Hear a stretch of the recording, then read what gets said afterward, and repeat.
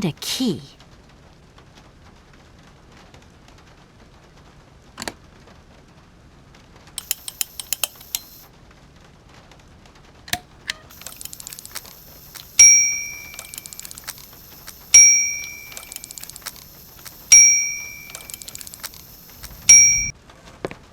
Okay, I'm coming.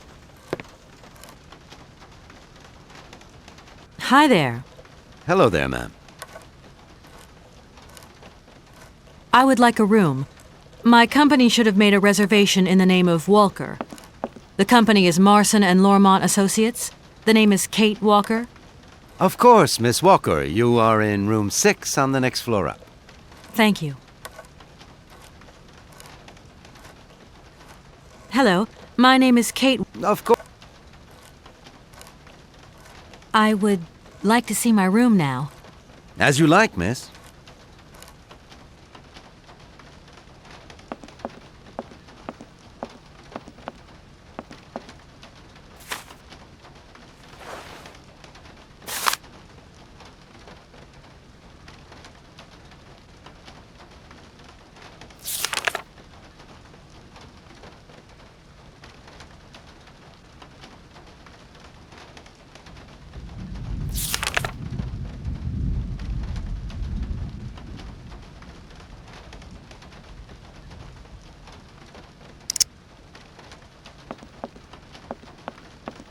I really don't have the strength to take this suitcase any further.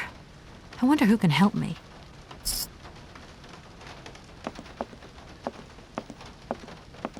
Hi there. Hello there, ma'am. Could you possibly take my luggage up, please? Please do excuse me, Miss Walker. We have been neglecting our duties. Guests are so rare these days that we forget our manners. So you're the American woman? Is it true what people say, that you've come to buy the factory? Not factory.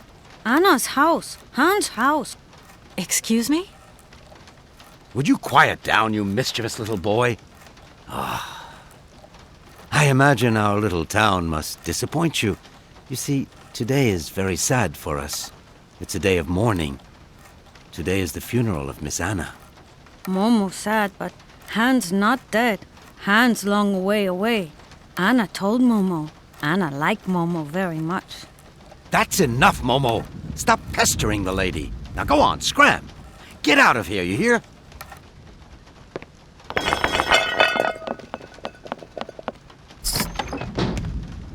What was I saying? Oh, yes, Miss Anna. Such a great loss for Valle-de-Laine, it really is. Because now that she's dead, the factory'll close. But you're here to stop that happening, aren't you? Our future is in your hands, Miss Walker. What? Anna Vorarlberg is dead?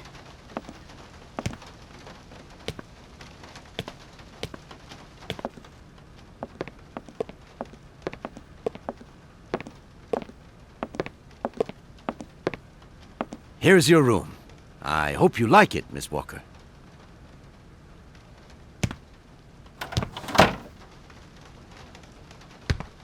I'll leave you to rest for the time being. You must have a lot of work to do. You know, the takeover of the factory is very good news for us here. It would make us very happy to see life return to our valley. If only you had seen Valle-de-Laine before. It was delightful. People came from all over the world to buy Vorarlberg automatons. Ah, somebody has left you some mail, I see. Remember, if you need anything at all, we're not far away, Miss Walker.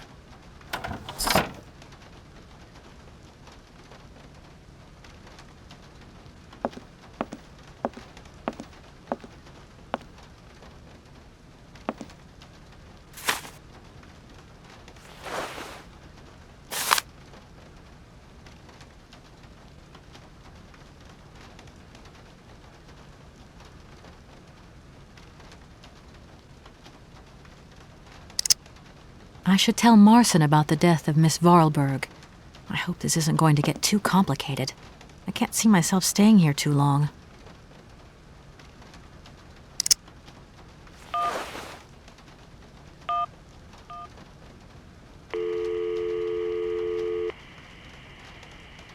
Marson and Lormont. How can I help you? Can you put me through to Mr. Marson, please? It's Kate Walker. Hold the line, please.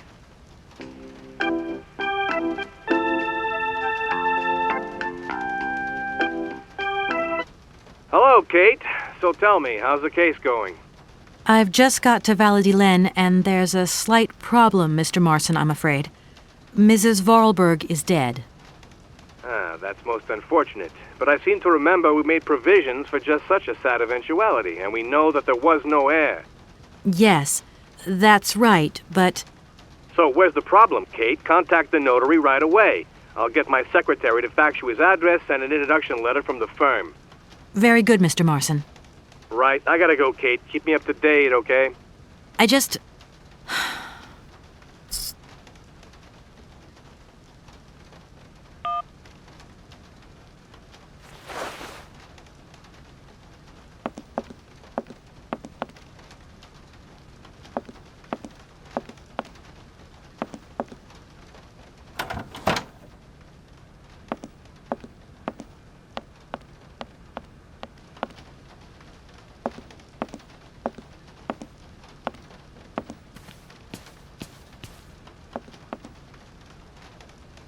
I'm back again.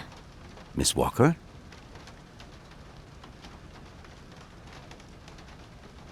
A fax didn't arrive for me, did it? Maybe. I thought I heard the phone ring. Do you think you might want to go and check? Certainly, ma'am. Immediately. Thank you very much.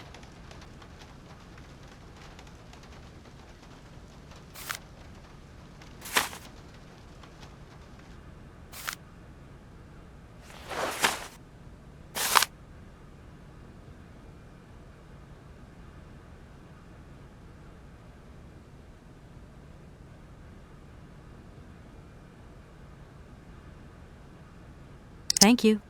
At your service.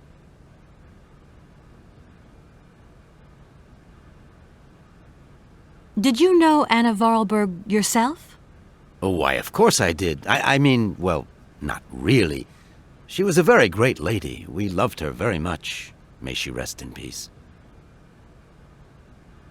The young boy who was here earlier talked about, Hans. Who is Hans? Momo was talking about Hans Vorarlberg, Anna's younger brother. But he died a long time ago. Nobody here even met him. Who is the boy who was drawing here earlier? Is he your son? Heaven forbid. No, not at all. He's not a bad boy, no. Momo is just a little simple, that's all. What is his connection with Anna Vorarlberg? Momo is what you'd call the village idiot, and Anna took him under her wing.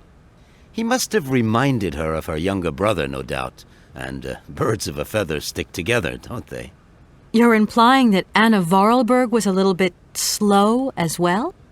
Heaven forbid. No, not at all. She was a real loner. She kept to herself, that's all. I just love all these little mechanical robots. I've noticed there are tons of them here in Valladolid. Be careful what you say. Vorarlberg automatons are not robots. If you want people to like you here, never ever pronounce the word robot. Okay. What is the difference between an automaton and a robot, then? Well, to tell you the truth, no one really knows. I'm gonna go look around Valladolid. See you later. As you like, miss.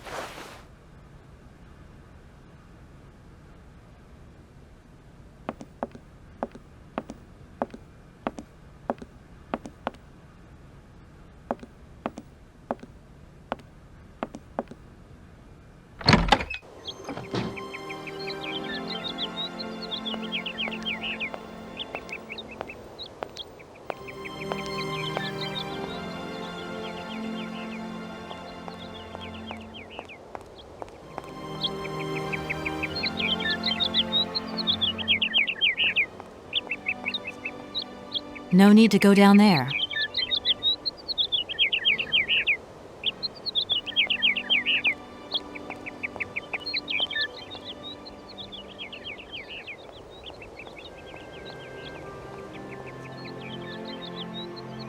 Good morning. Are you open? Can I buy something from your bakery? No, afraid not. Not possible. We're closed. I can wait a while. You can wait, but we're closed all day. Day of mourning. I'm sorry. Please accept my condolences. Don't worry about it. Because of Madame Vorarlberg's death, all the shops are closed. Mayor's decision. Try tomorrow. Tomorrow I won't be here. That's a pity.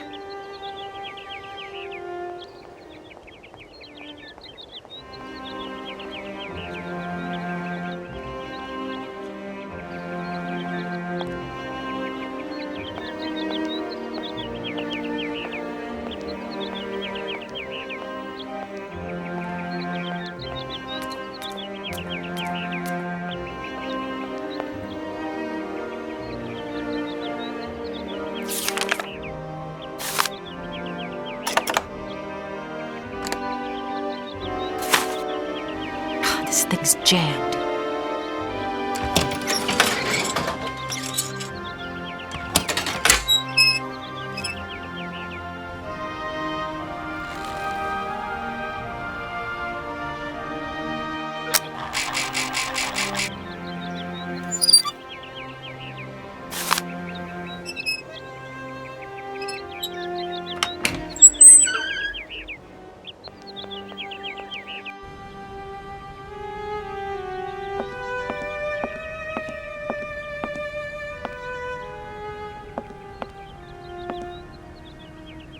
Hello, sir.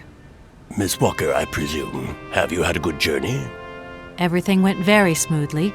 Thank you. Do take a seat, Miss Walker, please.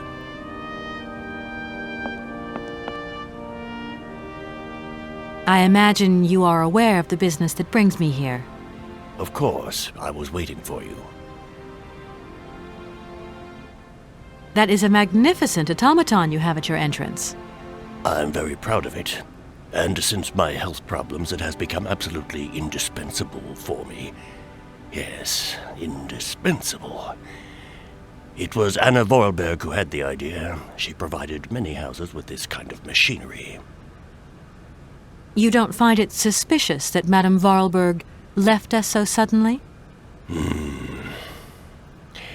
Her death took us by surprise. She still seemed to have so much life left in her. I would have loved to have met her. Anna Vorarlberg was not only one of my most faithful clients, she was also a very dear friend. Miss Walker, I am afraid that the sale of the Vorarlberg factory is not as straightforward as it first seemed. Whoa there. Everything was agreed.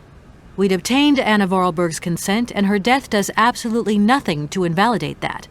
Now, I have to be back in New York the day after tomorrow, Maître Alfotaire. My client and I are impatient to seal this deal. I understand only too well, Miss Walker. There is an heir, Miss Walker. Excuse me, an heir? But Madame Vorarlberg never married, as far as I know. And in my last conversation with her, she absolutely never mentioned this detail. Miss Walker, believe me, I was more surprised than you are. Anna Vorarlberg sent me a letter 2 days before she died. Understand, Miss Walker, that had I known about this earlier, I would have informed you. I shall read you the document in my possession.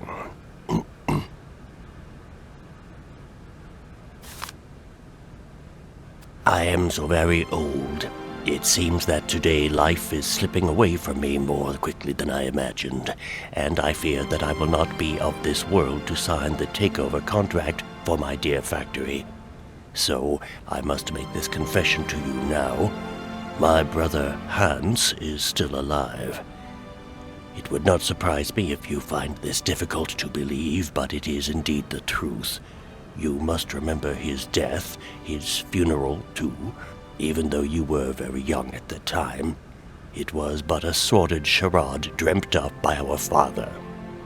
To him, the very idea that his only son should wish to leave Baladilen and abandon the family business was unbearable. When Hans left, he preferred to think him dead and make everybody else believe this too. He obliged me to bear this terrible secret as well. I repeat that Hans is still alive, so when I die, it is he who becomes the sole and rightful heir of our factory. Okay, I see.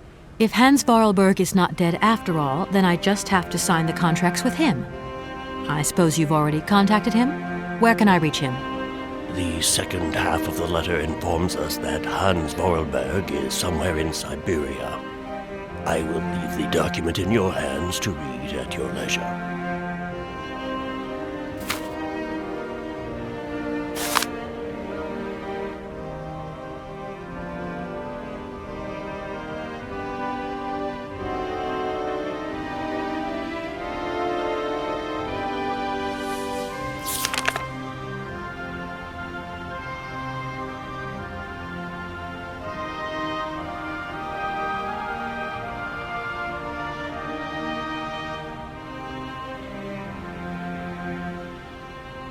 Anna Vorarlberg had no further information to add? Unfortunately not, Miss Walker. I have told you as much as I know. The situation, in legal terms, is now clear. If you want to conclude this sale, you have to find Hans Vorarlberg. Apparently, there is a body lying in the town cemetery. There also seems to be some ghost wandering around Syberia. It seems you have your work cut out for you. Believe me, Miss Walker, when I say that I am most sorry for this regrettable setback. Most sorry. Great. What now, then? Perhaps you will find out more in the Vorarlberg factory archives. You will find the key in the waiting room. My role in this affair finishes here with the reading of this letter. And now, if you'll excuse me, I must rest. You see, my health is not excellent at the moment, and my doctor forbids me from working for too long. I will not detain you for any longer, Miss Walker. Do not forget to close the door as you go out. Goodbye, sir.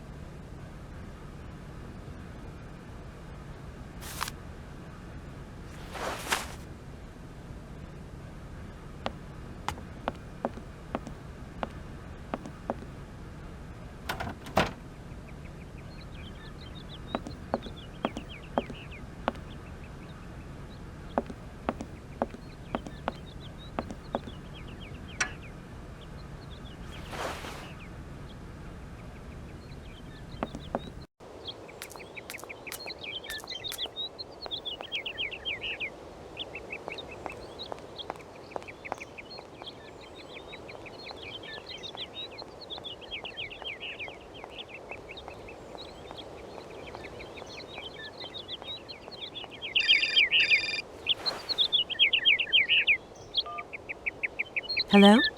Kate? Dan, I'm so pleased to hear your voice. How are you, honey? Did you have a good journey? Have you settled in? It was long, tiring, damp especially, but I'm okay. Especially when you... Everything going as planned? Yeah, well, not really. It's not exactly what I thought it would be. Everything's so different here. Actually, while we're on the subject, I managed to free myself up tomorrow lunchtime. I'll come and meet you at the airport. I hope the flight from Paris won't be delayed. We're expected at the Goldbergs about 8 o'clock. I hope you have the time to take a shower and change, my poor honey bun. Dan, I don't think the Goldbergs tomorrow night is really on. Don't worry, Kate. You'll be as perfect as ever. Anyway, you never have to wear much to look really great. Dan, I'm going to have to extend my stay here. There's 1 or 2 complications. You understand? Kate, honey, what are you talking about? It's only a measly toy factory. The sale isn't going through as expected. I've got to stay a bit longer. Dan, you don't mind, do you? But Katie, you can't do this to me. It's the Goldberg contract. There's millions of dollars on the line here. I know, I'm sorry. You go ahead. Don't worry about me. I'll get back as soon as I can, I promise. Okay, I've got to go. I'll call you back soon. Love you, honey.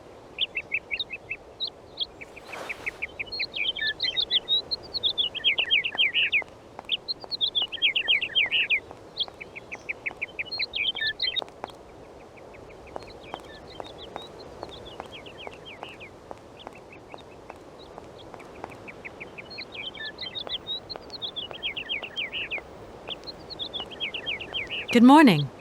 Good morning. What a pleasure to meet such a lovely young lady honoring our aging streets. Please sit yourself down next to me so we can enjoy the air together. It would be a pleasure, but I'm afraid I don't have the time. Some other time, maybe. I hope so, miss. I remember when these streets were full of vibrant life. In those days, there was a charming encounter to be had round every corner. Our good little town of Valladolid is not what it used to be. It looks like things have changed a bit around here. Our children have all left the valley. They need to earn a living, don't they? Can't really blame them. You have to move with the times, don't you? And it's not at the Vorarlberg factory that they'll find jobs. Being excluded from the world is not an easy burden to bear, believe you me, miss. But it's such a pretty little village. I can tell you're not from these parts. I hope you enjoy the pleasures that we still have to offer. Good day to you.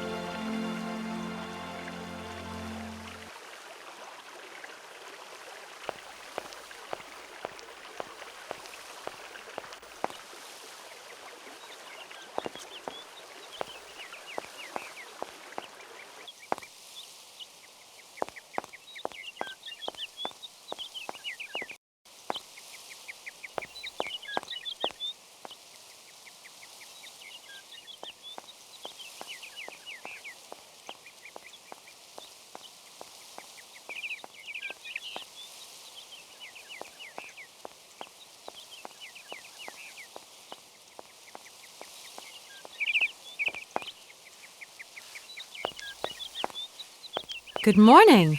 You've got a magnificent garden here.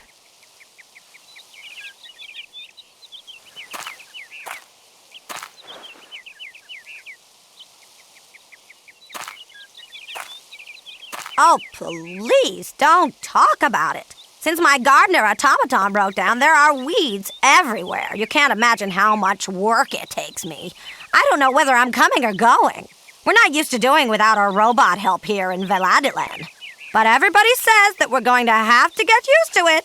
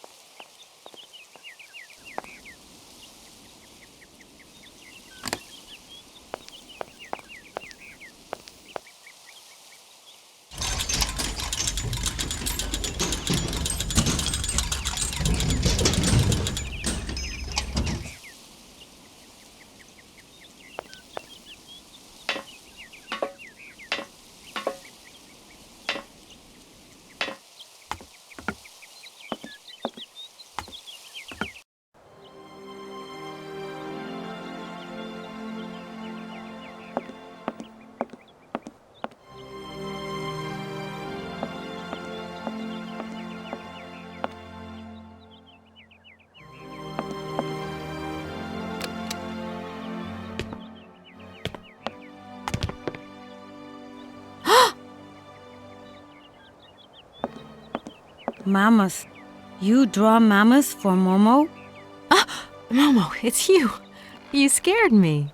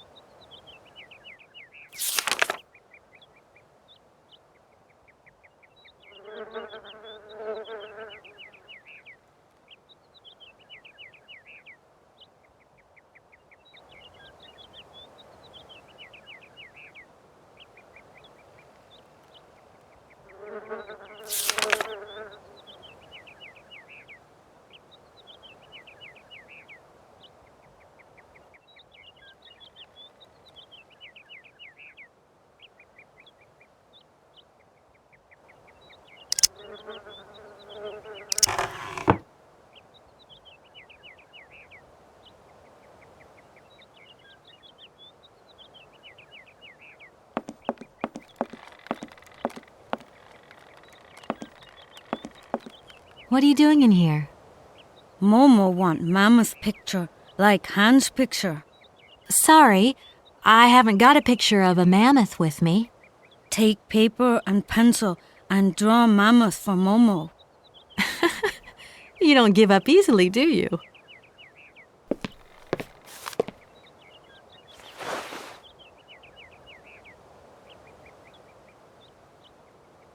What's going to happen to you now that Anna is gone? Momo big now. They want Momo live at inn. Momo don't want. Momo take care of Momo. From what I've seen, you look pretty resourceful. Tell me, Momo, did you come here a lot with Anna? Mm-hmm. Anna like Momo. Anna like Hans. Anna on journey. It must be fascinating to live in a village full of automatons. Automatons made by hands. Difficult work. When Momo big, he do like Hans. Momo friend of automatons. Do you know if Anna came here often with Hans? Momo want Mama's picture, like Hans' picture. Momo, I've got to go now. But see you later, maybe.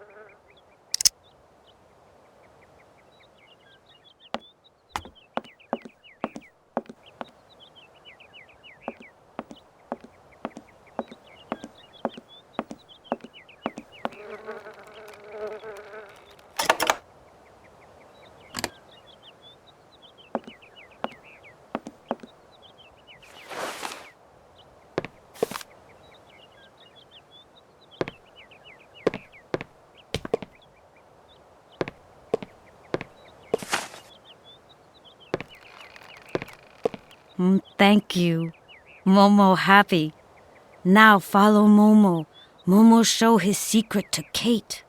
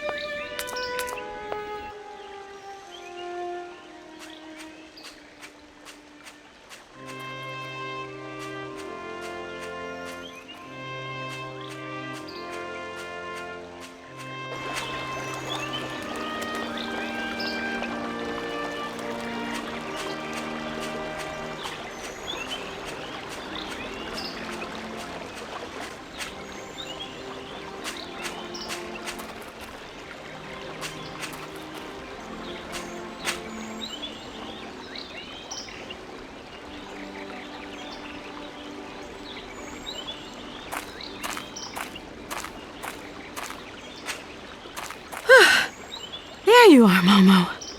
This is some walk you've taken me on. I've got to say, though, it sure is mighty pretty. Momo come here often. Momo like make splash in water. Tell me, Momo, do you really think that after all these years, Anna's brother is still alive? Anna always say Hans go away, but Hans come back maybe. Right. Now we're here. What do we do? Kate and Momo throw stones in water. Momo, we're here because of the cave.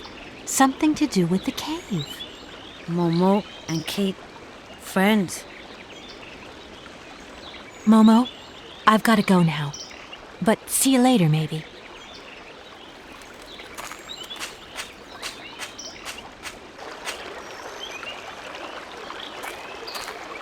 I can't go that way.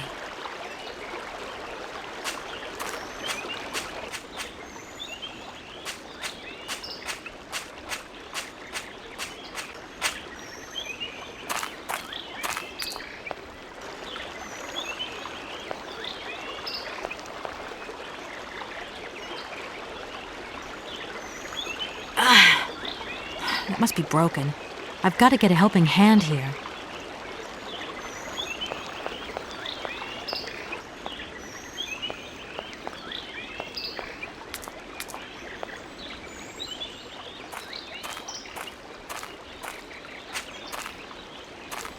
Momo, I've got something else I want to ask you. Momo listening. Can you help me, please? What do? Help me open the dam. Momo's strong.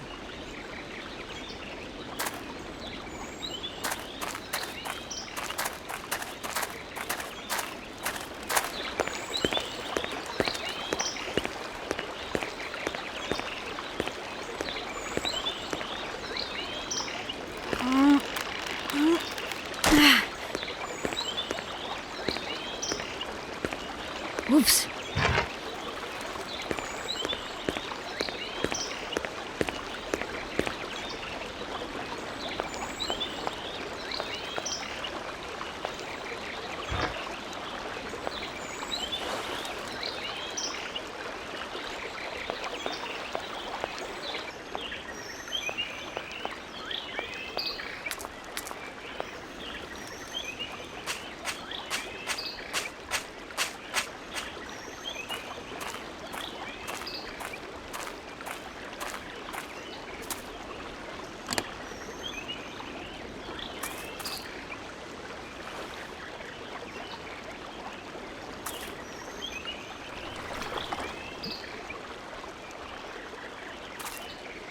Ugh, that ore is all dirty and wet. Ugh, that ore is all dirty and wet.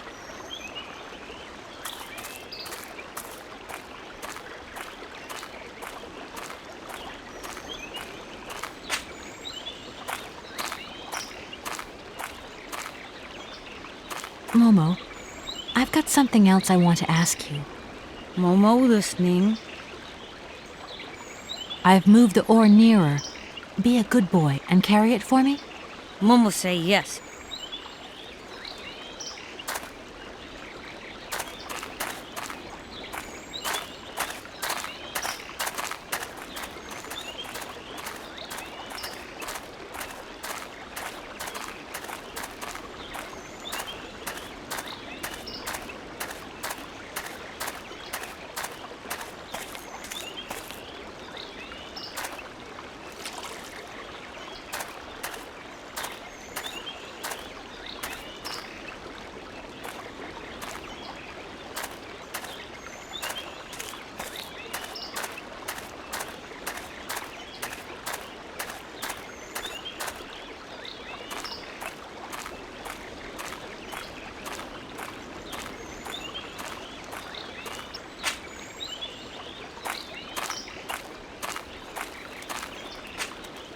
Momo, I've got something else. Momo, can you help me, please?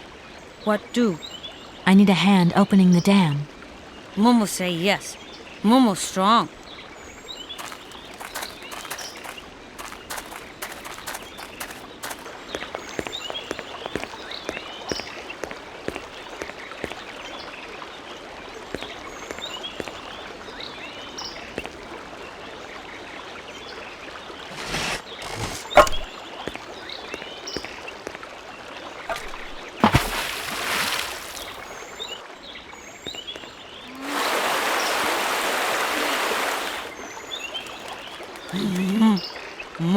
very strong. Thank you, Momo.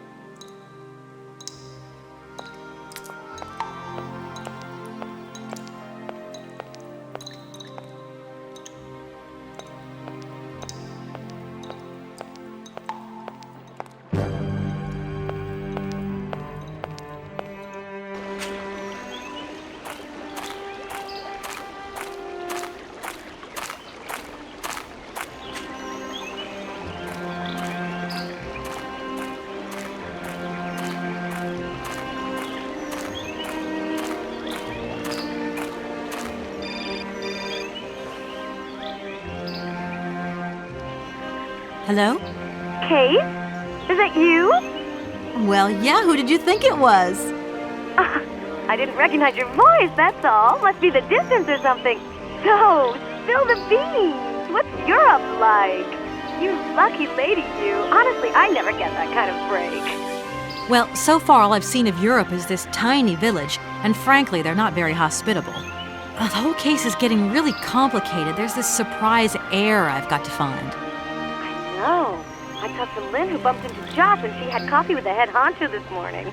He didn't sound at all happy. The client's meeting him tomorrow, and when Marston tells him that the sale's not even gone through yet, whoa, you're gonna be pleased you're on the other side of the ocean when that bomb goes off. Yeah, I get the picture. But so, how about yourself? What's up at work? We lost the Farah Lou trial. I worked 5 months on that dumb case. I remember.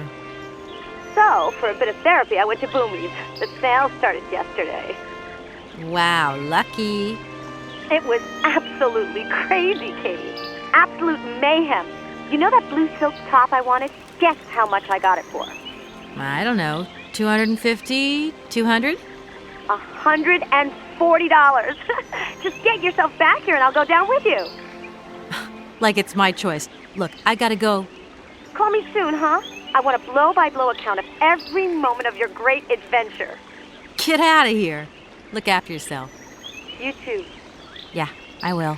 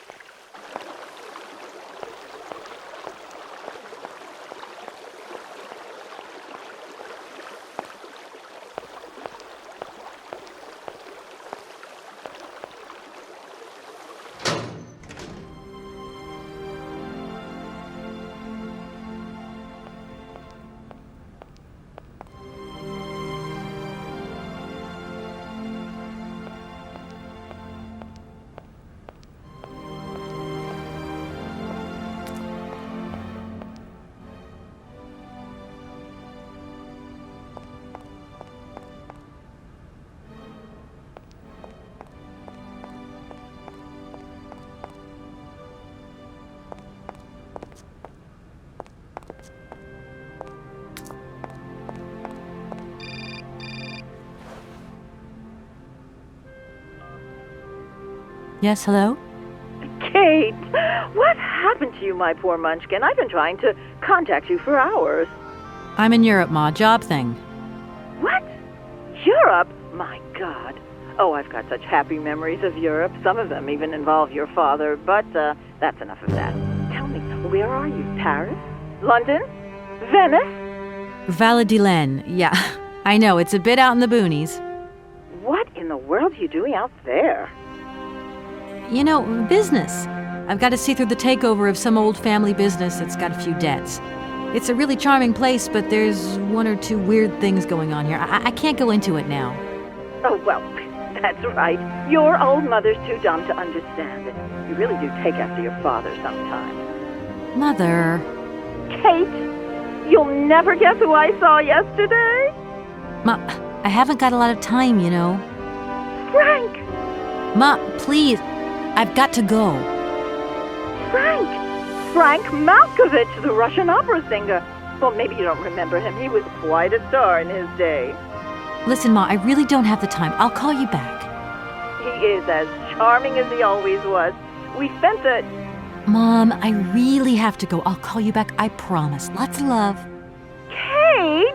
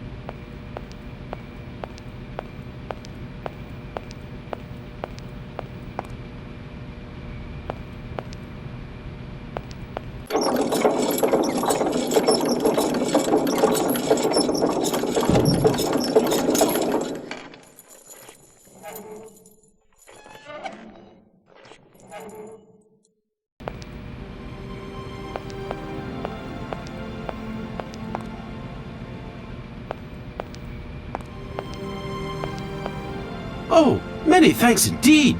I am most embarrassed for you to see me like this. I lack a certain completion. You see, nobody here found the time to polish off the finishing touches. Honestly, these days, we really have lost the art of good workmanship. Yeah, maybe. With whom do I have the honor of speaking? Could you please state your identity, articulating clearly? My name is Kate. Kate Walker. Allow me to introduce myself. I am Model XZ2000. My common name is Oscar.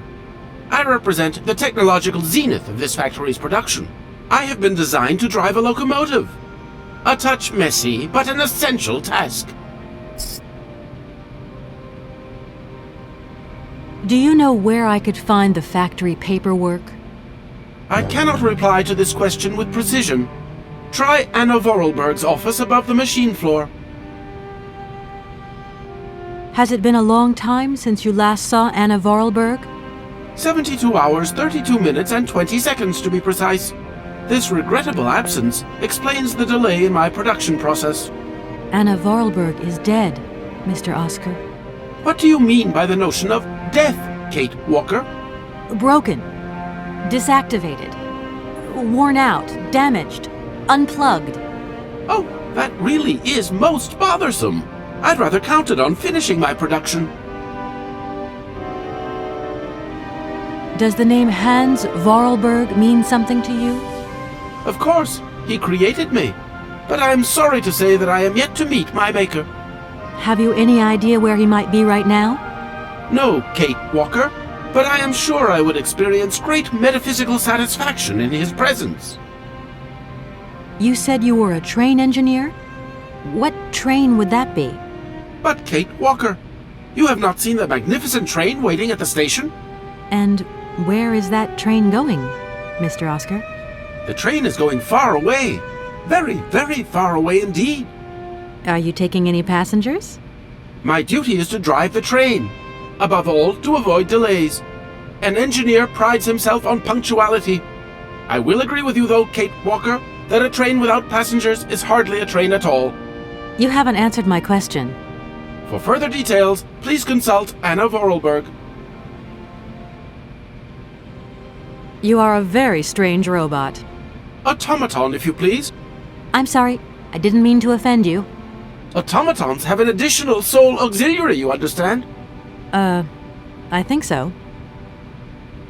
Can I be of use to you? Why, you certainly can. I absolutely must have my feet. My hands are Model XZ2003. My feet are Model XZ2005_B. Be careful.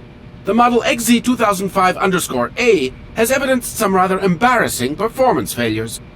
Like bugs? Automatons do not have bugs, Kate Walker. They simply display functional idiosyncrasies. I'm sorry, I didn't know. What do I have to do to get you a pair of feet?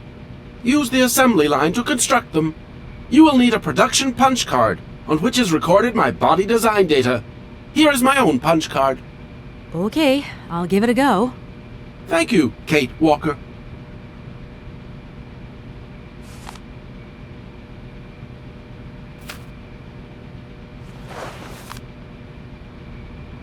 Oscar, I am delighted to have met you.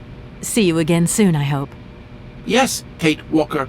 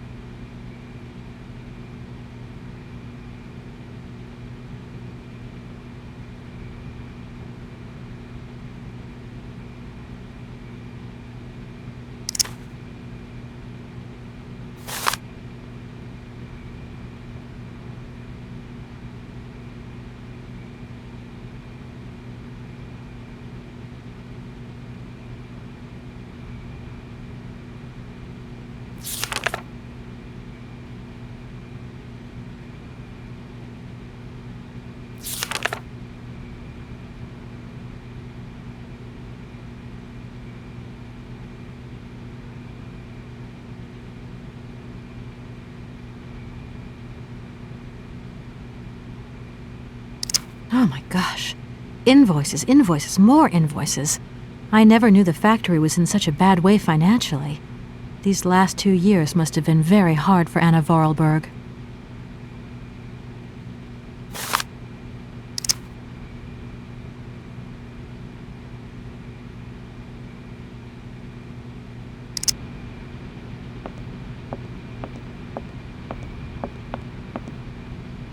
This thing's jammed.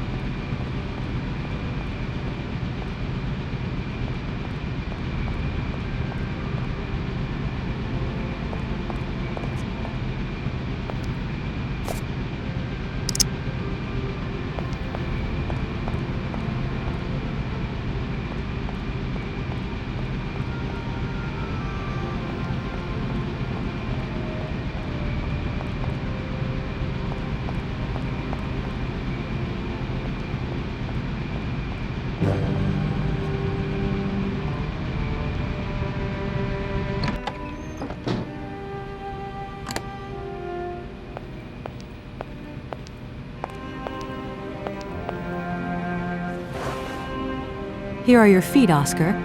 I hope they fit.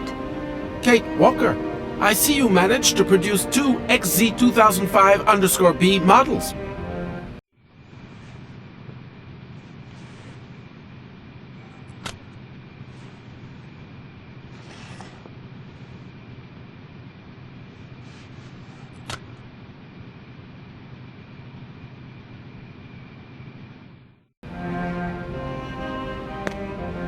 Allow me to express a real feeling of joy, Kate Walker.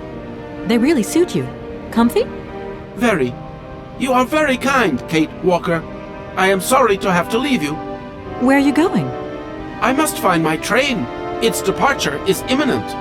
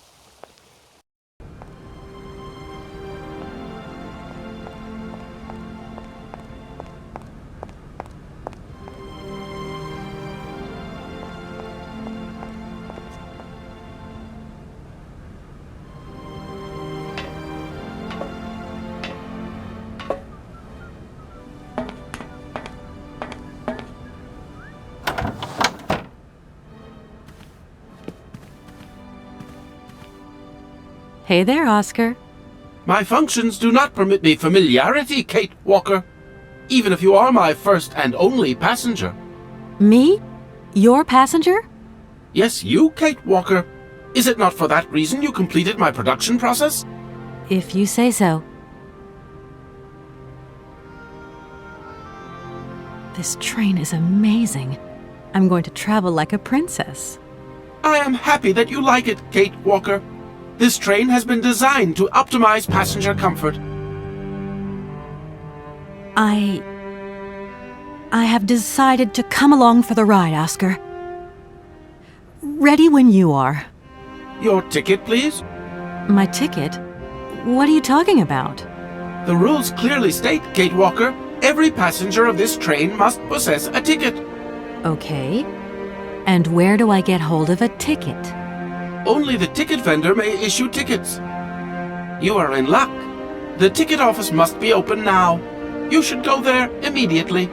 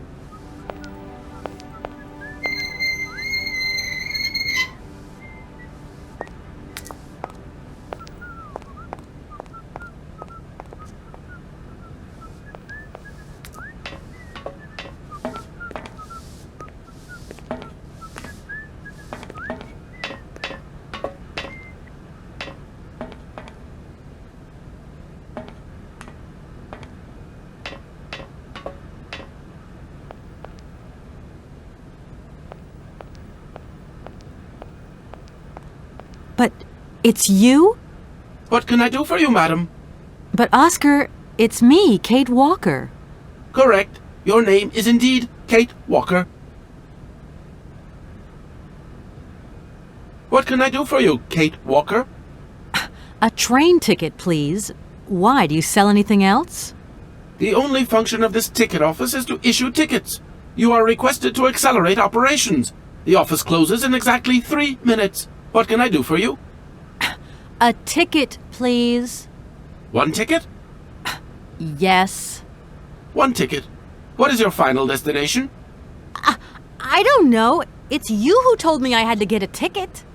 A ticket to travel, then.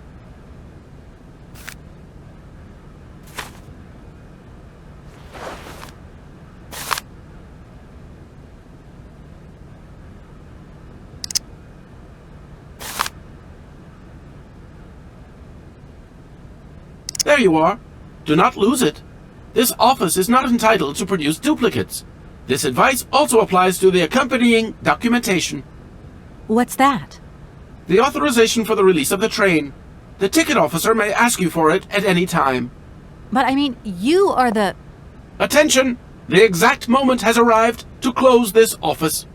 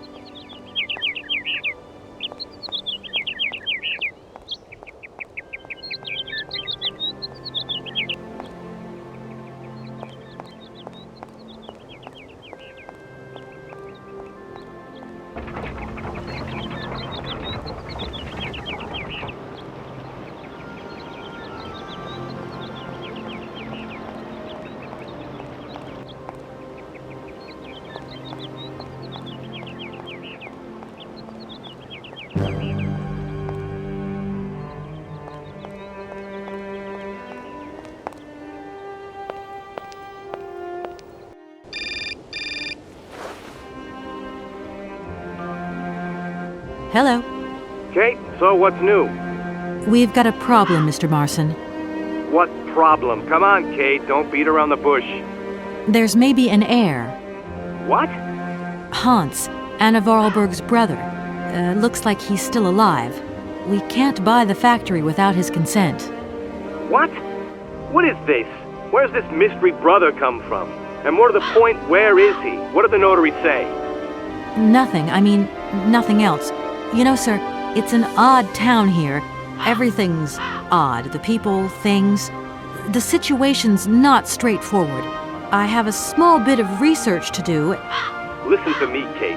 Universal Toys is one of our biggest clients, and I don't care how weird that town is. All that matters is that you do not set foot back in New York before you've tied up the deal. Get the picture? Yes, Mr. Marson. You can count on me. Darn it!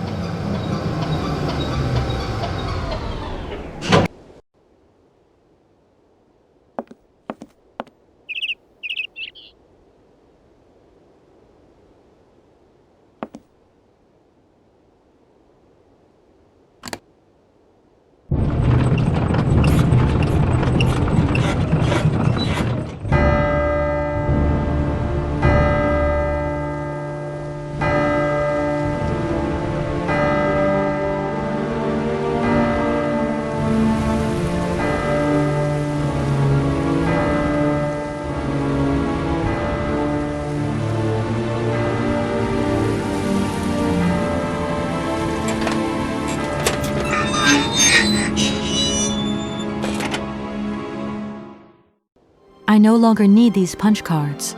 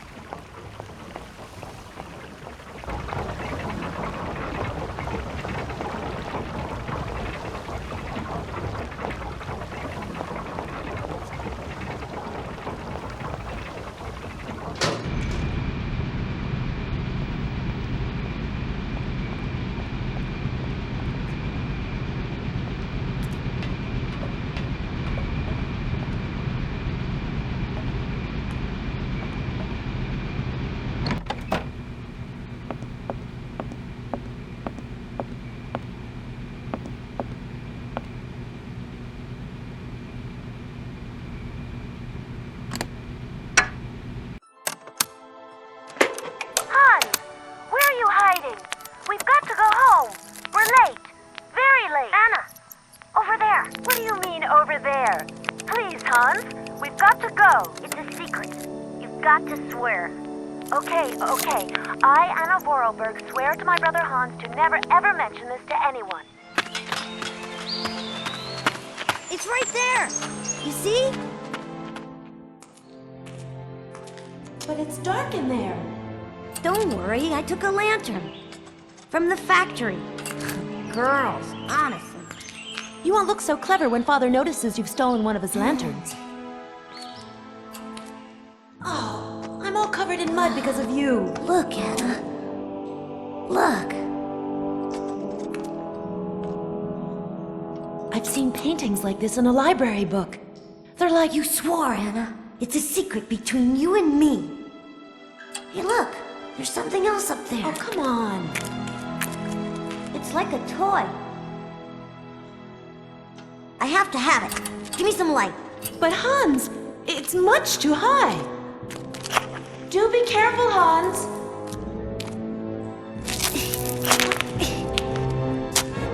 Hans, be careful!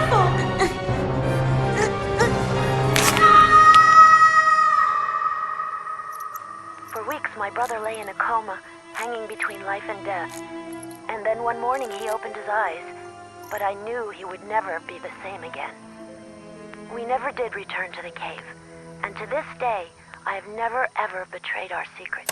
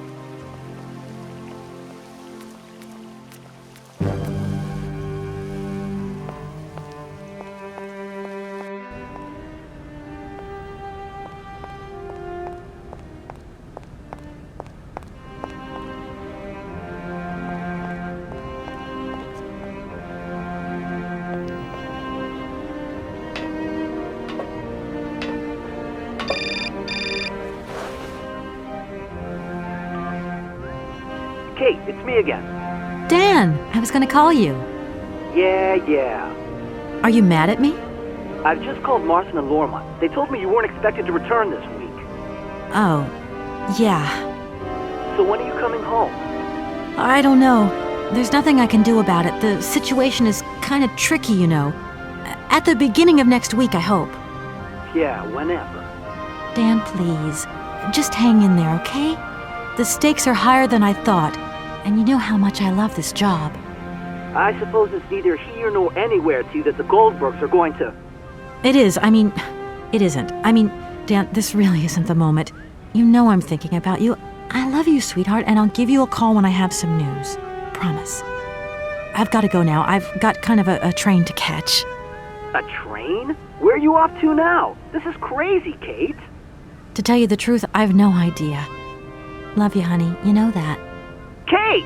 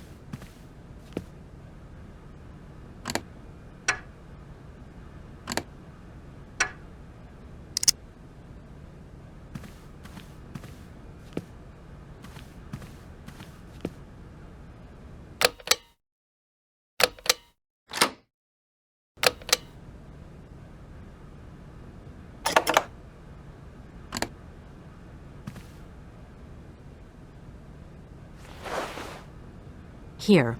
This is your stupid train release ratification, Oscar. Thank you, Kate Walker. That is perfect.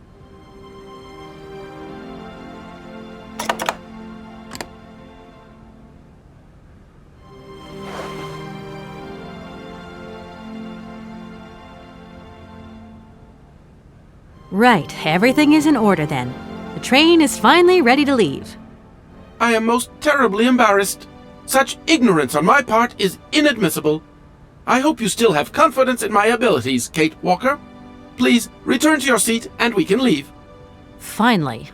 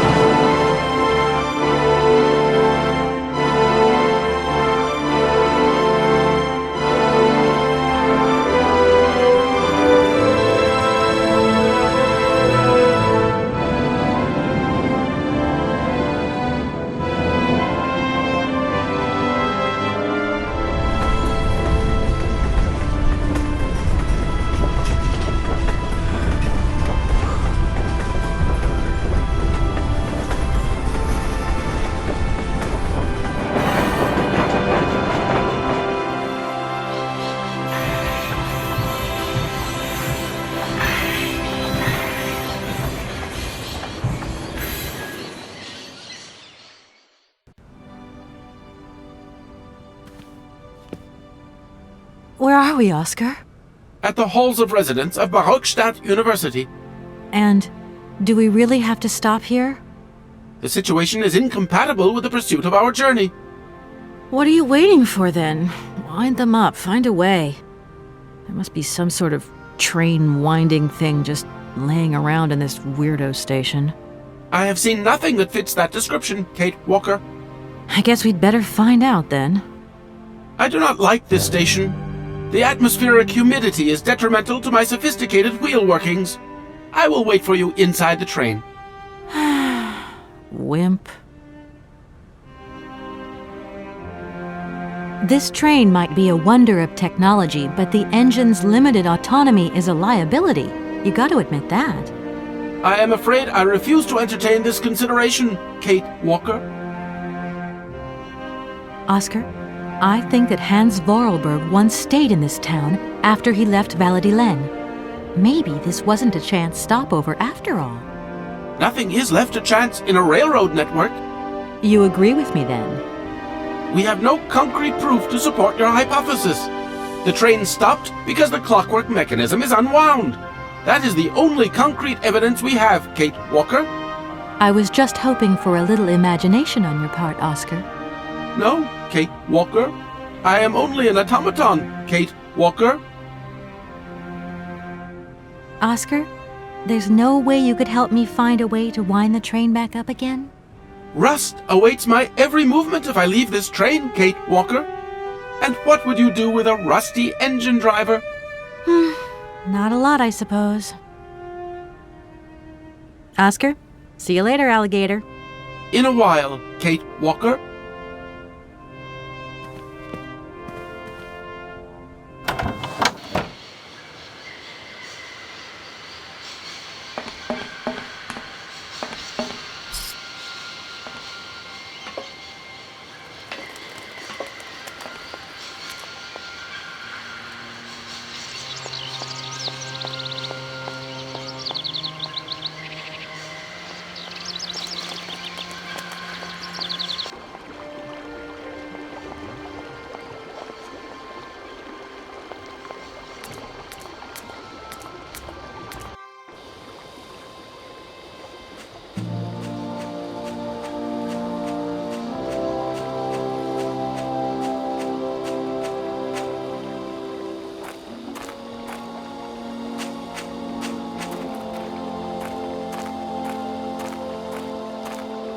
That thing looks like the winding machine I used in the Valladolid station.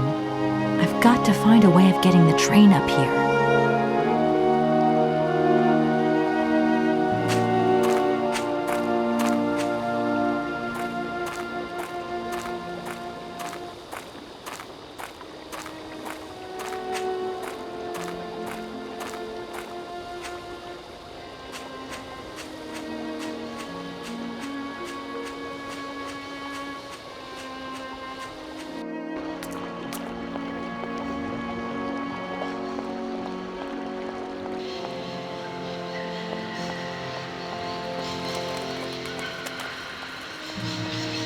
Kate Walker! Kate Walker! Come over here, please! I have something to say to you!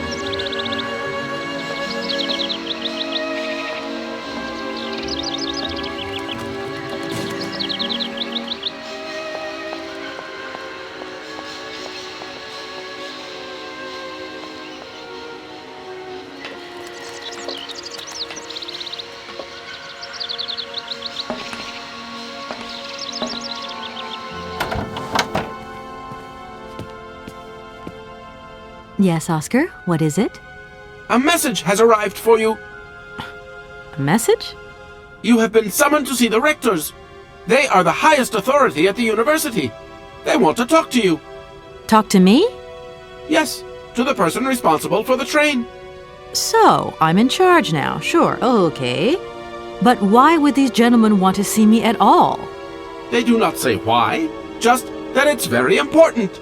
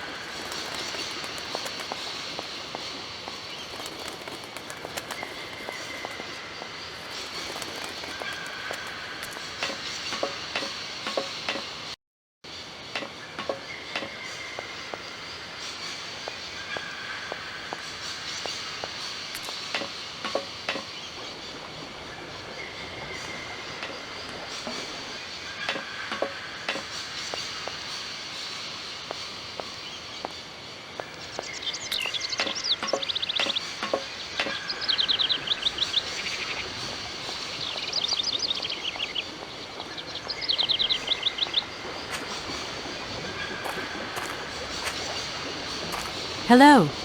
You arrived by train, I see. Yes, I've come from Valladolid. It's been a long time since I've seen a train here. Students, did you bring students with you? No, I traveled alone. Well, almost alone.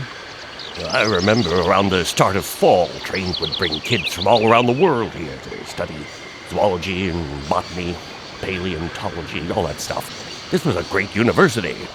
And it isn't still great today, then? Today? Well,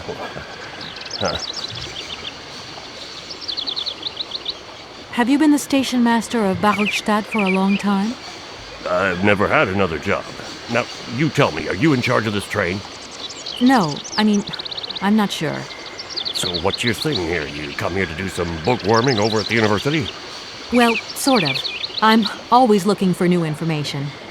Well, you don't seem to know a lot. And about that train, it's gonna get in the way if you leave it there, that's for sure. In fact, I'm a lawyer and I'm conducting a pretty unusual investigation. Investigation, huh? Hey, I'm just a station master. I don't know too much about anything. Well, you never know. Anybody could be significant in this case. See, nobody actually tells me anything, so my hands are totally clean. I never implied they weren't. I feel like I've lost my way a little here. I could really do with your help. Hey, anything I can do, miss, you just let me know. I'm sorry to junk up your station like this, but the spring mechanism on my train needs winding. A spring-operated locomotive? There's a thing. Yeah, and an impractical thing, too.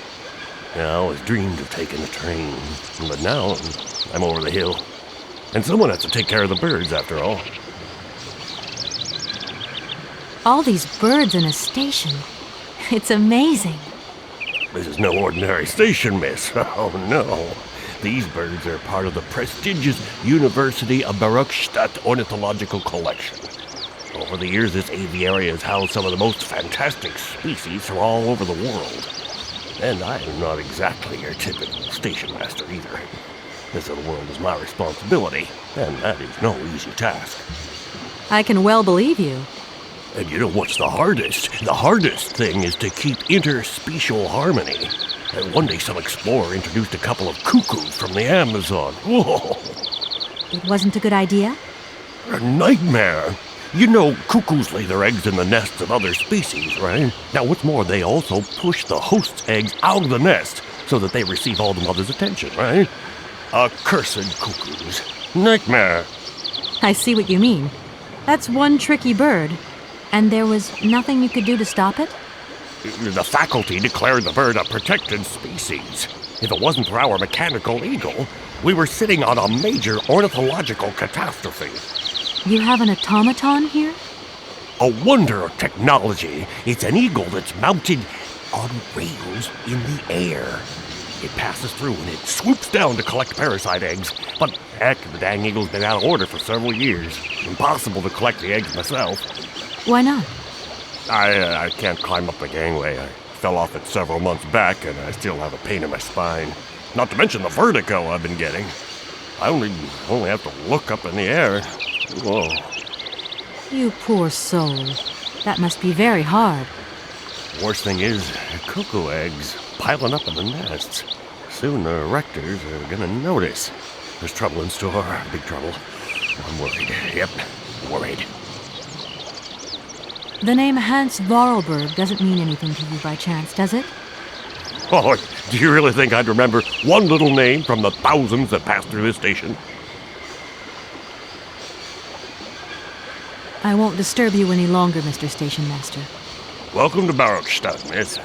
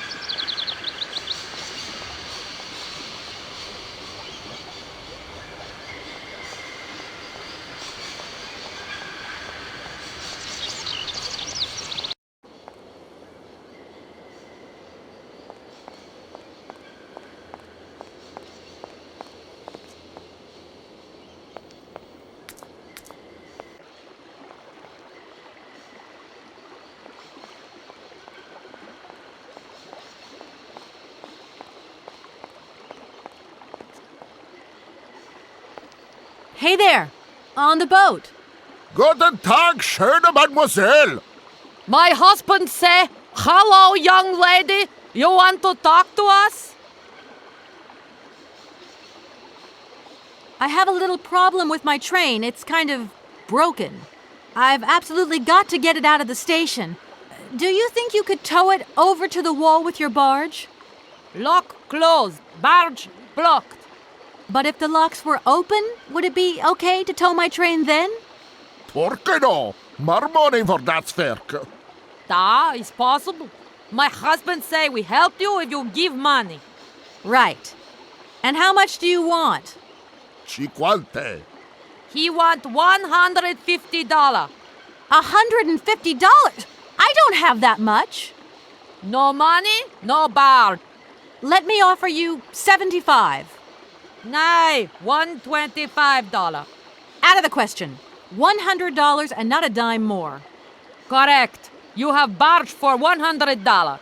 Great. Now, don't move. I'll be back as quick as possible with the money. I'll leave you to it. I won't disturb you again. До свидания.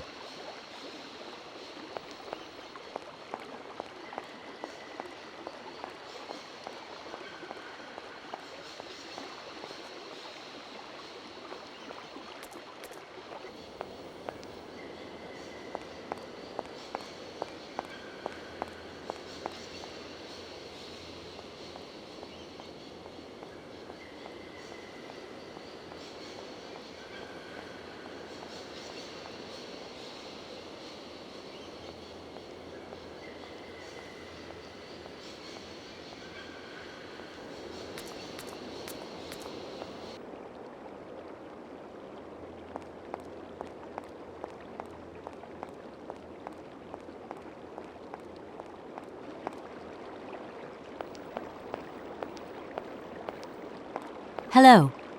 Hey, baby, you party? You sure looking mighty fine. Love those big round eyes. Just who do you think you are? Hey, spunky. I'd like that in a lady. Okay, I'm hooked. Come on, Zol. I'll let you buy me that coffee. I don't remember ever asking. Hey, don't play hard to get. I know you like it big time. Listen, kid.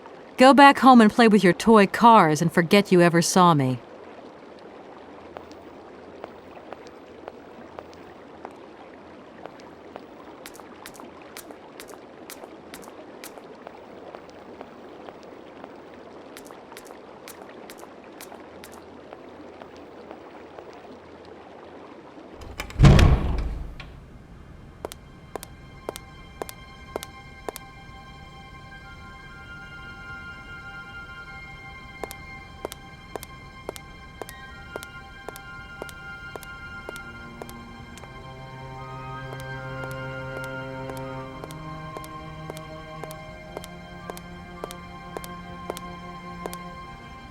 Excuse me. Sir, please, just a moment. Yes, what is it? I'm not deaf, you know. I am sorry to disturb you in your work, sir, but... This young Mammothus primigenius is barely 40,000 years old. Fantastic, wouldn't you say, miss? Yes. Probably. What do you mean, probably? I don't know. You don't know? Oh, you don't know, I see. What can I do for you, my dear child? To tell you the truth, I don't know very much about mammoths, and I'm not here as a student. In fact, I'm a lawyer. It's all right. Nobody's perfect. All the same, the study of the Pleistocene period is fascinating. I'm sure it is, but I'm sorry to say my current mission is totally monopolizing my time. Another time, maybe. Ah, that's what they all say. But anyway, let me present myself. I'm Cornelius Ponce, Emeritus Professor and Lecturer at the University of Barhochstadt. I'm proud to say that I'm head of the Department of Paleozoology at our university. Kate Walker. Pleased to meet you. It wasn't really my intention to stop off here, but I'll confess, this university is really very impressive. Ah, indeed. There's such a tradition of learning here. So much knowledge, a real depth of culture, intelligence, and gray matter. I myself did my studies here and never left. Actually, I'm here because I've been summoned by the rectors of the university. Oh, I see. You must have made a mistake on your enrollment form. Oh, no. I haven't come here to study. I have an important matter of inheritance to attend to. I have to find the heir. And you hope you will find him here? I'm not altogether sure. But you see, my train broke down coming into Barhochstadt Station. In that case, my dear, you must come to one of my lectures. Here's a question for you. Do you know what the Proboscidean order is? The Probowhatian? You see. There are gaps in your knowledge that need refreshing. To tell you the truth, I'm looking for Mr. Hans Vorarlberg. He's the sole heir of a very unusual factory. My company is in charge of negotiations for the takeover of this factory. At last word, he was living in Syberia. So, as soon as my train is ready, I'll be continuing my journey eastwards. Syberia. Ah, Syberia. But what was it you said again? Said what? You mentioned a name. The person you are looking for. Vorarlberg. Hans Vorarlberg. Do you know him? Hans Vorarlberg. How could I forget him? Such an extraordinary fellow. So inventive. We shared a passion for mammoths, you know, and we bonded over this passion. Without it, I confess, I would have had little to do with an odd, ageless retard like Hans. At the time, we were both students. Well, sort of. Put it this way. Hans had special permission to attend paleontology lectures. You see, he didn't really have the necessary qualifications. In exchange, Hans did a few odd jobs around the university. Your Hans Vorarlberg sounds uncannily like the one I'm looking for. I'm not sure, my dear. Hans was above all questions of money and business. Just to imagine him running a factory, perish the thought. Can you tell me a little bit more about him? He was always a mystery to me. He never said very much, and never quite seemed to grasp what you said to him. He expressed himself instead through his incredible mechanical contraptions. His inventions, I admit, have been much appreciated by the university. The few times we really did talk, it was about his strange interest for mammoths and a doll. Some sort of doll that obsessed him. A doll, you say? Yes. He kept talking about it. One day he described it to me. A sort of children's toy. A miniature mammoth mounted by a mout. It appears he found it in a cave not far from his home. The event all sounds very dramatic. His account was slightly confused, but it awoke a great interest in me. What do you mean? To my knowledge, there was only one tribe who made figurines featuring a mout, and that tribe is the Yukols. They live in the farthest reaches of Syberia, and for them, the dolls constituted a sacred object, illustrating one of their central legends. How such a doll made the journey from the frozen Siberian north to a cave in the French Alps is a mystery to me. Even today, it is beyond my comprehension. Have you considered that Hans Vorarlberg was maybe making it up? You said yourself he didn't seem to have all his mental facilities intact. No, that's impossible. Hans couldn't invent a story like that. The doll is a sacred part of the Syberia legend. He described it to me in exact detail. Syberia itself is a chimera that paleontologists of the world are very fond of pursuing. I'll leave you in peace. I hope I haven't disturbed you too much. Sorry? No, not at all, my dear child.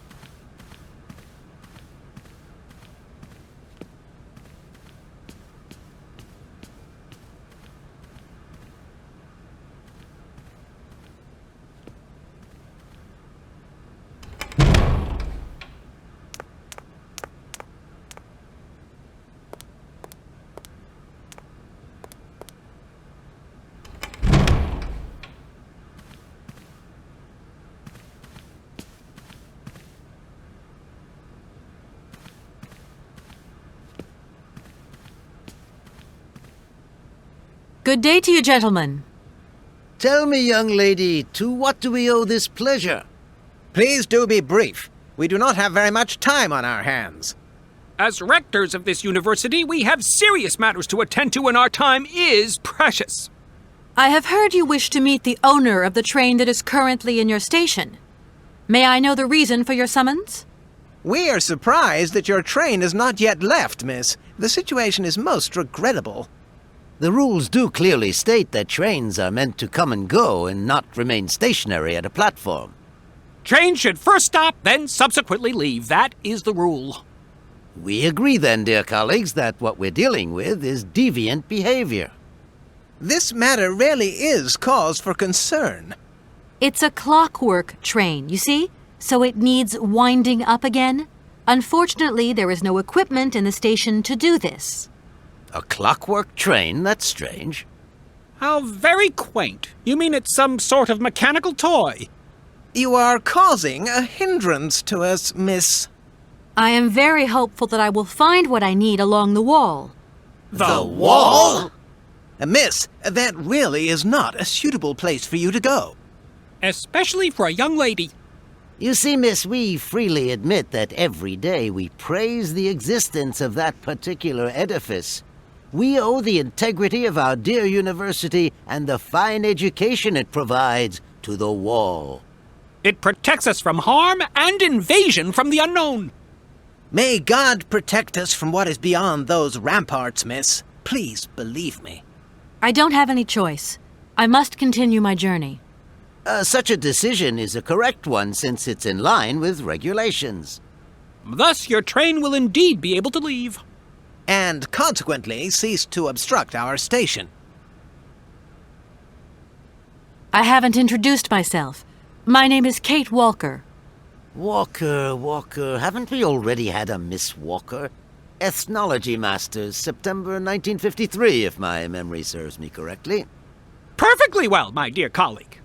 But if I may be so bold, it was a Mr. Walker and not a Miss. It was Bill Walker, sat this June 68 exams.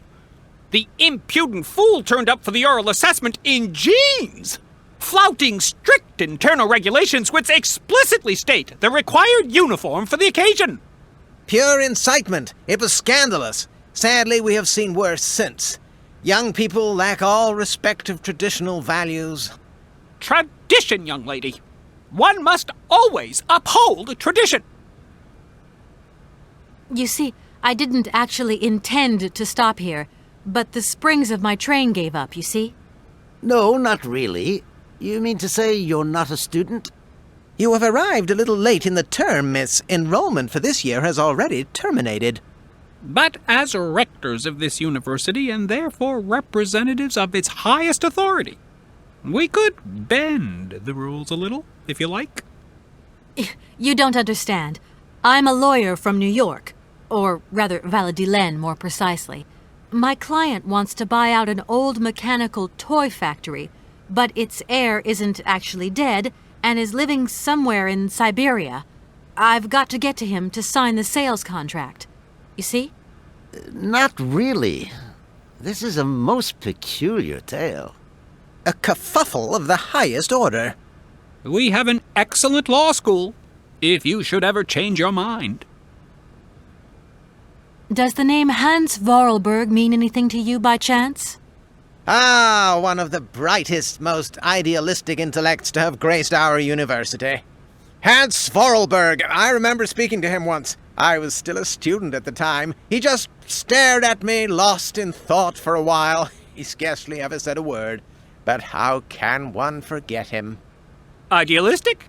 I'll grant you that. But bright? Oh, don't go too far. He was completely incapable of passing any exams. All he ever did was to sit in on lessons, and not many of them either.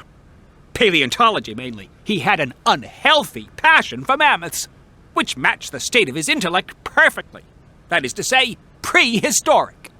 Prehistoric? How dare you? A little far-fetched, maybe. But he did have flashes of intellectual brilliance, comprehensible only to high-minded scholars who hold no score by appearances.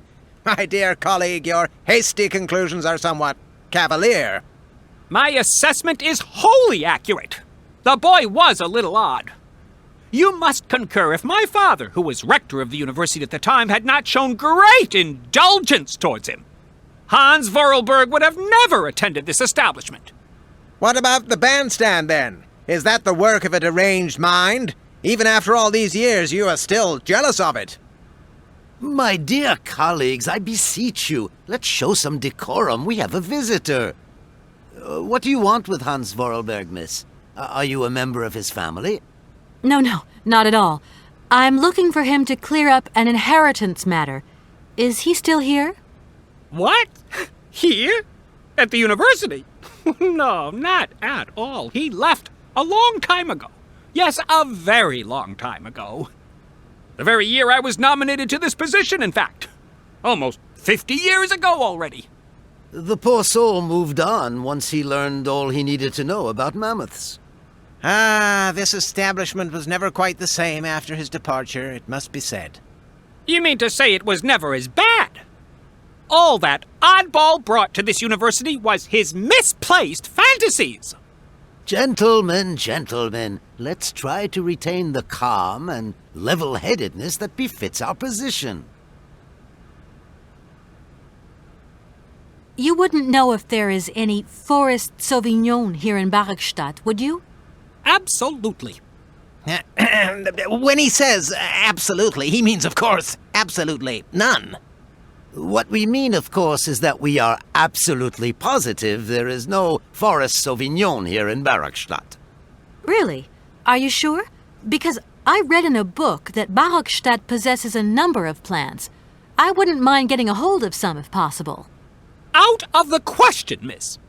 The assistant rector means to say that our priority is for you to remove your train from our station. Your research will have to wait until your next stop. Yes, that's right. Your train must leave the station immediately, so please refrain from wasting our time in needless visitations.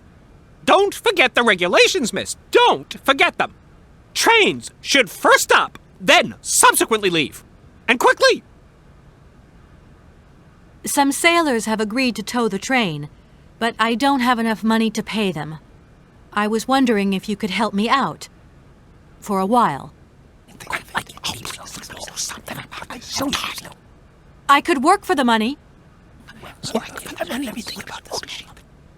Please wait, miss. We have certain confibulations to attend to.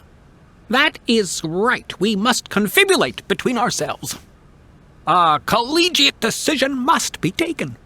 I hope that we are not indisposing you in any way. Why not? If it helps us get rid of that train. My word, that is a fine idea. What do you have in mind, gentlemen? When you arrived here, you must have noticed a splendid bandstand which honors the main university courtyard. A unique piece of mechanical craftsmanship which no longer works, alas. Why, yes, we have very moving memories of its melodies. We're prepared to offer you a financial reward if you can set it working again. With pleasure. What do I have to do? Unfortunately, my dear, time and rust have taken their toll on this university, and our automatons no longer have a spring in their step. You are going to have to be resourceful.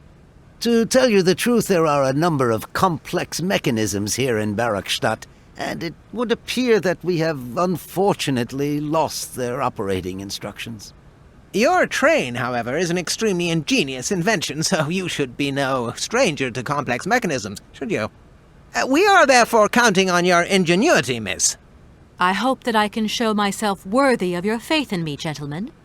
Well, my dear colleagues, one more university matter nicely tied up. Here we are, busy chatting, and look at the clock. It's tea time. Already? My word, doesn't time fly by? Thank you for a charming visit, miss.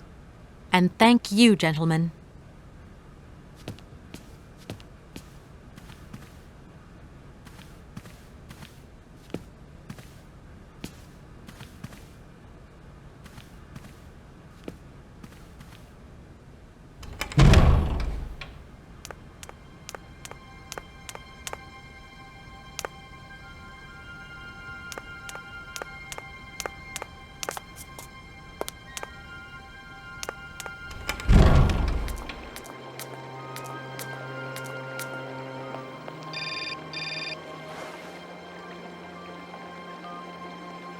Hello? So, you got him then, this air? Ah, it's you, Mr. Marson. Good day, and how are you, sir? I'll feel a whole lot better when this whole business is over and the sales contract is signed. Where the hell are you? I'm in Barkstadt. What? What in God's name are you doing there? It's a magnificent university town. It would appear Hans Vorarlberg once passed by here several years ago. So if he isn't there anymore, then there's no point hanging around. I hear what you're saying, sir, but I have good reason to believe that Hans Vorarlberg is still alive. For the time being, I'm trying to gather extra information from people who have known him. What's your next destination? I'm not exactly sure yet. Doesn't sound like you know too much, Kate. I just need a bit of time, Mr. Marson. Yeah, well, time is what you ain't got. Keep me posted.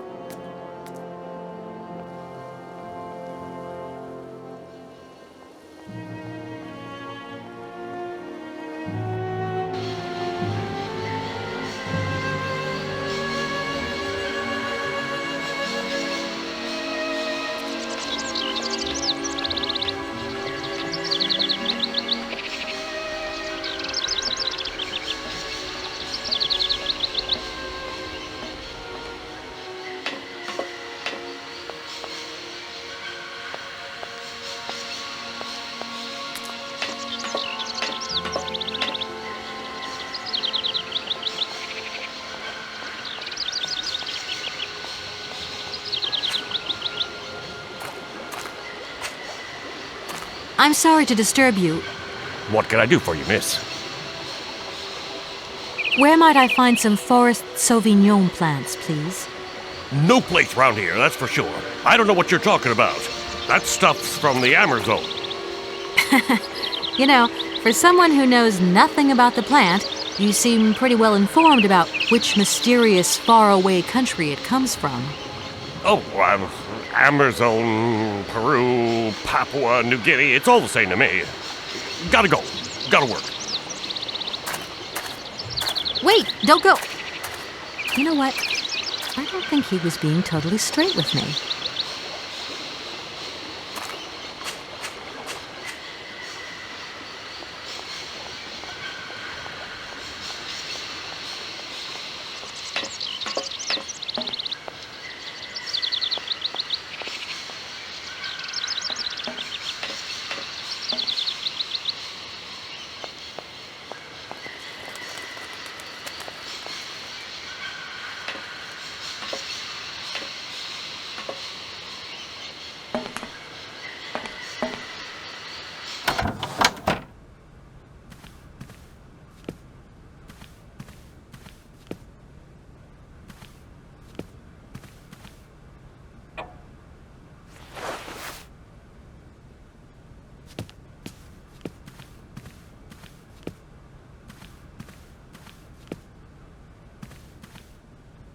Everything okay, Oscar?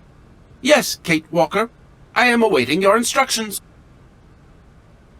There's a winding machine further on down there, but we're going to have to shift the train 50 yards.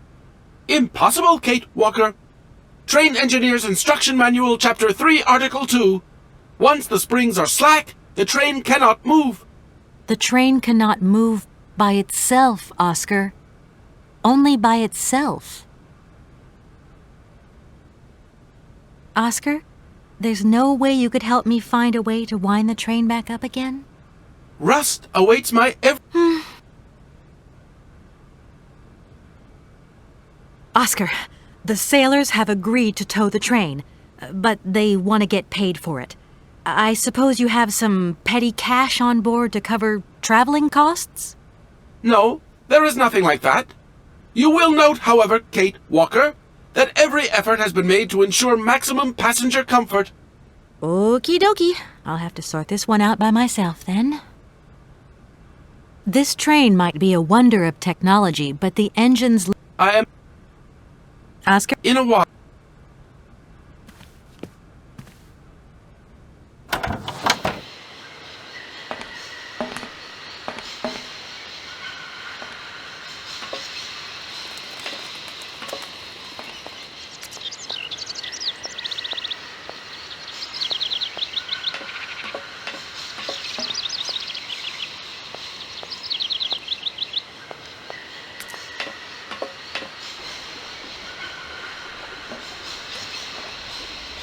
Excuse me, Station Master, but I need you again. Can't you see I am very, very busy? No. Well, I am. Very busy indeed. But, okay, I think I can give you a minute of my time. I'm looking for a kind of little juicy berry. You don't know where I could find some? Look, lady, the station doesn't have any Sauvignon berries, not even Forest Sauvignon. Funny you should mention it.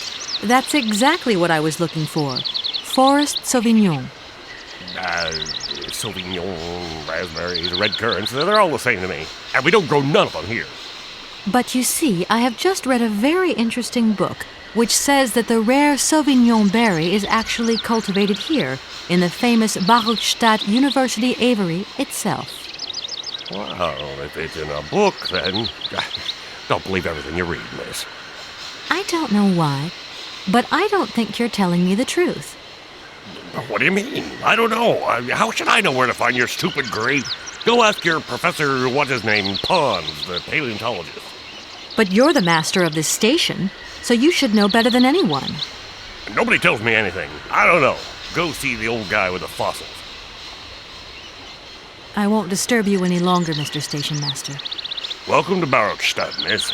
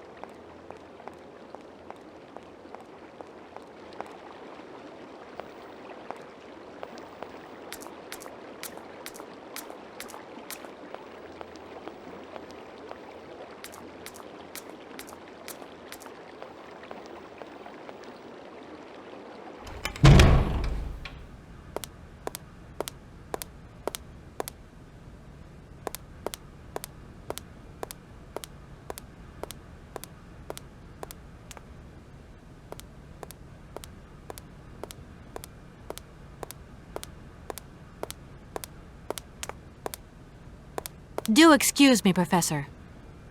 Professor, sorry to disturb you again. What is it you want to know, miss?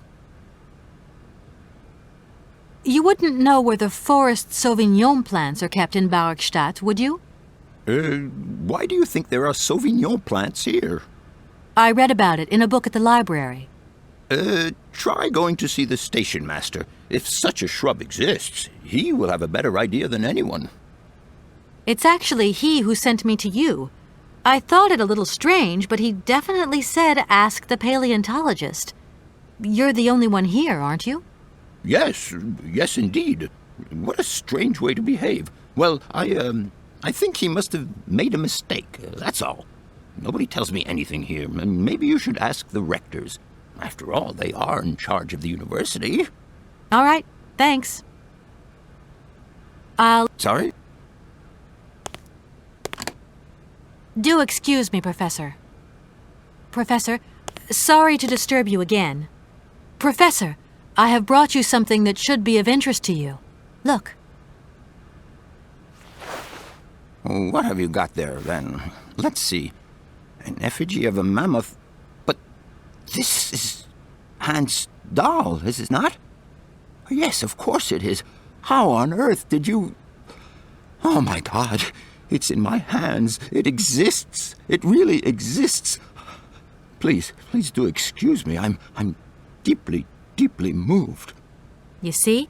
Your Hans and my Vorarlberg heir are one and the same. This is incredible. After all these years, how can I ever thank you, my dear? Oh, I must waste no time. I'm off to my laboratory. I must study this carefully. May I borrow your treasure a moment? Well, actually, Don't worry, miss. I will take the greatest care of it. But I need to study it. You see, it has such importance to me that this very afternoon I shall deliver an impromptu lecture to my students about this very object. If you are interested in Hans Vorarlberg, then it is essential that you attend. Do you think so? Obviously. Give me your telephone number and I will call you the moment my lecture begins. I will return you your doll at the end. You have my word.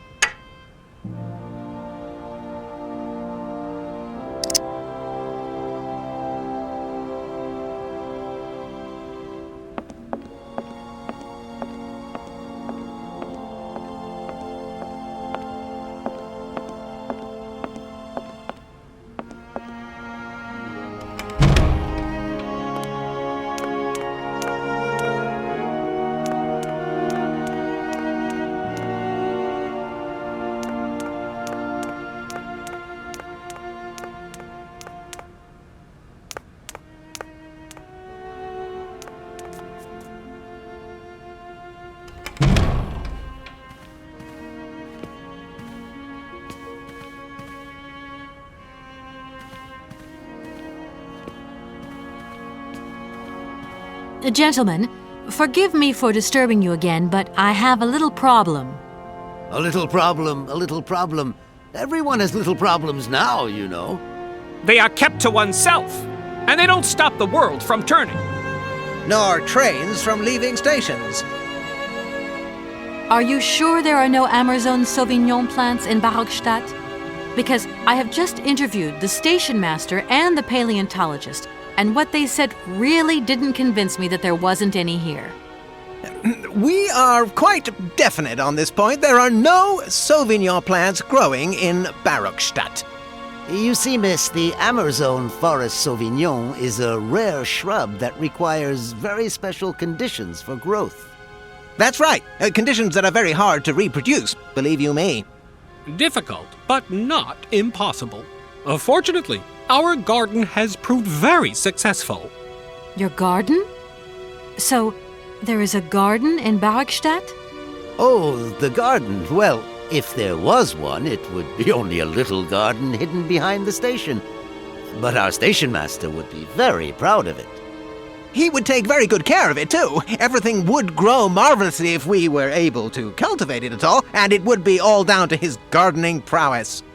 And we would be proud as punch. And we wouldn't forget the role the paleontologist might play in this. What's the paleontologist got to do with it all? Without him and without his laboratory, how would we make the wine, do you think? And it would be good wine indeed, my dear colleagues, would it not? Oh, yes, a delightful balm to soothe away our long hours of toil and our heavy responsibilities. We would wait impatiently every year for the arrival of the year's produce. So, if I have understood you correctly, there are indeed Sauvignon plants in Barockstadt. They are cultivated in a garden behind the station, then turned into wine by the paleontologist's loving care, and finally, the pleasure of tasting is yours. If I'm not very much mistaken, gentlemen, you have a minor racket operating here. Miss, you do go jumping to some hasty conclusions. We never said that. That's not what we said at all. We were talking in the conditional. You know, with ifs and woulds. So, what would happen if I had such a hunch? You would have to keep it to yourself, of course. Yes, if you would be so kind as to keep it a secret. It would only be a small local concern, producing barely a few bottles every year. That's right. Nothing so grandiose as a business. Otherwise, we'd be liable to be fined. So, we can't count on your discretion, can't we? Don't worry, I have no intention at all of getting messed up in anything. Here we are. All right. Thank you. And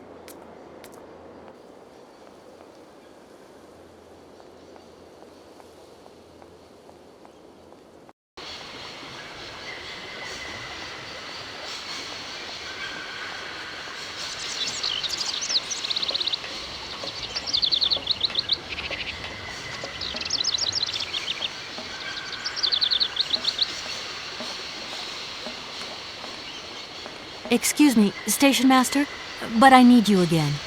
Can't you see? Lion? You have been playing with me, haven't you? You knew very well there were forest Sauvignon berries in the station garden. No, not at all. I've never seen your Sauvignon things. You don't have to lie to me. I know all about it. You and the rectors are in cahoots, and the professor's lab has been turned into a distillery. You've all got a nice little smuggling racket on the side. Smuggling racket? Hey, lady, you're going a bit far there. It's just a little on-the-side thing we got going, that's all. It's just for ourselves. Hey, honest. You should be ashamed of yourselves. Aren't you worried about the reputation of this fine university? The authorities should be informed of this. But we haven't done anything wrong. It's not a crime. Can you open the gate to the garden, please? Sure. No problemo. Right away, miss.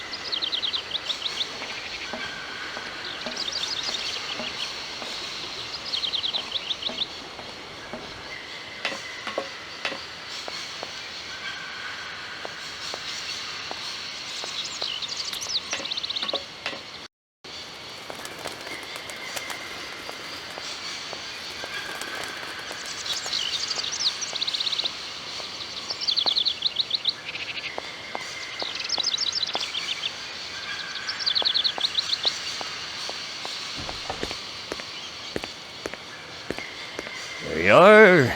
Please feel free to visit the garden at your leisure. And there was just one thing. I'm not a liar. Not really. Just mum's the word.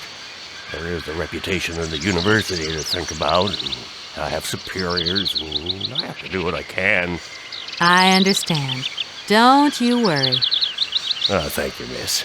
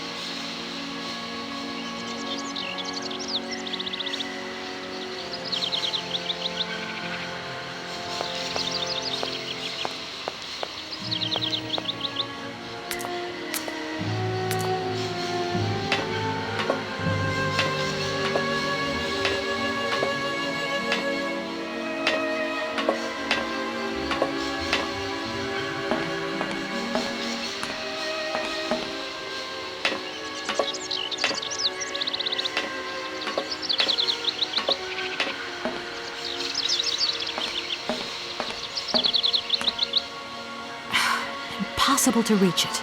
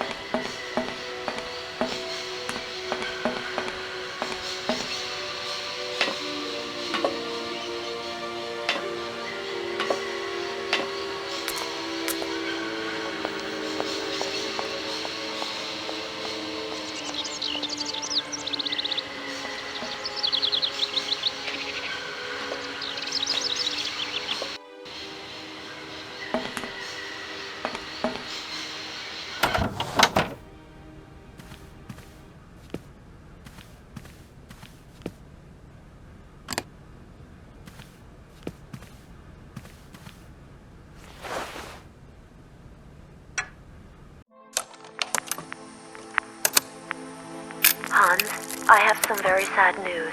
Our father is dead. He passed away peacefully last Sunday in his sleep. I feel so lonely now.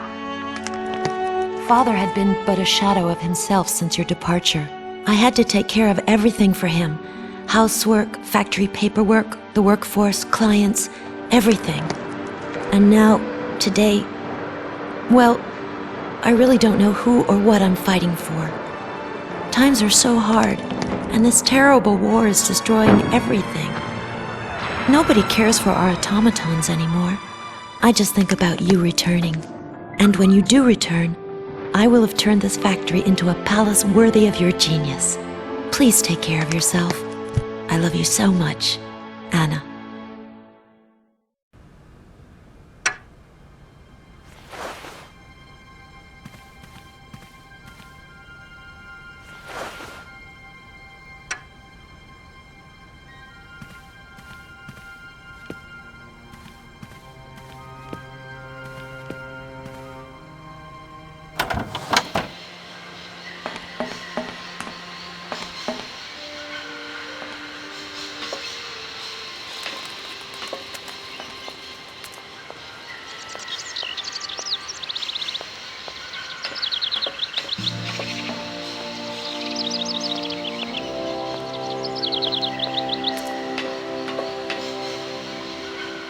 Yeah, miss, please, excuse me. Yes? You know, I want to apologize for our little misunderstanding. I brought you a bottle of wine. Barakstadt Sauvignon. Very good year. Let me know what you think. I'm very touched. Thank you. Good luck on your journey, lady. Thank you.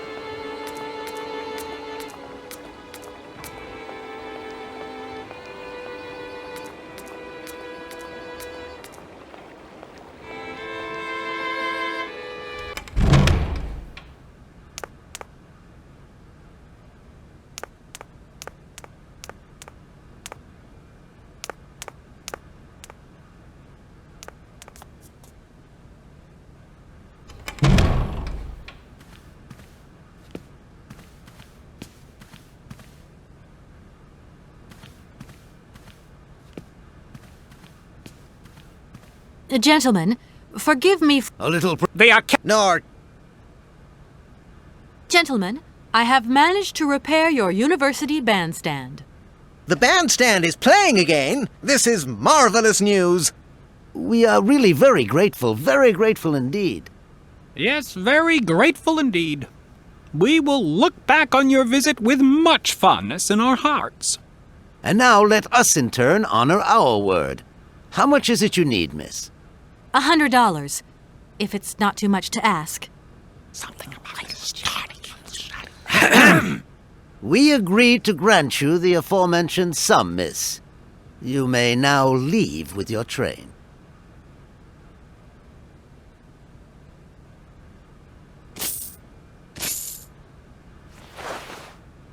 And while we're on the subject, when will you be leaving? Yes, because now you should relocate your train as quickly as possible. Here we are. All right. Thank you. And thank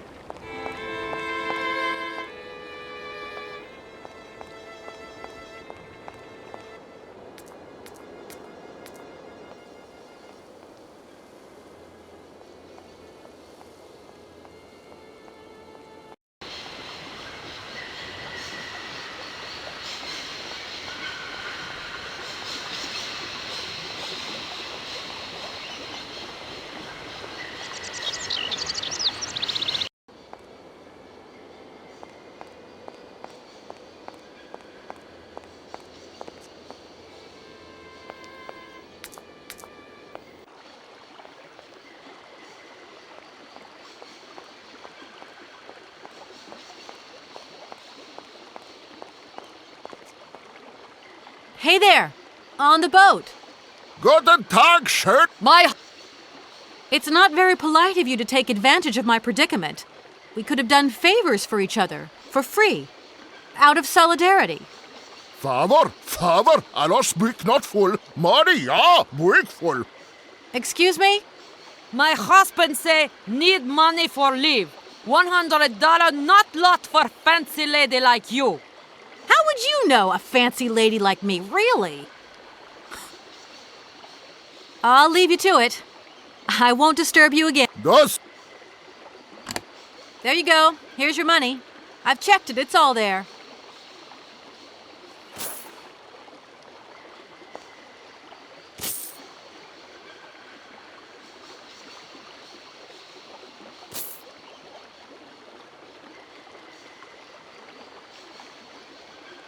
Ah, thank you. Not difficult get dollar. See?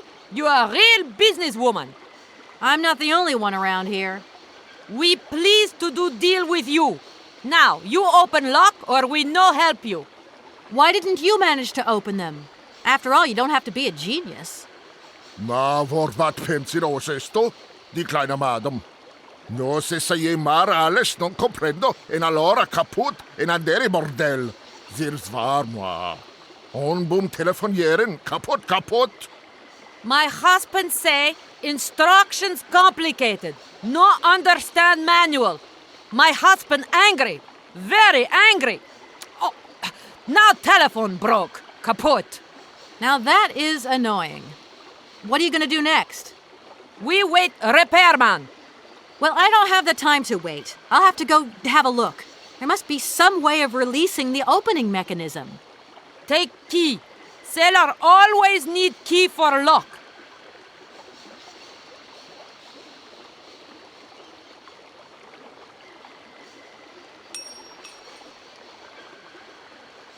Okay, thanks.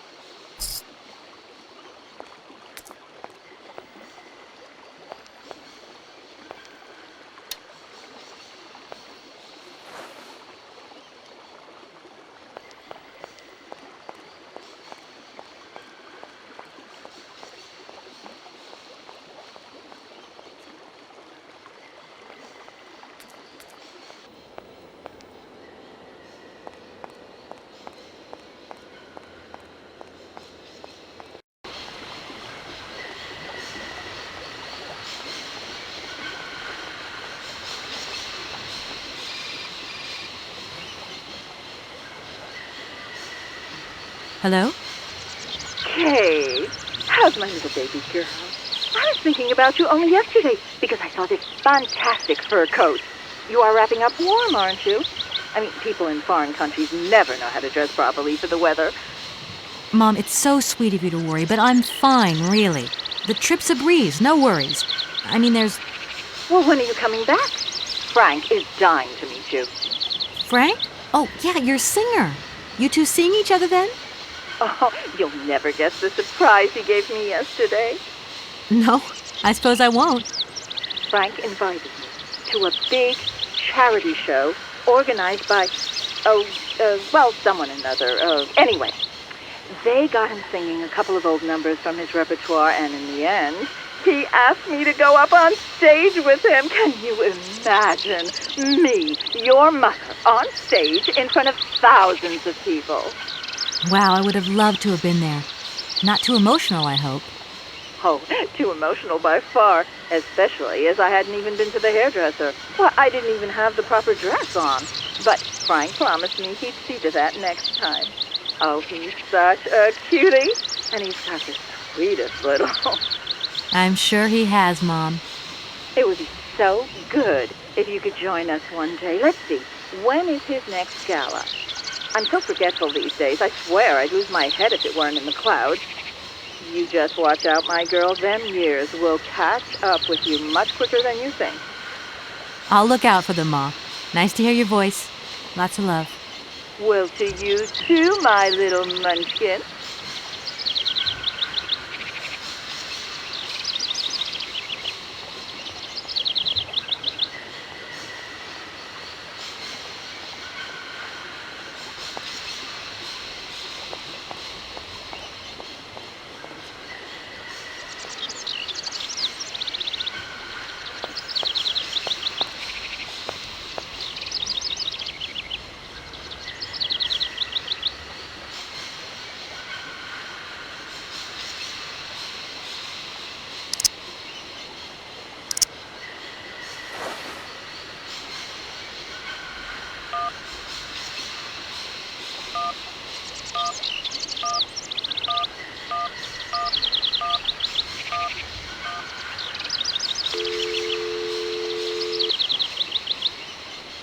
Welcome to the East Block Control Center.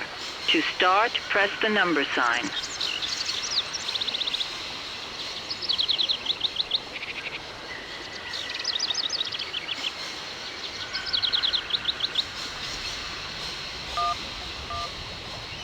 If you are using the Haltenberg lock, press 1. If you are using the Morloff lock, press 2. If you are using the Koningpass lock, press 3. If you are using the Barakstadt lock, press 4. To return to the last command, press the number sign. If you want to raise the water level, press 1. If you want to lower the water level, press 2. To return to the last command, press the number sign. You want to lower the water level in the Barakstadt lock? To confirm your choice, press star. To return to the previous command, press the number sign. Your request has been logged. Unfortunately, our regional technician is currently on holiday, and no replacement is available. We will reply to your request within 48 hours. In case of an emergency, please operate the lock system manually. We apologize for delays to our service.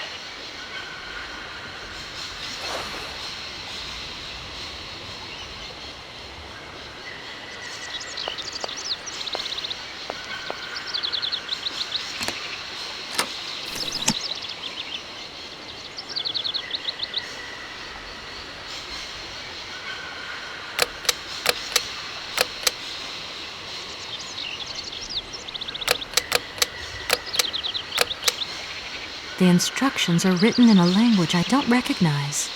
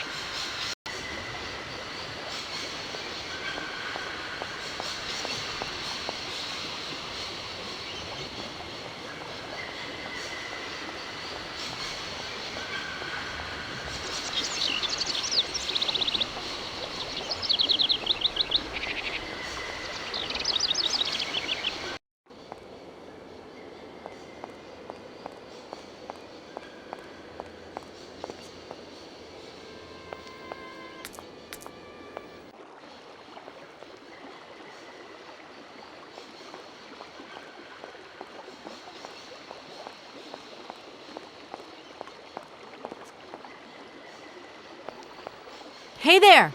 On the boat! Guten Tag, schöne Mademoiselle! My husband say, hello, young lady. You want to talk to us? Right, I've got it. I know now how the locks work. So guide your boat into the lock, and I'll take care of the mechanism. Godverdomme! Das ist eine echte Ladies. Alle trois, range alle Dingen and obligados de dame. Ach, set content und zurück again. What did your husband say? You, hurry up. We hurry to travel again. Okay. We'll meet each other on the other side. By my train, okay?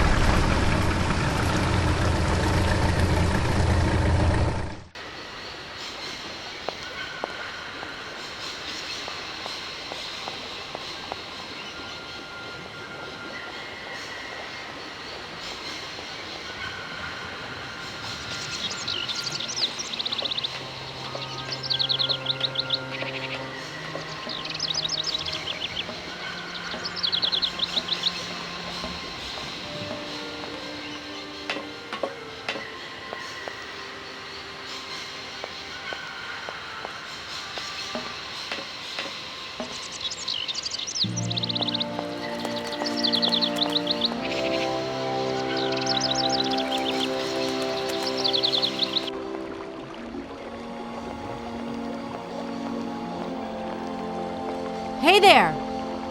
On the boat! Da, barge on other side. You still need us?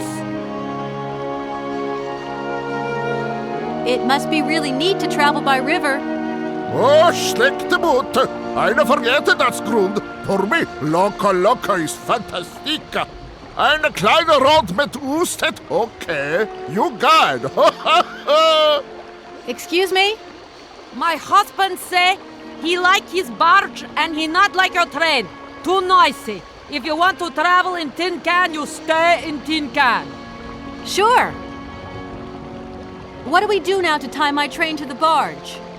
Mademoiselle Tak, loco coco mitchen. What did your husband say? You attach chain to train and chain put train with barge. Oh, catch it up.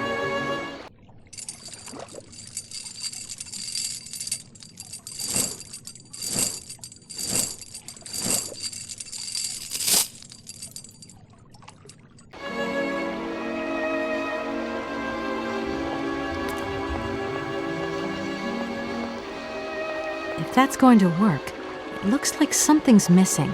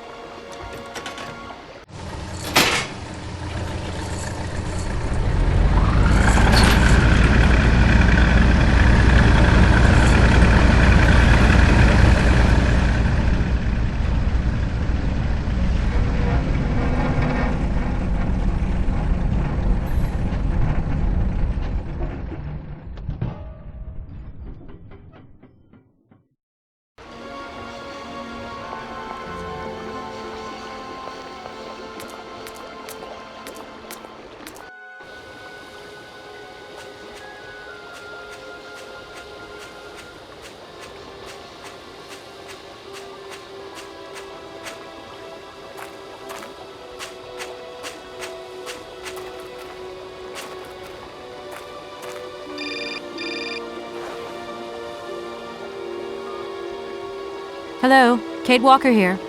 Miss Walker, this is Professor Ponce. I'm about to start my lecture on the Yukols at any moment. Please make haste to come. Okay, I'll give it my best. Excellent. We'll be in the main lecture hall. See you soon.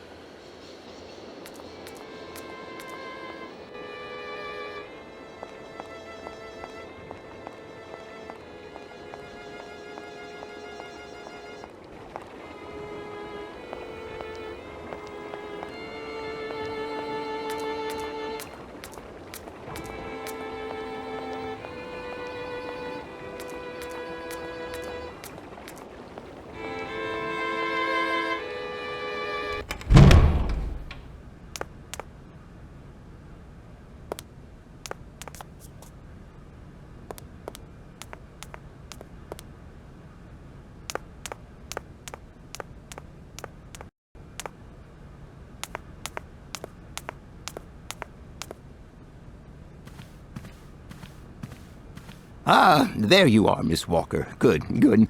Take a seat quickly. I'm impatient to start my lesson.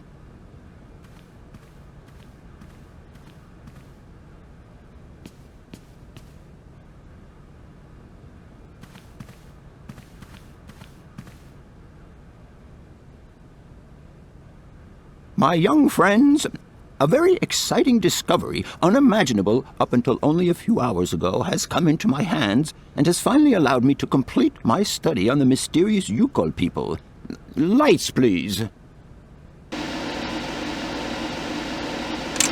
The Yukols are a people from the far north about whom very little is known. They live far away, very far away, on the frozen borders of Syberia. This distance and the climatic conditions of the region, which are unfavorable to human existence, have limited the size of the Yukol population and kept it out of reach of the scientific world. The handful of slides that follow are actually the only documentation we have in our possession. It was a Russian explorer who made these drawings and took these photographs 100 or so years ago. Today, we owe what we know about the Yukol people and their culture to him. We know that the origins of the Yukols date back to the legend found in Western Europe, and more precisely in the prehistoric caves at the heart of the Alps. This people, it seems, undertook a long migration over centuries towards the far north of the globe. The reasons for this migration are due to the importance of the mammoth in their craft, trade, and culture. They used them for transportation and as beasts of burden. The mammoth brought them meat, skins, fat, and ivory. Man and animal lived in symbiosis. There's no doubt about it. Mammoths started to drift away from the region due to changing climatic conditions, and the Yukols followed them to the north, the edges of Syberia.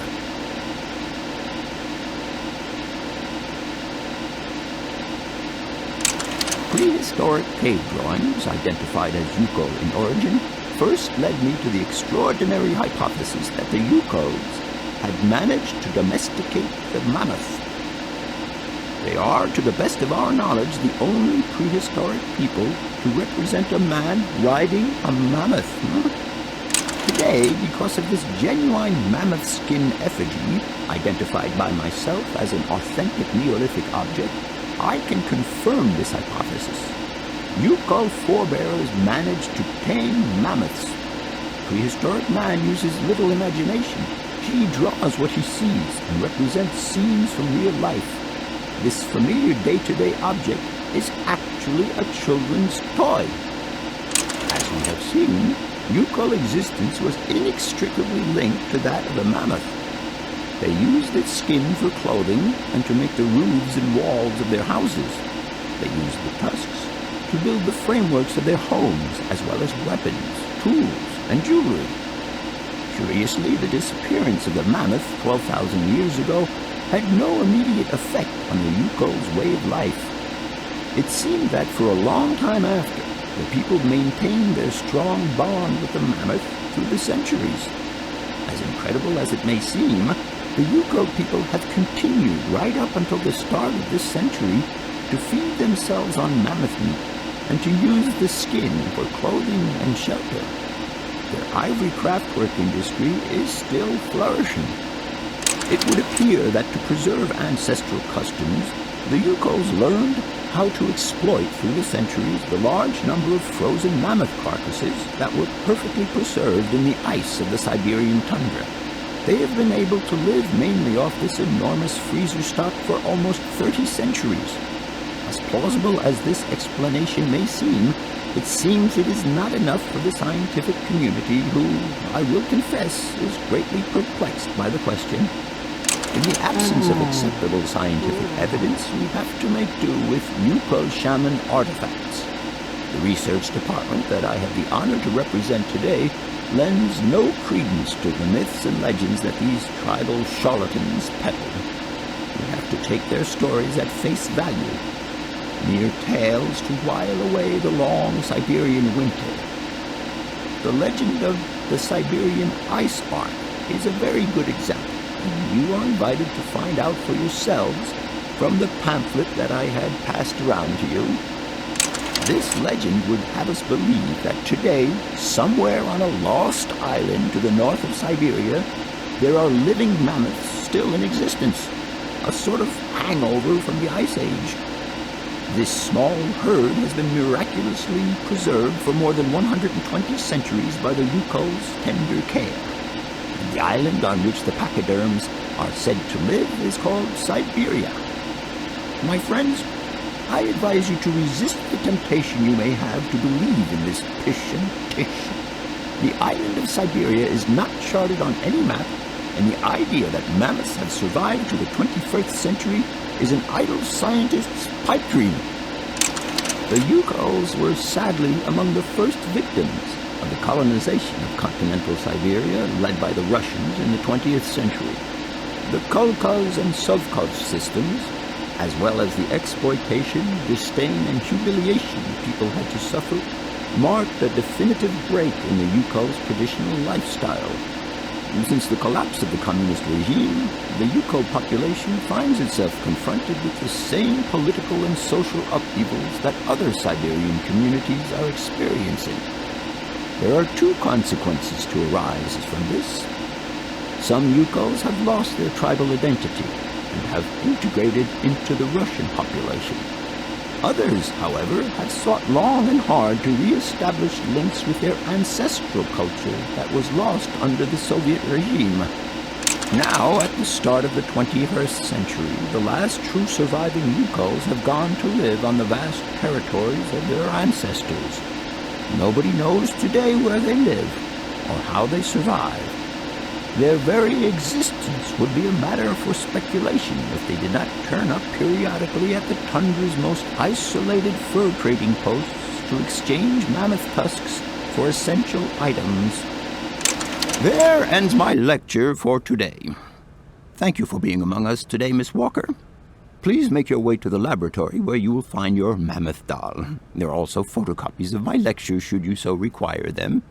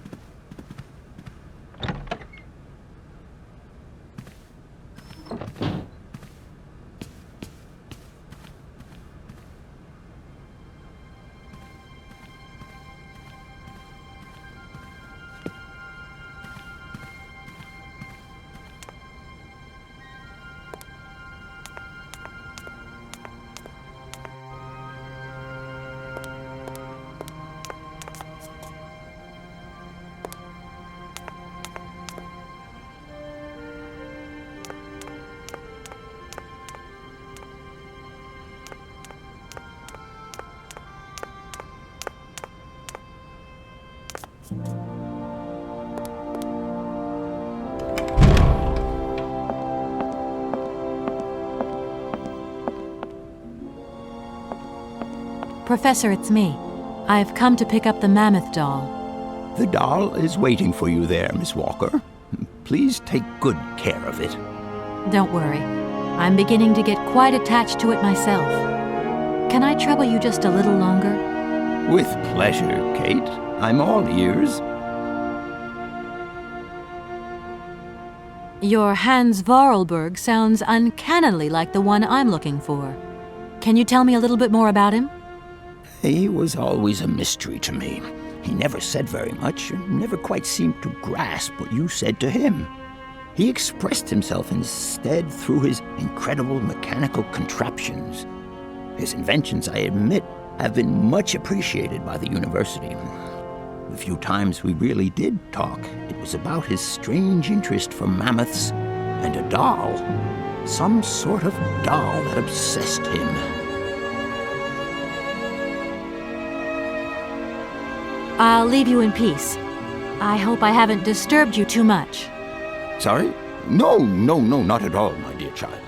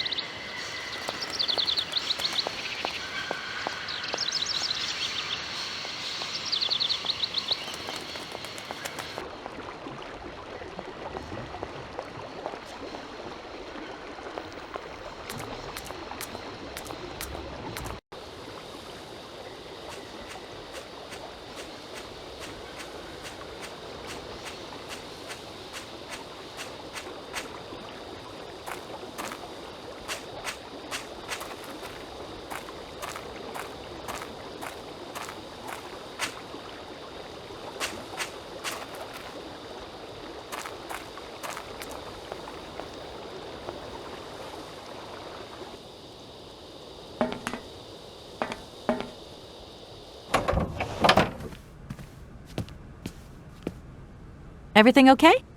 Yes, Kate Walker. I am waiting to continue our journey. Oscar, get ready. I'm going to start winding up the clockwork engine. Good, Kate Walker. Then we can carry on our journey. An engineer prides himself on punctuality. I know, Oscar, I know. I'm off, Oscar. See you later. Yes, Kate Walker.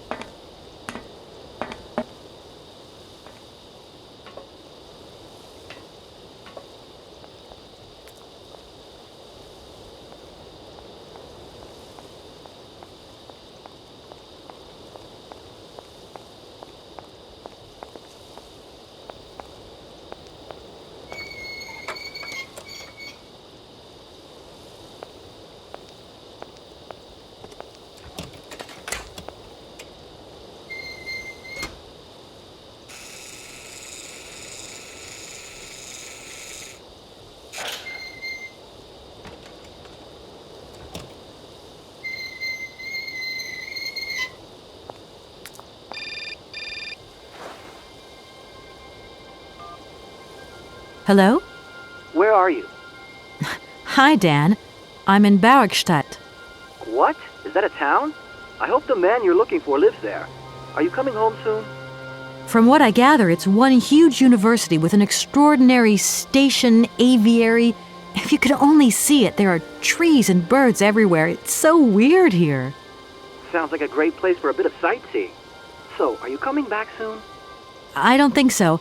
In fact, the train I'm traveling on has some kind of a mechanical problem. We've been forced to stop here. Us? I thought you were alone. Who's with you? Oscar, the train engineer. You're messing around with mechanics now, are you? Don't be so stupid, Dan, please. Oscar's an automaton created by Mr. Vorarlberg, the man I'm looking for. And he's not any old robot.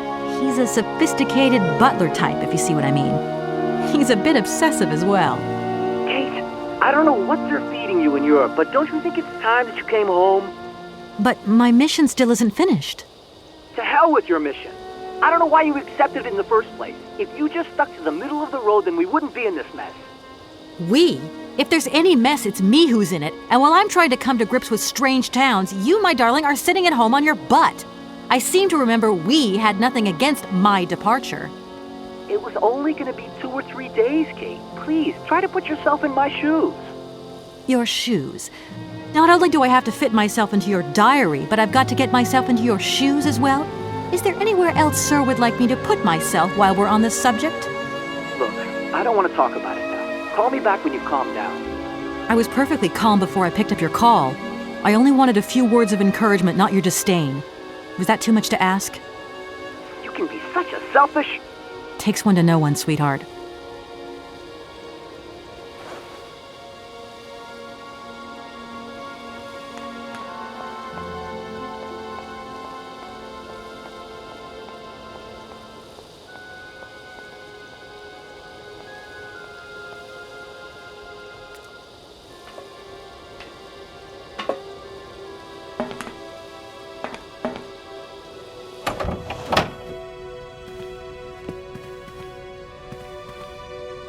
Everything okay? Yes. Oscar, if you tell me one more time something's missing, I'll... Everything is ready. Take your seat, Kate Walker. We are leaving. I'll... Okay...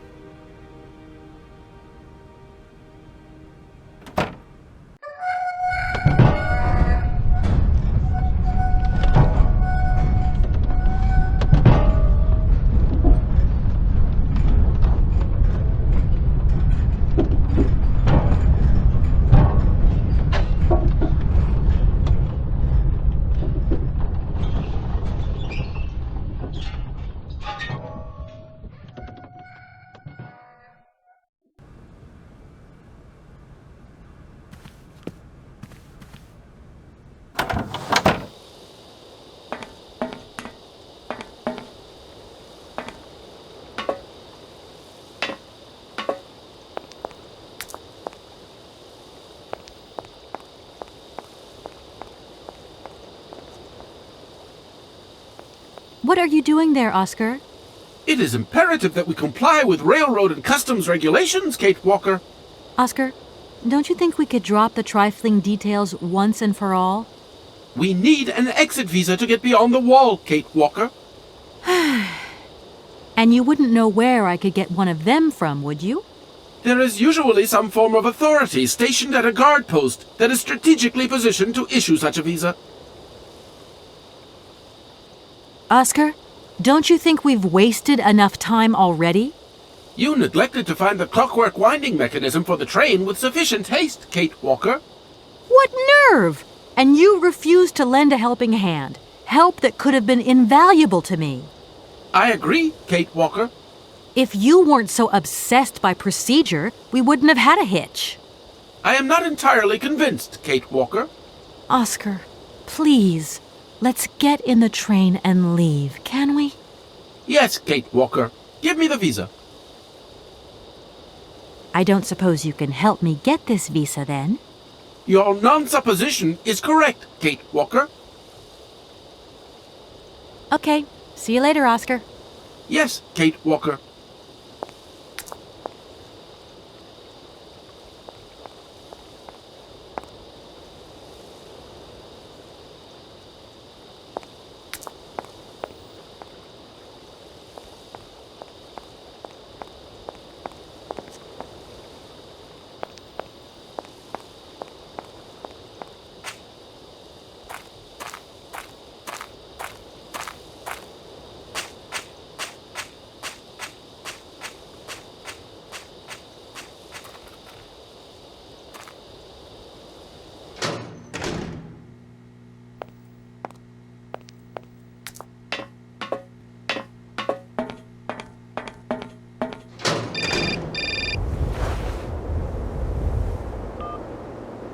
Hello?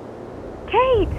Oh, is that you? What's going on? Well, I finally got the mechanical train wound, and I hope it's going to take me to Hans Vorarlberg. I had to sort things out with a couple of weirdo sailors, and they probably ripped me off. But now I'm blocked behind this massive wall. You should see it, it's huge. I'm not talking about that. I want to know what's going on with Dan. What do you mean? I bumped into him at Maggie's do, and he said you'd argued. That's a bit over the top. Things got a bit heated the last time we called, that's all. No need to go overboard. I don't mean to be melodramatic, but he didn't seem in such great shape. He had his down-in-the-dumps head on. Like Dan has a down-in-the-dumps head. Well, yeah, when that shock of hair flops over his forehead, and his eyes mist up, and his eyebrows kind of creased together. I'd never noticed.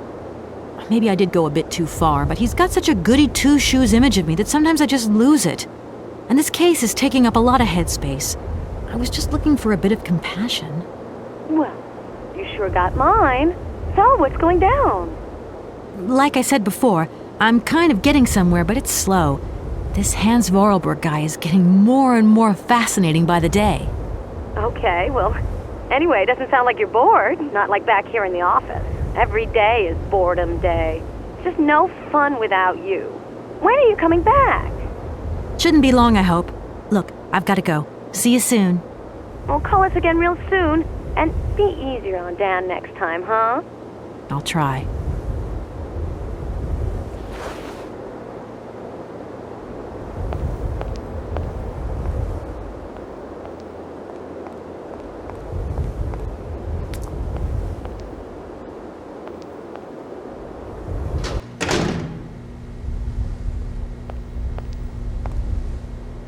Good day to you, sir.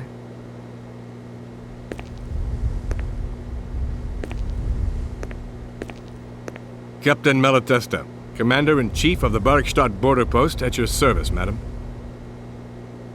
My name is Kate Walker. I've been assigned by my company to find a man who is supposed to be living in Syberia. What a peculiar mission, taking so many risks for such a futile goal. Captain, to my mind, the military zeal with which you insist on guarding this meaningless wall strikes me as equally futile.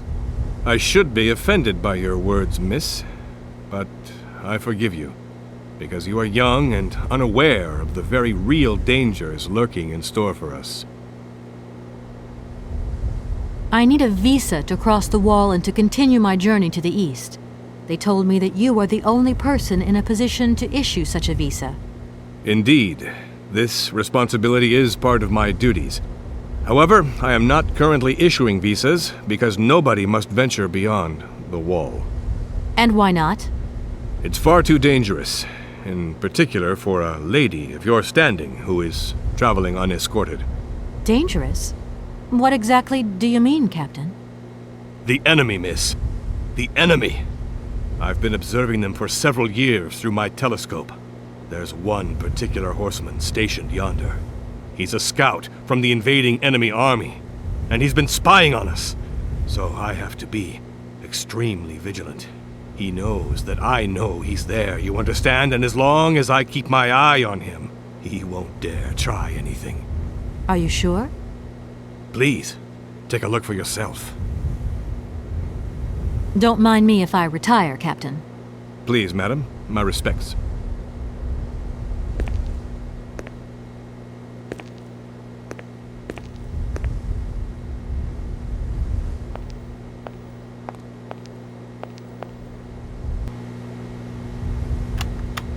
How strange. I can't see a Cossack horseman at all. There's just a dead tree in the middle of an empty plain. That poor captain must have really bad eyesight.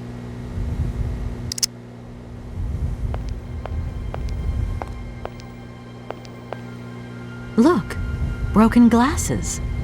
If they belong to the captain, then he sure has eye problems going by those lenses.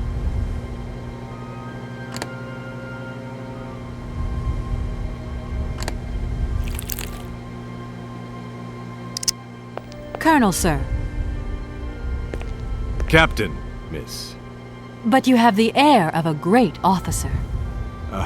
You flatter me, miss. Unfortunately, I'm afraid that we frontier soldiers are often forgotten by the military administration. There's no justice. I sympathize with you, Captain. Let us forget our worries for a moment and have a little drink together in the name of friendship. It would be my pleasure, miss, but the regulations strictly forbid it. Come on. A little glass of wine never hurt anybody, and nobody need know. Wine, miss? You are putting me in a very delicate situation. Don't deny yourself, Captain. Just a little glass. I assure you, it is excellent. Well, perhaps just a drop.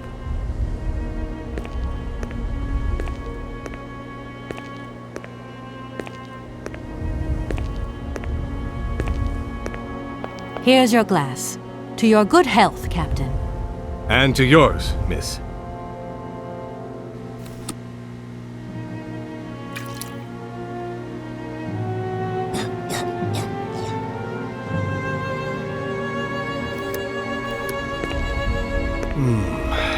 It's been a long time since I've drunk wine in such pleasant company.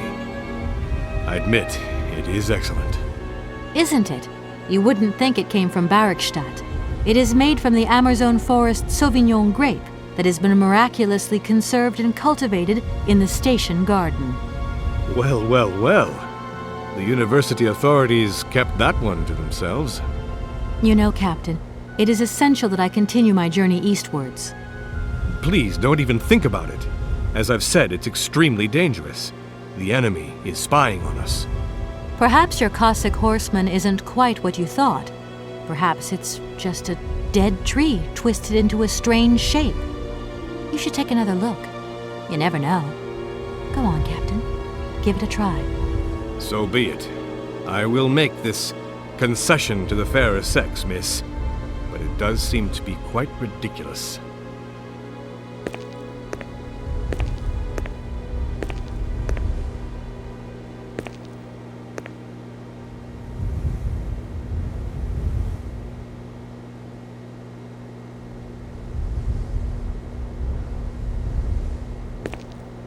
Incredible.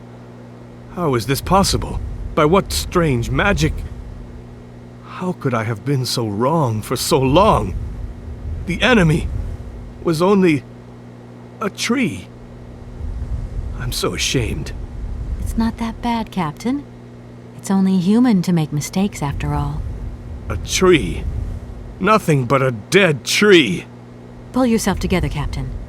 It's okay. And now I suppose there's nothing stopping you from issuing me a visa? Yes, of course. There is no more danger. All these years, and now the Cossack has gone. There is nothing left to watch. Captain, you should be delighted. From now on, you don't have to stay pinned to your watchtower. Travel can start up again normally. You will be able to resume your regular duties like issuing entrance and exit visas. You are right. I will sign you a visa to cross the wall frontier immediately. 1,000 apologies. Here, miss.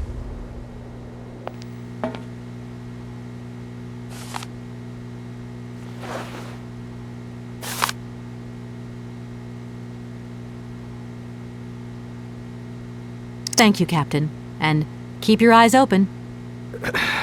Miss, if we could keep this between ourselves, please. For the sake of my honor, you understand? You have my promise, Captain.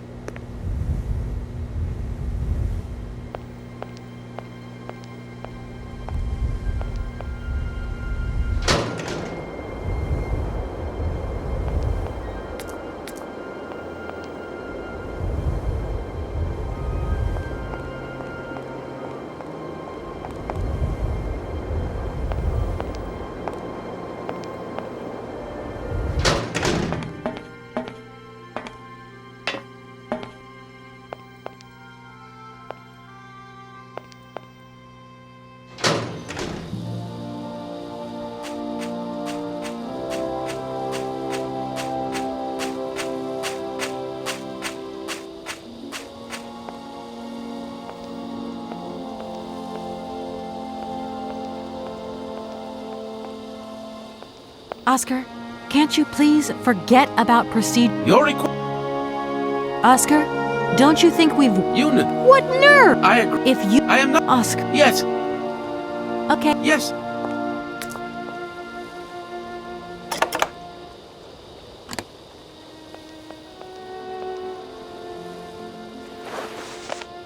Here is the visa. I hope it's regulation, my dear Oscar.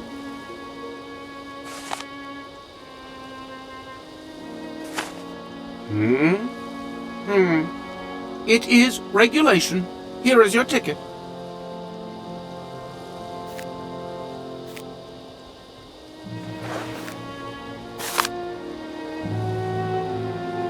Have a good journey, Kate Walker. So, can we go now? Indeed. We are already very late, Kate Walker.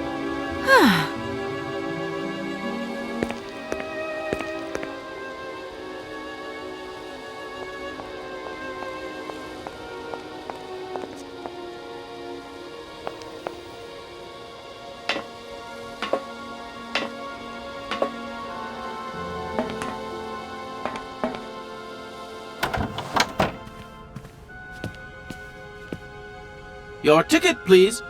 You know, Oscar, you might not think so, but I also know a thing or two about procedure. And that's one bit of procedure I'm not going to forget about easily. As you wish, Kate Walker. Yes, for once we're going to do things as I wish.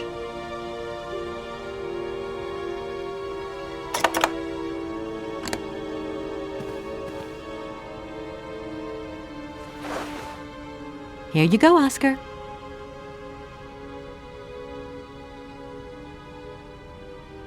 Thank you, Kate Walker. Now, please return to your seat, Kate Walker. Yes, Oscar. Immediately, Oscar.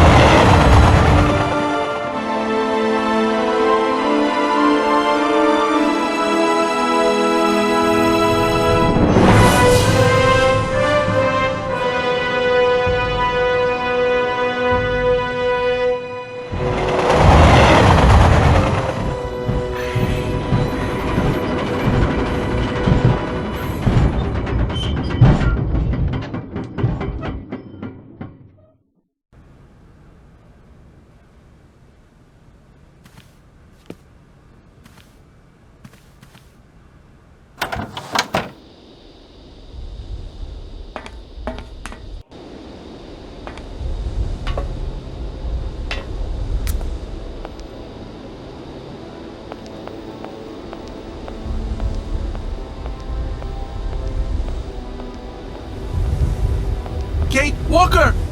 Kate Walker! Oscar, what's going on? Why has the train stopped? Where are we? The springs of the train are unwound again, Kate Walker. As for the question pertaining to our geographical location, I really haven't the slightest idea. Well, we'd better get looking for a winding machine, my dear Oscar. I hope that this place actually has one. The air here is so polluted that I could not possibly risk leaving the locomotive. My joints might corrode irreparably. Right. Oscar, you couldn't make a little effort for just this once. If we both went looking for the winding machine, the two of us together might find it quicker. You are in all probability correct, Kate Walker. But the high level of heavy metal miasma that pollutes the atmosphere could cause havoc to my wheelwork. Gosh, it's really gloomy here. I wonder where on earth I'm going to find a winding machine. I have total confidence in you, Kate Walker. You are, after all, a brave and resourceful woman. Yeah, right. We just keep stopping. When will we ever get to the end of this journey? Simply wind up the spring and we can set off immediately. From your mouth to God's ears. See you soon, Oscar. I shall stay right here, Kate Walker.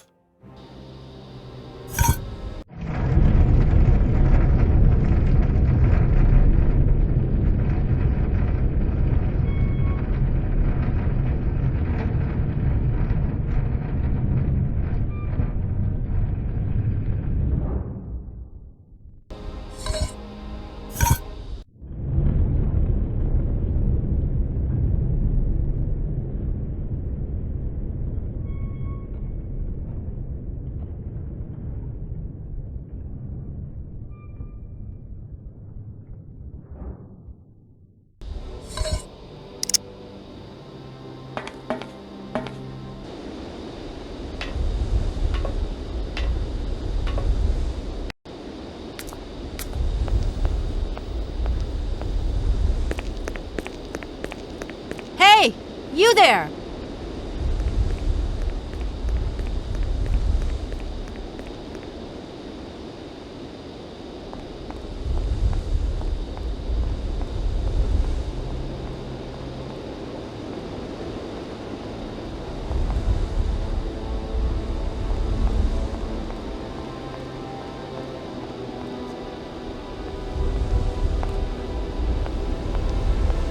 That door is locked. I've got to find another way around.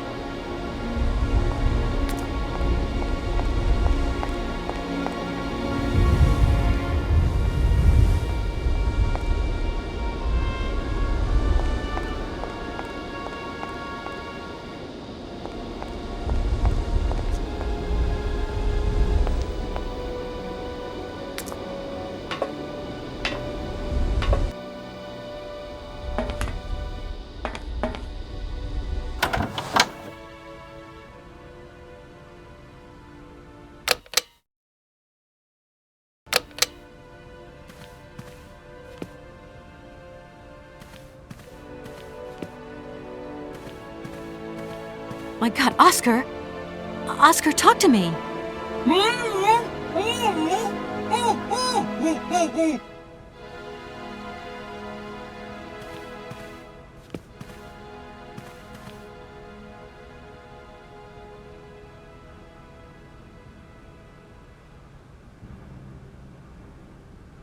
Are you okay?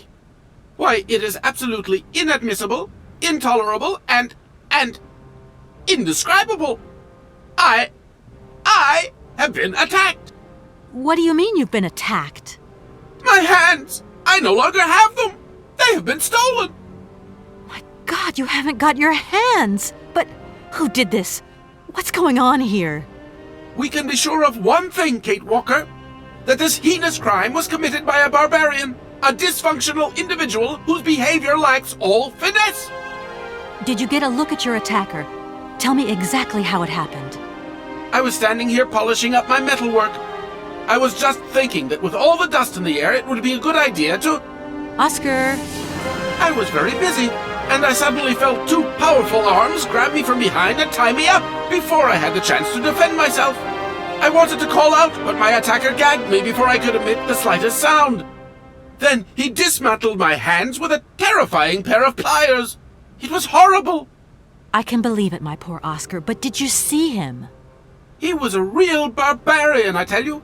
He had bloodshot eyes, steel teeth, and brown scaly skin, and he emitted foul odors.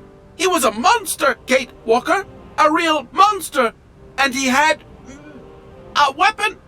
Oscar, please calm down. Everything's going to be all right. Right, Oscar. Let's go find this hand bandit. And this time we're not going to be such a pushover. Kate Walker, please do not think that this problem does not concern me. But if it's all the same to you, I would so much prefer to stay here, just to be on the safe side. An engineer never abandons his train, after all. Yeah, sure. Another good reason not to lend a... not to help me out.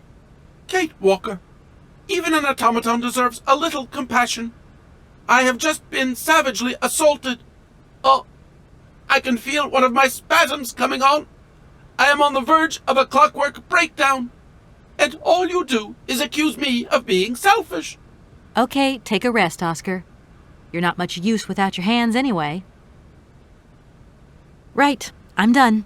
Take care of yourself, Oscar. Good luck, Kate Walker. And don't forget me.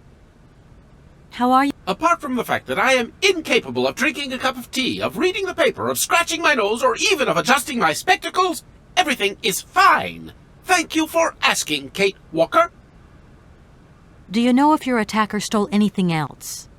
As soon as he'd swiped my hands, he ran away. Well, at least that's one good piece of news. The train's still intact. What do you mean, intact? I am the train engineer. It was designed for me, and I for it. By maiming me in this brutal manner, the barbarian has also mutilated our locomotive. Without me and my hands, we're never going anywhere. Sure, okay. Could you maybe tell me how the train works, then? That is strictly forbidden, Kate Walker. There is only one engineer, and that train engineer is me. I am sure you don't have a license or authorization, or even a deputy engineer's permit. Do you really think it's the right moment to get wrapped up in red tape, Oscar? Regulations are regulations, Kate Walker. Right, I'm done. Take care of yourself, Oscar. Good luck, Kate Walker. And don't forget me.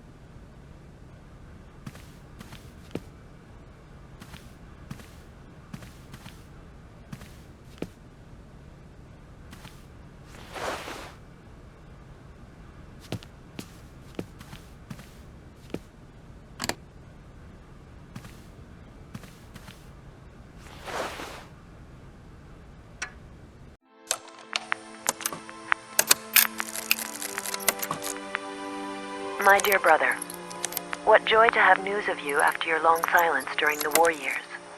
So, you're working for the Russians now. I tell you, we've been hearing some worrying stories about them here. Just your description of that dingy factory makes me cough. But it's so good to hear that your talent is being recognized for its true value, and that your automaton creations are taking the place of workers for all those menial jobs. I'm so proud that Vorarlberg automatons are making such a contribution, even if it is small, to the improvement of people's lives. Meanwhile, back in Valladolid, we've been licking our wounds after the war years. Some people have returned, others not. Life is slowly coming back, but it's taking time. All my love, Anna.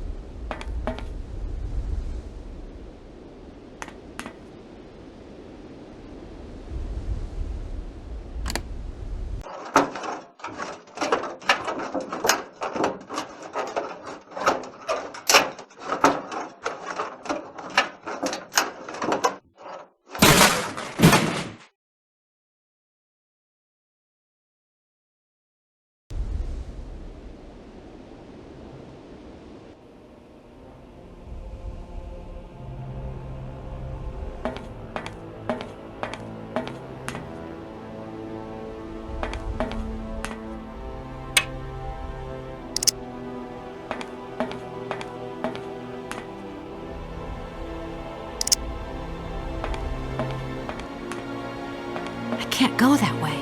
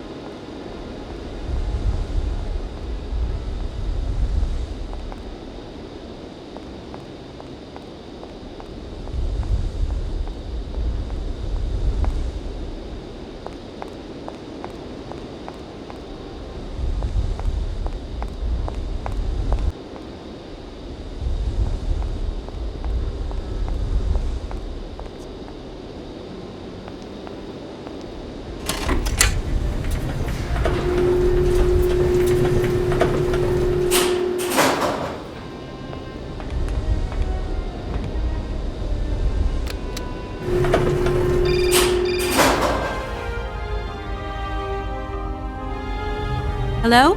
Hello? Kate? It's Dan. Can you hear me? Dan, is that you?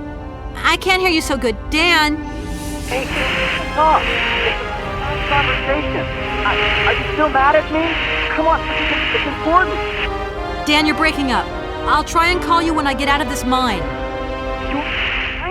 Kate! Come on, what's happening? Listen, we've got to talk. Look, the line's just getting worse and worse. I'm hanging up.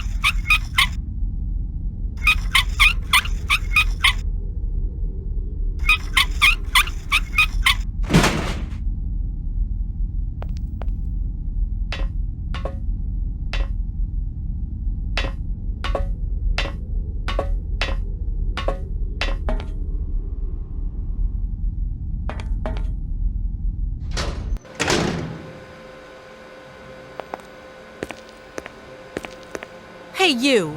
Who are you? Careful, I'm warning you. I'm not afraid of you, okay? What do you want?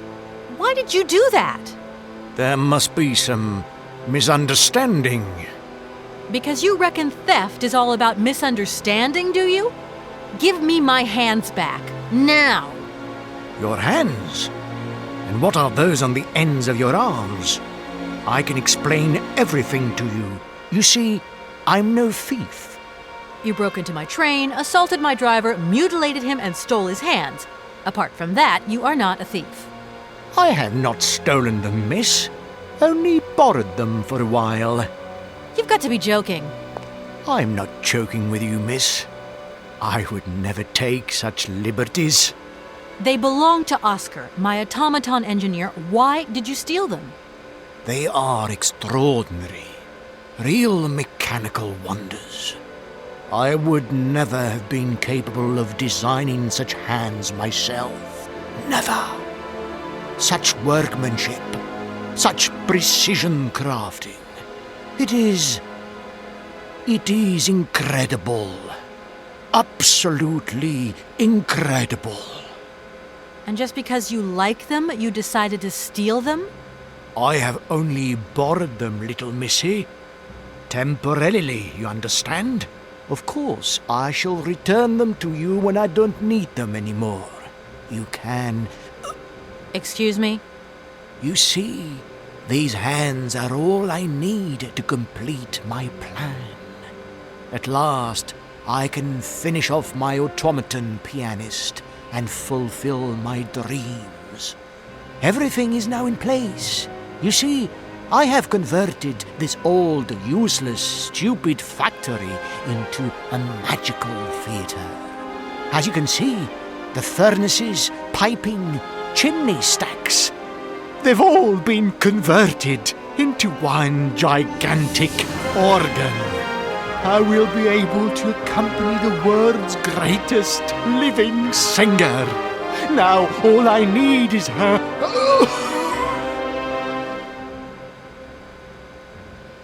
Who are you? Sergei Borodin, the director of the industrial city of Komkoltsgrad. Or what is left of it, at least. But who are you, for that matter? And why have you stopped in my station without authorization? I didn't choose to stop in your station, but my train has a technical problem. My name is Kate Walker, and I'm an American lawyer. It is very kind of you to come so far just to visit this place. I repeat again, I never intended to stop here. I'm on a business trip. I'm a lawyer, goddammit. Right. And what brings you here? Like I said, a stupid mechanical hitch. I'm sorry, I can't make heads or tails out of your story at all. Without my engineer's hands, I'm stuck here, you see? Everything I have designed, all that I have invented, everything is for her. Do you realize? Her. Oh, to hear her sing one more time, here in my factory! But who is she? Who are you talking about? Helena. The one and only Helena Romansky. Her voice is so pure, like an angel. One day she came here to Komkoltsgrad. She sang here, you know, when our industrial city was in its heyday. Oh, so long ago now. It was almost unreal. It was magical. I remember it like it was yesterday. Then, later, a long time later, she saved my soul. She saved my life and gave it meaning. When I was told that the mining program was to be abandoned, that this industrial city was consigned to oblivion, that I, its director, would from then on be nothing but a guardian of these rusting remains of a bygone age, that is when I first formed my plan to bring Helena Romansky back to this factory. But this time, she would sing for me, and me alone. And is she okay about this? Sure. Once she finds out that I have done all this for her, when she realizes how I converted this vast network of pipes and tubes to create one of the most impressive organs ever made. Then, you know, this was no small achievement, miss. Once molten iron flowed through here. Now there wafts only beautiful melodies. But then I realized I had to make an automaton pianist. I began to despair that I would never create hands that were intricate enough. But then you arrived. So lucky, don't you think? Yeah, that must have been a happy coincidence for someone around here. So, when will this Madame Romansky come back? When do I get my hands back? I don't know. Maybe someone should look for her. Tell her. Hey, why don't you go? The quicker you bring her back, the sooner you can carry on your business trip. Now, isn't that a good idea? And you promise that once Helena has sung, you will give me back my automaton's hands? I promise, my dear. You have my solemn word. Well, I guess I'm going to have to believe you. Where should I go hunting for this singer, then? I have no idea. But for a woman of the world like yourself, finding her should pose no obstacle. Helena Romansky was a world celebrity, you know. I have collected many objects, souvenirs of her that I keep in a room. A shrine to her glory. It's like her own personal museum in a way. You should take a look.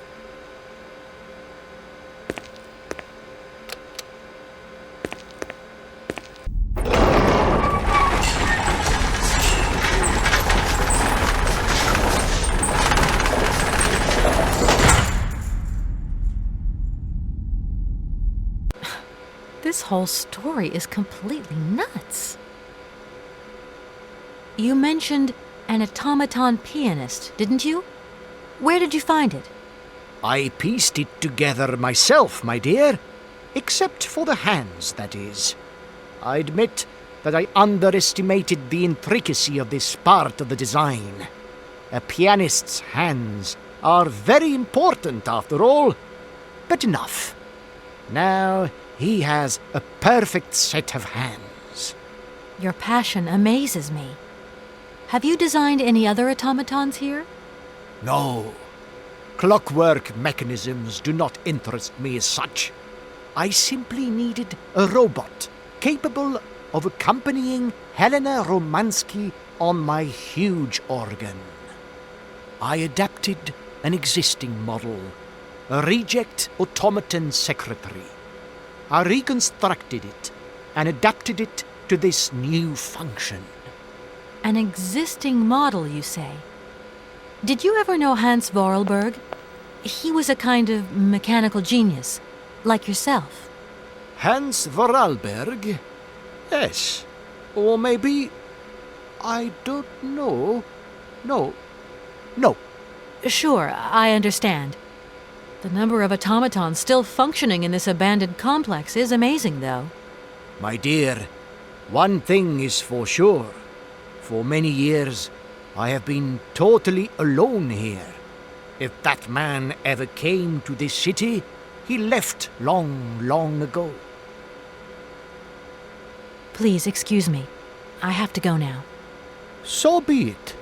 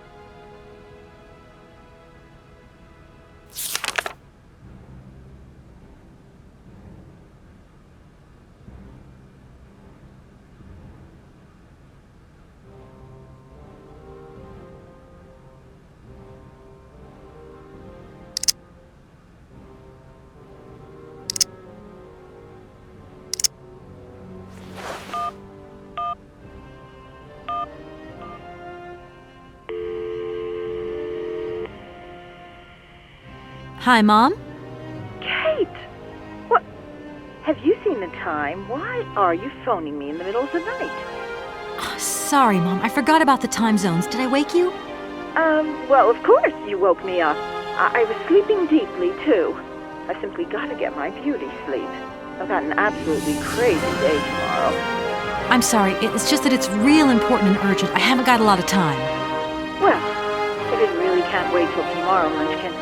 Come on, tell your mommy what's up. No way I'm calling Dan for you, if that's what you want. Mom, listen, please. I seem to remember you're seeing a Marovich or something like that at the moment. No. Malkovich, Munchkin. Frank Malkovich. Yeah, right. So, but he's an opera singer, right? That's right. They say he had the finest voice of his time, my dear. Imagine that. That's just great. So then he must have known a famous singer called Helena Romansky. She's Russian, too. Please, if you can ask him if... Listen, honey, if it's stars you're after, Frank knows them all. I'll just wake him up and let him tell you himself. You mean he's...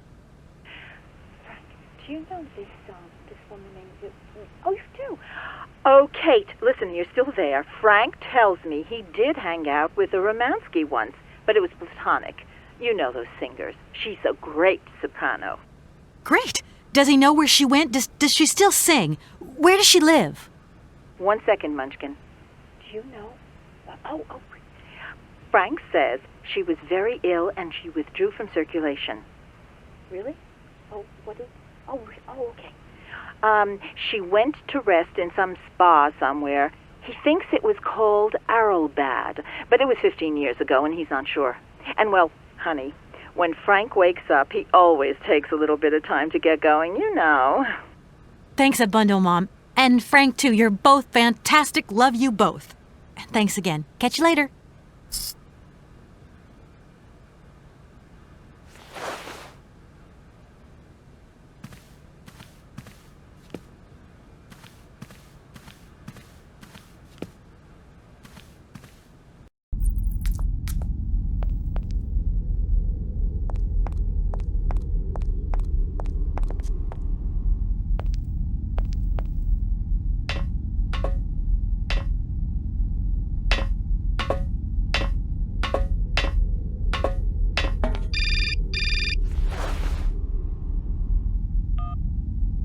Hello?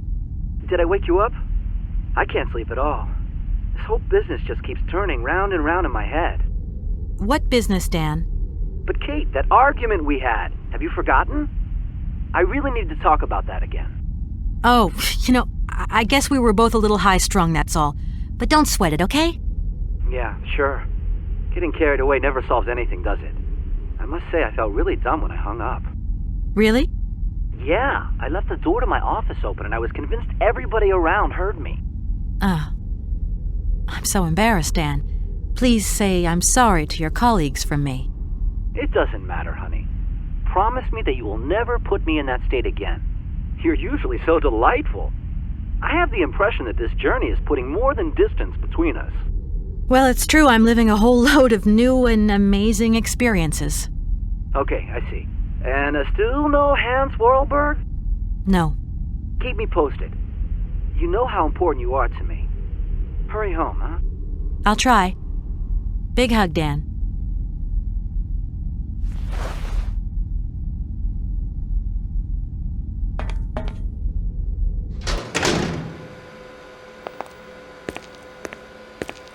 Director. Ah, it is you, Miss Walker. Director, I think I know where Helena Romansky is. My God, you have found Helena? That is fantastic. From my research, Helena Romansky is living in Arlbad. Arlbad? Helena Romansky is in Arlbad. You know the town, then? You know where it is? Of course.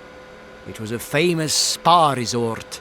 In its heyday, Arlbad welcomed all the big wigs of the regime. To be granted a stay there was a real honor. Today, the honor has gone, along with all the generals and colonels, all washed away with the sea. It sounds like a good place if you need to take it easy or convalesce. I think Madame Romansky would be happier here. I think she'll prefer the peace and quiet here. The perfect tranquility of our little town. How can I get to Arrowbad? There is one way that you can. Here in the city, there are no suitable vehicles left. But that drunk old fool living up there, he'll have something. What drunken old fool? You mean you're not alone?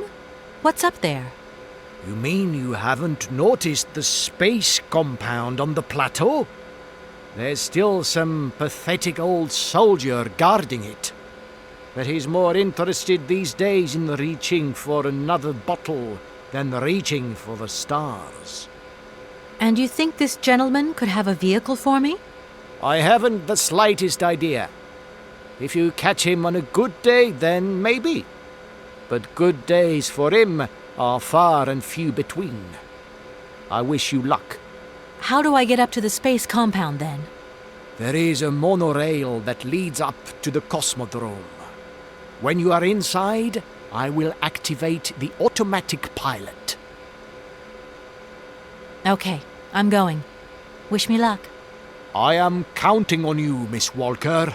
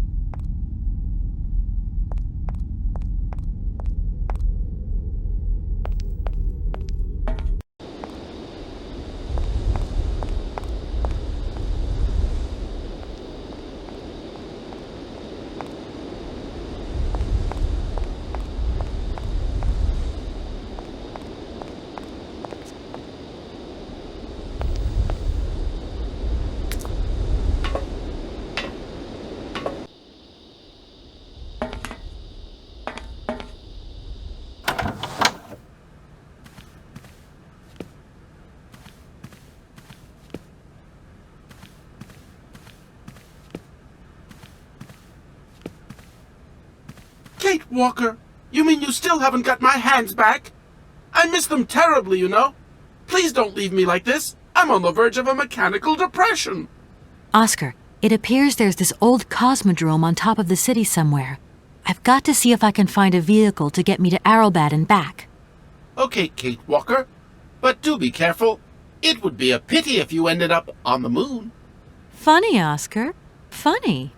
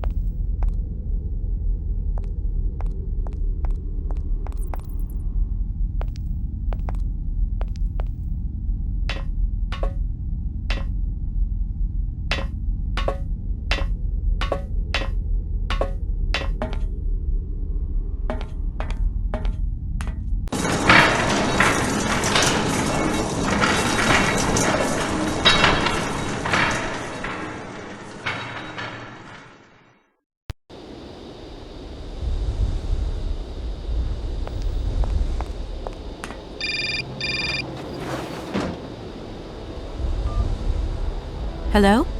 Kate! Oh, that you? How are you? Olivia, great, just the right person. Look, have you heard of Helena Romansky?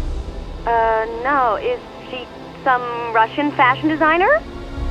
No, she's a singer. I'm going to be meeting her soon.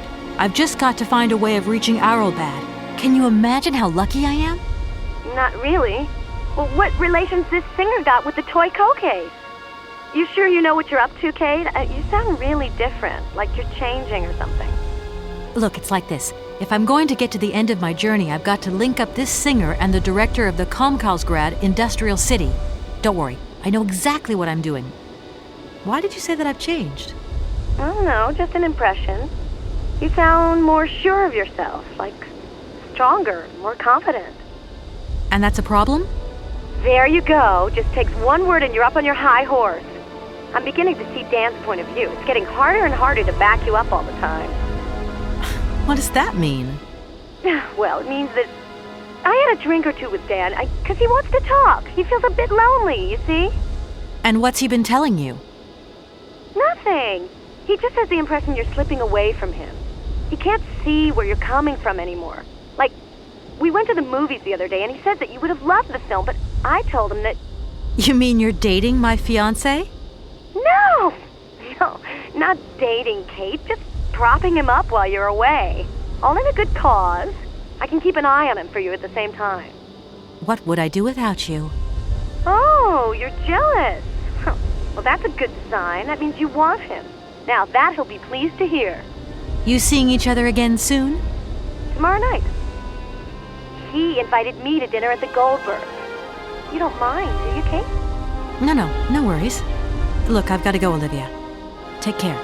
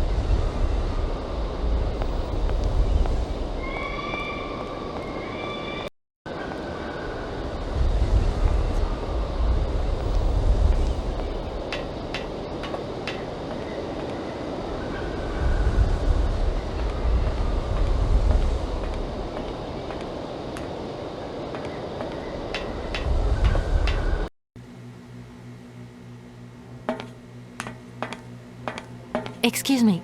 Sir, sorry to disturb you, but yoo-hoo! Can you hear me? 3, 2, 1, contact! And we have liftoff! Oh, holy mother. A dame. A pretty dame on the launch pad. Please, no need to worry, sir. Just do stay calm. I just want some information. Watch what you're doing, sweetheart. We ain't got no information, no strategies, no plans to tell anyone, anywhere, anytime. Military regulations, you dig it, man? My name's Kate Walker. I'm a lawyer from... I'm a bit lost. And I guess you know this place. Boris Charov, at your service, madam. Can I offer you something from the bar? No, thank you. Tell me, how long have you been here? For as long as it took for you to come along, Sweet Pea.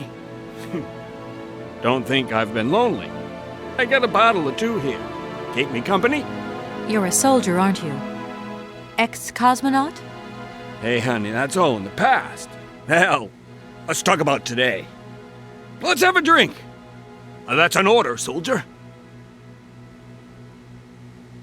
Please, can you try and get a grip? I must absolutely find a way out of this industrial complex. Jeez, me too. I've really got to get out of this dump, but not before I've had a little drink. Here, get your pretty little lips around this. Vodka. Tell me what you think. Do you have a vehicle to lend me? I think I'd even test one of your rockets right now if I had to. Toast my rockets. Hey, pretty dame, I'll drink to that. Now, just a minute. We gotta need a special bottle for this special occasion. Something to blow you away. 3, 2, 1, contact, and we have liftoff!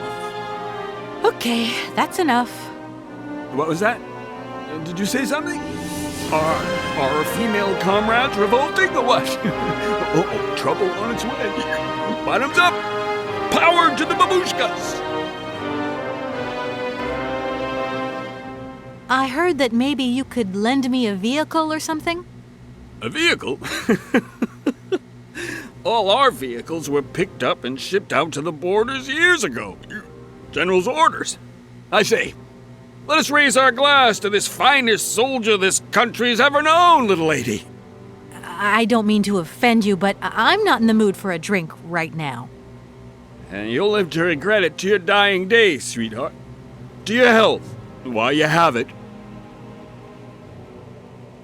I came here by train, but I've got this mechanical problem. I had to leave the train down in the industrial zone.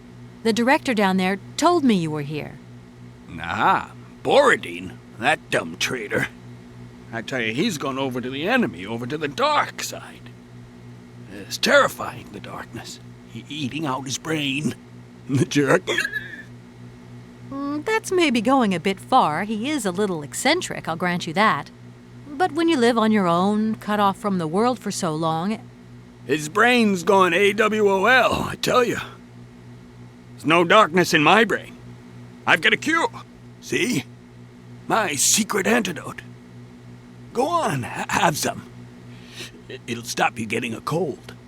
I don't think I'm in a high-risk category, but thanks anyway. Does the name Hans Vorarlberg mean anything to you? Karlsberg. Of course I know that name. But sorry, it's been a long time since I've seen something like that around here. Vorarlberg. He's a person. I'm looking for him, and I think he might have come by here a few years ago. Well, in that case, let us raise our glasses to this brave man and his very good health. I need to get to Arelbad, and quick. You go ahead, soldier. I'll stay here and keep you covered. I got the supplies here. Got to keep an eye on them. Tricky job, too, you know. All these bottles. I was going to... Forget it. It doesn't matter. He's too drunk to help anyone anyway. I am not drunk. I have drunk. A little.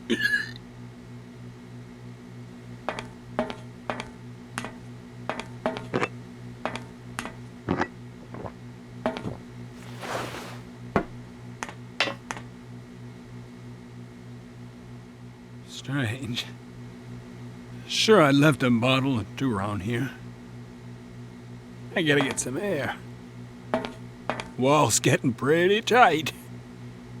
We'll think about that blast off later, huh? Are you okay, Colonel? Are you sure you're all right?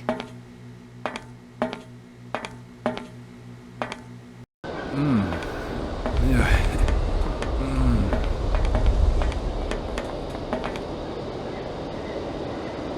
Be careful! Don't lean out too far or you'll... Ah!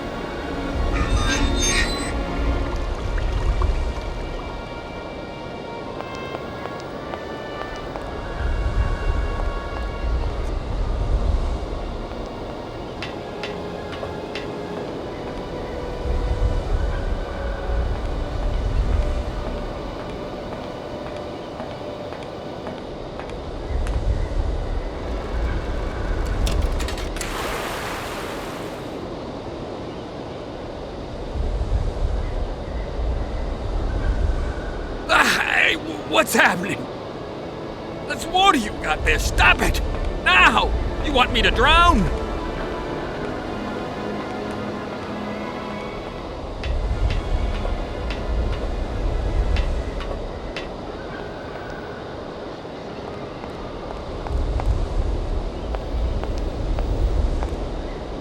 Calm down, it's all right.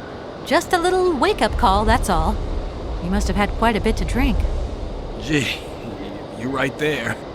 Not the first time, either. Probably won't be the last. Man, my head. Please, could you whisper? Please, do excuse me. But it was the only way I could think of to bring you back to your senses. A little extreme, maybe. But I get the impression you're a lady who likes to see results. My name is Kate Walker. I'm a lawyer currently in charge of a special case. I'll spare you the details, but I've landed here, you see, unintentionally. It is indeed an honor to welcome you here to the Cosmodrome, ma'am. My name is Colonel Boris Shaurov. I'm a Red Army test pilot reject. Now I babysit the Komkalsgrad Space Complex. This is an amazing complex. Shame it's a little run down. What do you expect? Space race is yesterday's news. That's the way it is. News 1 minute, history the next. I came here by train, but unfortunately it broke down. I've got to get to Arrowbad immediately. Someone told me you might have a vehicle to lend me. Someone? Who might that someone be? I hope you're not talking about Sergei Borodin. Well, yes, I am. The director of the industrial complex below. Be careful, ma'am. He is not a rational man. He can be mean and very dangerous. He suggested I come and see you, actually. But I get the impression that he doesn't care much for you either. I don't care what he thinks of me. All I say to you is, watch out for it. There aren't many vehicles on this base. When they decided to close the Cosmodrome, they towed all the useful equipment away. It doesn't matter. I'll find some other way. If I can help you, please, just ask. I'm looking for someone. Hans Vorarlberg. And I think he came by here about 20 years ago. Hans? You want to know if I know Hans? But of course. He invented one of the most incredible flying machines of the Cosmodrome. Christmas, good old Hans. Even after that dumb and dirty trick he played on me. But I wouldn't give to see him again. What do you mean? What did he do to you? Hans Vorarlberg and his famous flying wing. See, he invented this kind of spring-loaded launcher, capable of projecting a weird rocket into the stratosphere. It was red revolutionary hot, and I was going to be its first test pilot. Holy cow, what a job. And then several days before the launch, Hans disappears into thin air like that. Poof! The test program? Well, it's abandoned. Just disappeared like that? Without saying where he was going? You see, he wanted to hit the stars, but not bombs, if you get my drift. One day, Hans finally worked out what his launcher was really for. The generals have always called the shots here, you realize, and when they asked Hans to screw a nuclear warhead onto his flying wing, well, he wasn't a happy man. So he left, just like that. If everything was ready, why didn't you just wind the thing up and go flying after all? Nobody understood machines here like Hans, especially not his own utopian inventions. You see, such inventions only live and breathe with their creator in the saddle. Without him, space travel became damn near impossible. Since then, well, I still like to travel, but in my own little way. I'm beginning to understand a bit about how Hans Vorarlberg's inventions work. What is this one like? I don't really know. As you can see, I'm a soldier, ma'am. Nothing more, nothing less. Not a goddamn aerospace engineer. Does Arrowbad mean anything to you? Arrowbad. It's been a long time since I heard that name. It's a spa resort, ma'am. Top brass of the regime would go there. as well as convalescing soldiers, tired politicians, profiteers and racketers, the whole caboodle. They'd go live it up, all expenses paid. One privilege I never got. Just 2 steps away from becoming the nation's hero, and no free holiday for me. And where exactly is this place? Further east. We never had to know where exactly. The airship was programmed to take vacationers there. From here.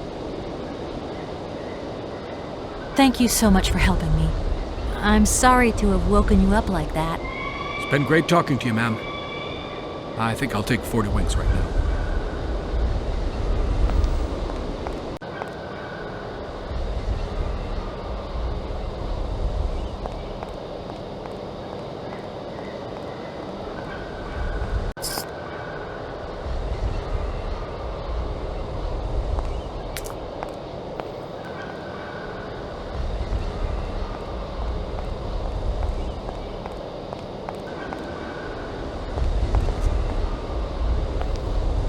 Sir? Sir? My head. Oh, my poor head. I need some quiet. Please, can I have some quiet? Do you think the airship still works? No idea. It's been so long since it was used. And then I've got to learn how to use it, too. You won't have any worries there. It has an automatic pilot. Go visit if you want. Here's the key. Thanks.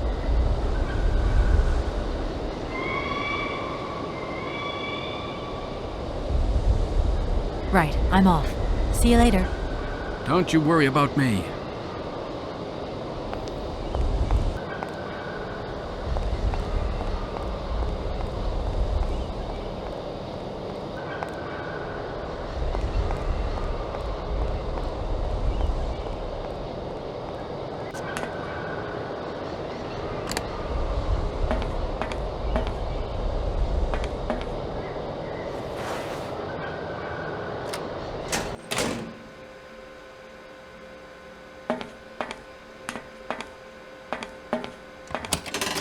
Doesn't look like that works.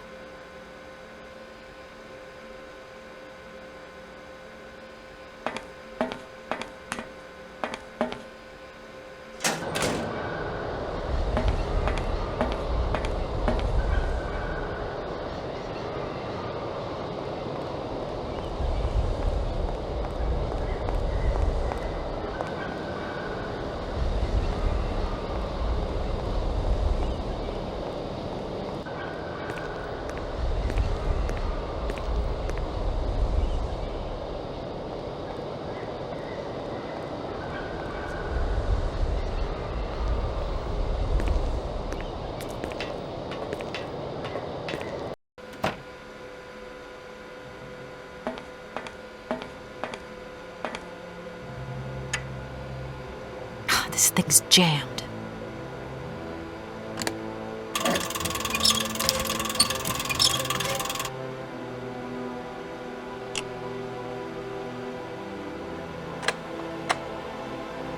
This thing's jammed.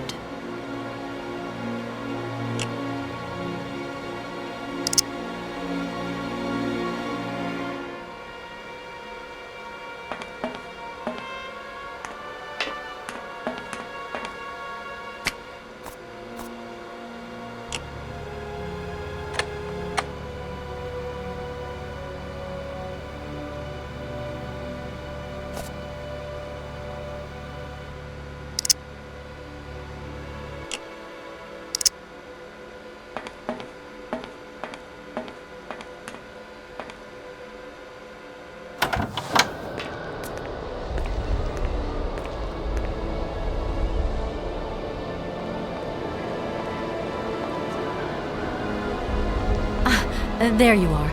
I was looking for you. I've managed to trigger the autopilot mechanism, but the airship still won't take off. Do you know why? Maybe. I've got some idea. But you look like you're a pretty good mechanic. Let's just say that since the start of the journey, I've managed to get by and get to know Hans Vorarlberg's strange contraptions. Okay. I have a deal to make with you. I've been living in this dumb launcher site for years. And I've always said that one of these days I'm going to the stars on that flying wing. And I better make that trip before vodka stews my brain. But I gotta know how it works. And you look like you might have some clue at least. If you could help me get to the stars, I'll tell you how the airship works. What do you say? We got a deal? Why not? I'll see what I can do for you. Comrade Boris, I need a few drops of your blood. Excuse me? To get the centrifuge going, we'll need to analyze the pilot's blood. If you're going to the stars, you've got to be in good health, you see? That's why I need a blood sample. It won't hurt. There's two things a good soldier is always ready to do. Drop his pants and spill his blood. Go ahead. I'll only be needing your blood. My pleasure, ma'am.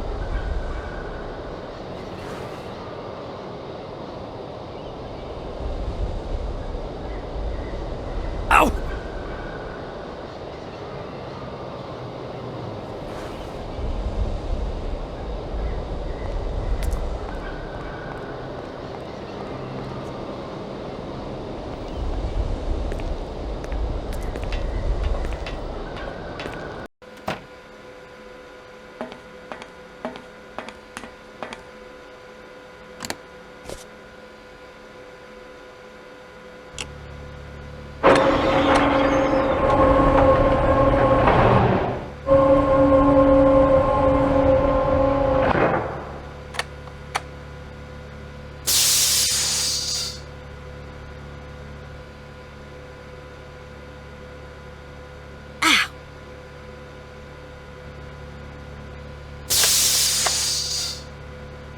Okay, I think I've figured out how it works.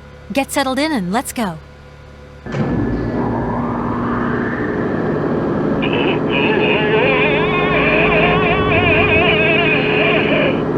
Colonel, are you all right? Never been better. Head's spinning a bit, but I am used to that. I'm a professional pilot.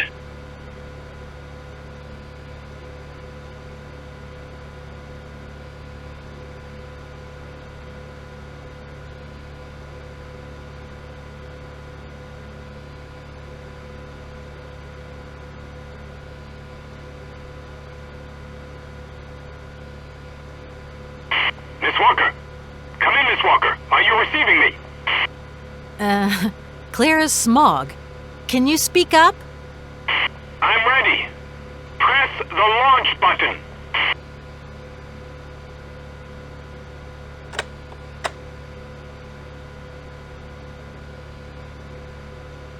Takeoff procedure engaged. Countdown commencing. Colonel, you've forgotten to tell me the secret of the airship. What do I have to do? The airship will need to be right up.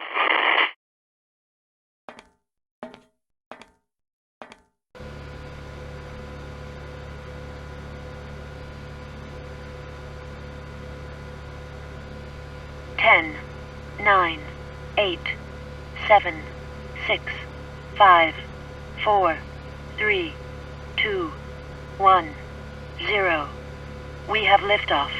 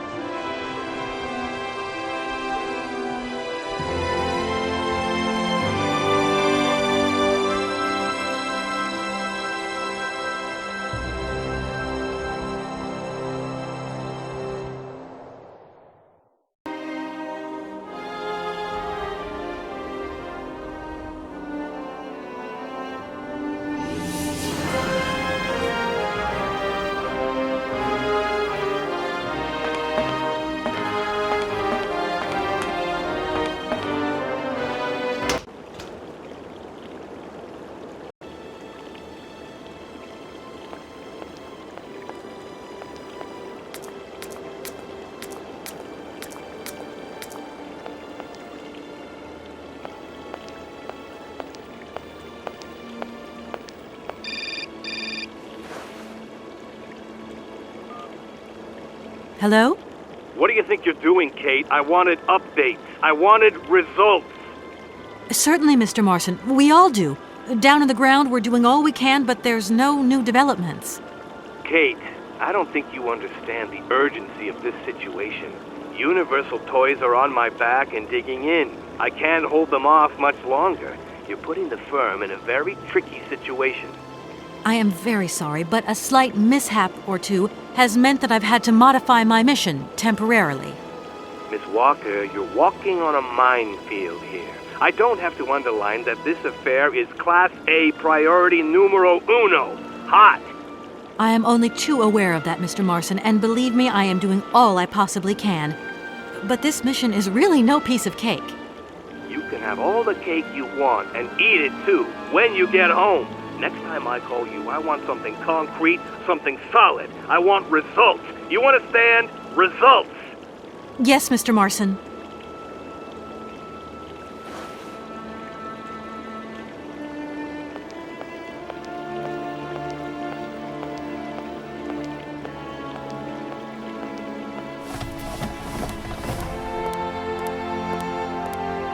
Good morning, sir. Good day to you, ma'am, and welcome to the Hotel Kronsky. I don't expect you've made a reservation, have you? Well, no matter. We've got a few rooms left with a sea view. By far the best on offer. Well, actually I wasn't counting on staying in Arrowbad. I see. It's like that then. So, what can I do for you? Let me introduce myself. I'm Kate Walker. I'm a lawyer sent by a major American law firm to take care of a delicate inheritance case. Ah, very pleased to meet you, Miss Walker. Felix Smetana at your service. I'm the receptionist of this establishment. Between you and me and the brick wall, I often play the role of general manager here, too. Ah, these days the place ain't what it used to be. This hotel is truly incredible, though. It's kind of sumptuous in an old-fashioned way. You should see how sumptuous our suites are. For more than a whole century, they have accommodated some of the world's greats. Would you like to take one? No, it's okay, thank you. I'm not staying. I've got to get away. I'm expected. Right. Well, in that case, I don't see what I can do for you. It's a real shame that there aren't any guests at your hotel. We had our moment of glory, but now it's all in the past. That's all. Doesn't it make you sad? Why should it? Once upon a time I met the greatest of the great. Now I got my memories. Sweet memories. I want to meet someone who lives here. That's very inconvenient. None of my customers said they were expecting someone. You can't just turn up like that. We've got a very strict policy. In this day and age, the hotel ain't too open to, impromptu visits from any Tom, Dick, or Harry. Please, I absolutely must speak with her. It's very important. If it was that important, all you had to do was ring the hotel. People come here to rest, you see, to get away from the world, which ain't turning so good these days. Don't let me keep you. Good day to you, ma'am. Honestly, if I could have called, I would have called, but I couldn't. So please, can you bend the rules just a little, sir? Ma'am, in this hotel, we don't bend nothing for no one. With respect. Well, thanks anyway. At your service, ma'am.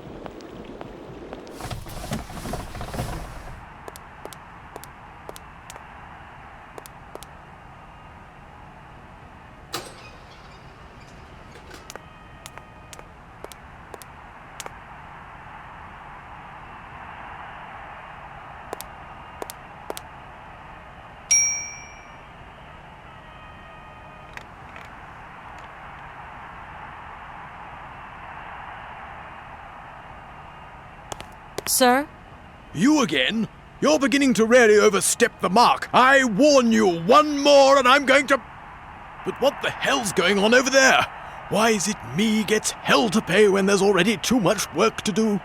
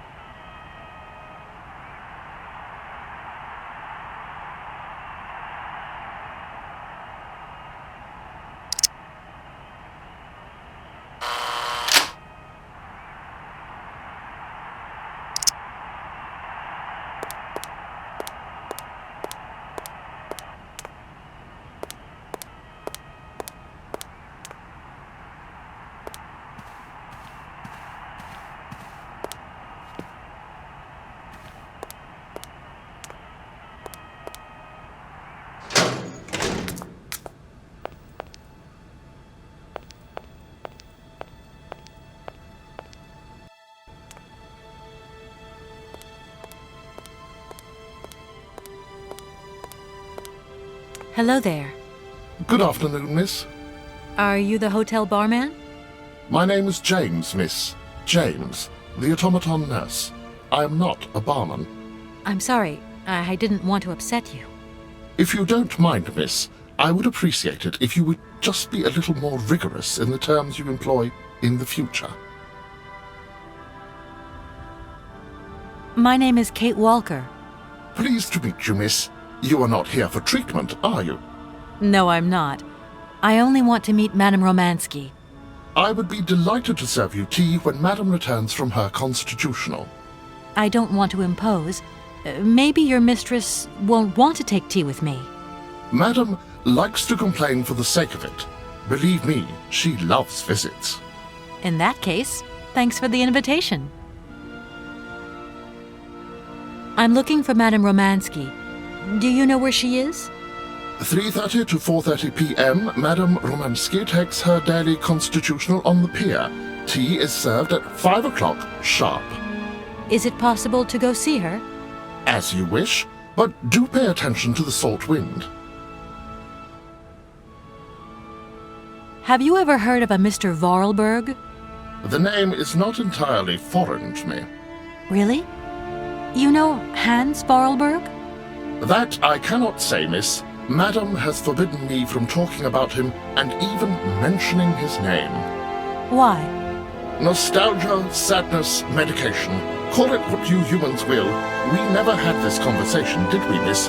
Madame would be very angry to learn that I know, and now you know as well. Don't worry. Mum's the word. Well, I'm going, James. See you later, maybe. It would be a pleasure to see you again, miss.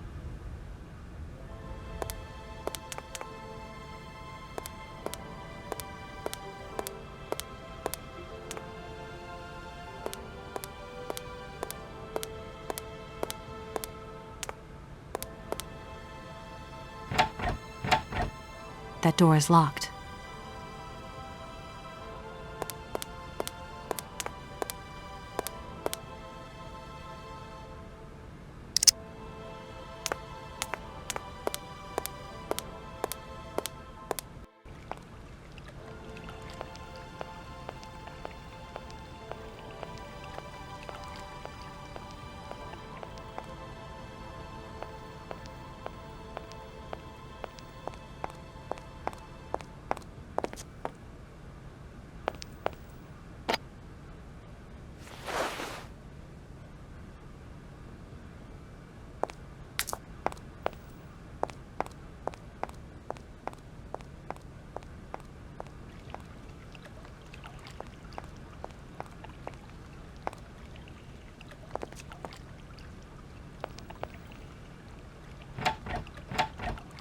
That door is locked.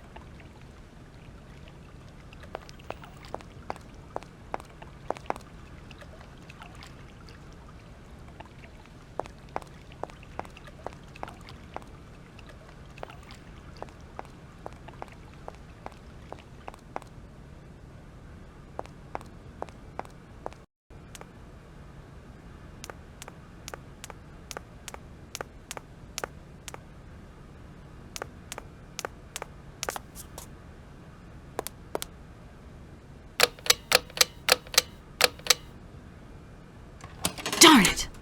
That doesn't work. Just as I thought.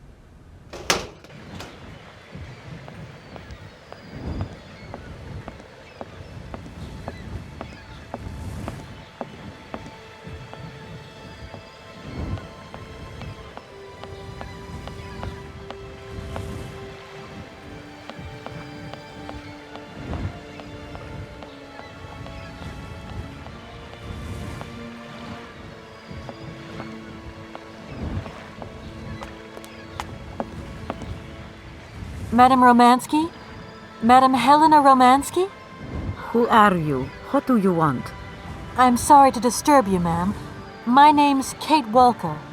I've come on behalf of Frank Malkovich. Ah, Malkovich, the old son of a gun. Are you one of his relatives? Not exactly. He's a good friend of my mother's. He told me you might be here in Arrowbad. I'm American, a lawyer. To what do I owe your visit? You have come so far. It must be important. Indeed it is.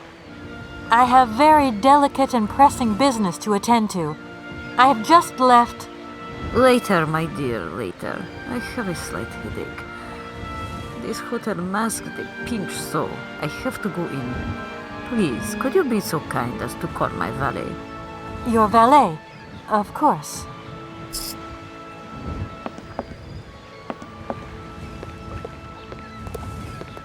You back here again? How dare you show your damn face round here? Get out of here immediately! Please. I absolutely must find... Miss Romansky! Oh, yes. I'm sorry. She managed to lie her way in here. Don't matter how vigilant you are, there's always one. But it won't happen again. She'll be out on her ear before you can say, I hope she hasn't upset you too much. Oh, Felix. Stop being such a grizzly bear. This woman is my guest. She's your guest? But that ain't possible. This vandal didn't even know you 3 hours ago. Be quiet, Felix, before you offend someone. Miss Romansky, please. This maniac turned up earlier and tried to wreck the fountain. If it wasn't for the... I said enough, Felix. Please treat Miss Walker with the respect befitting one of my friends.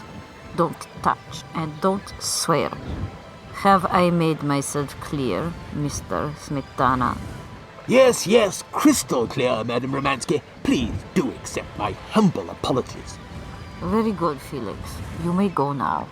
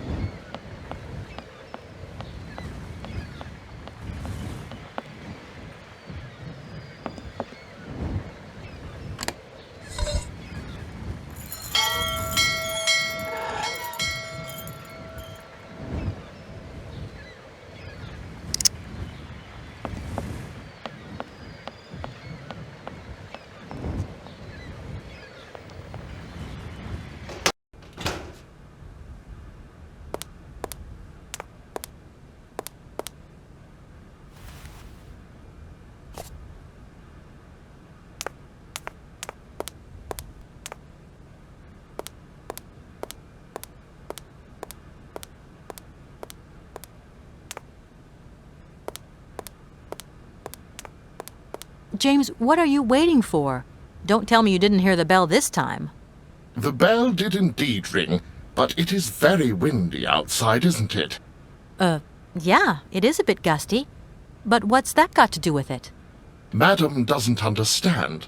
She says an automaton doesn't need protection, but my insides don't like the salty wind. I'm afraid to go out, you know. And if you wore my mask to protect you against the salt, would that help? Oh, most certainly.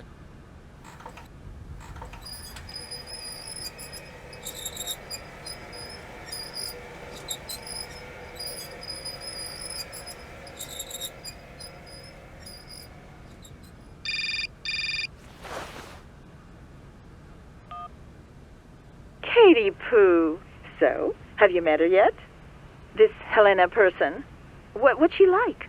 Does she remember Frank? Hi, Mom. Yeah, sure. I met her, and yeah, she's living in Arrowbad. You can thank Frank for me again. I'll remember to, honey.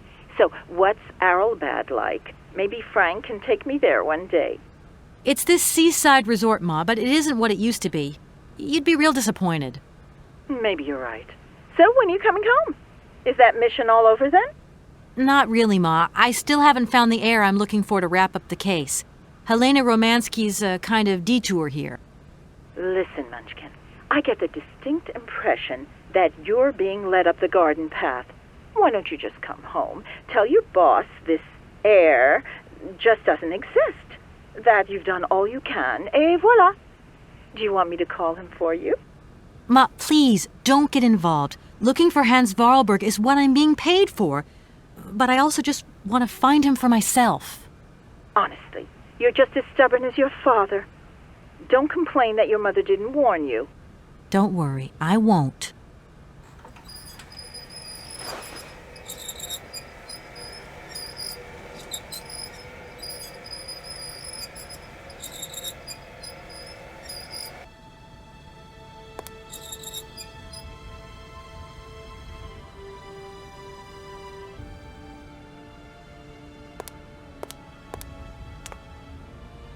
It's a real honor to meet you, Madame Romansky.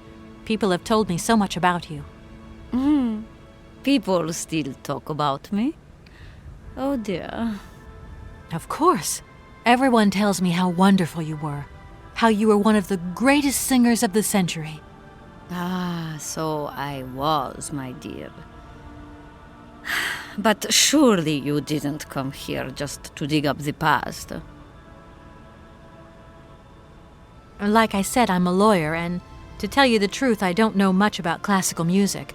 But after talking to Mr. Borodin and Mr. Malkovich, they really made me want to hear you.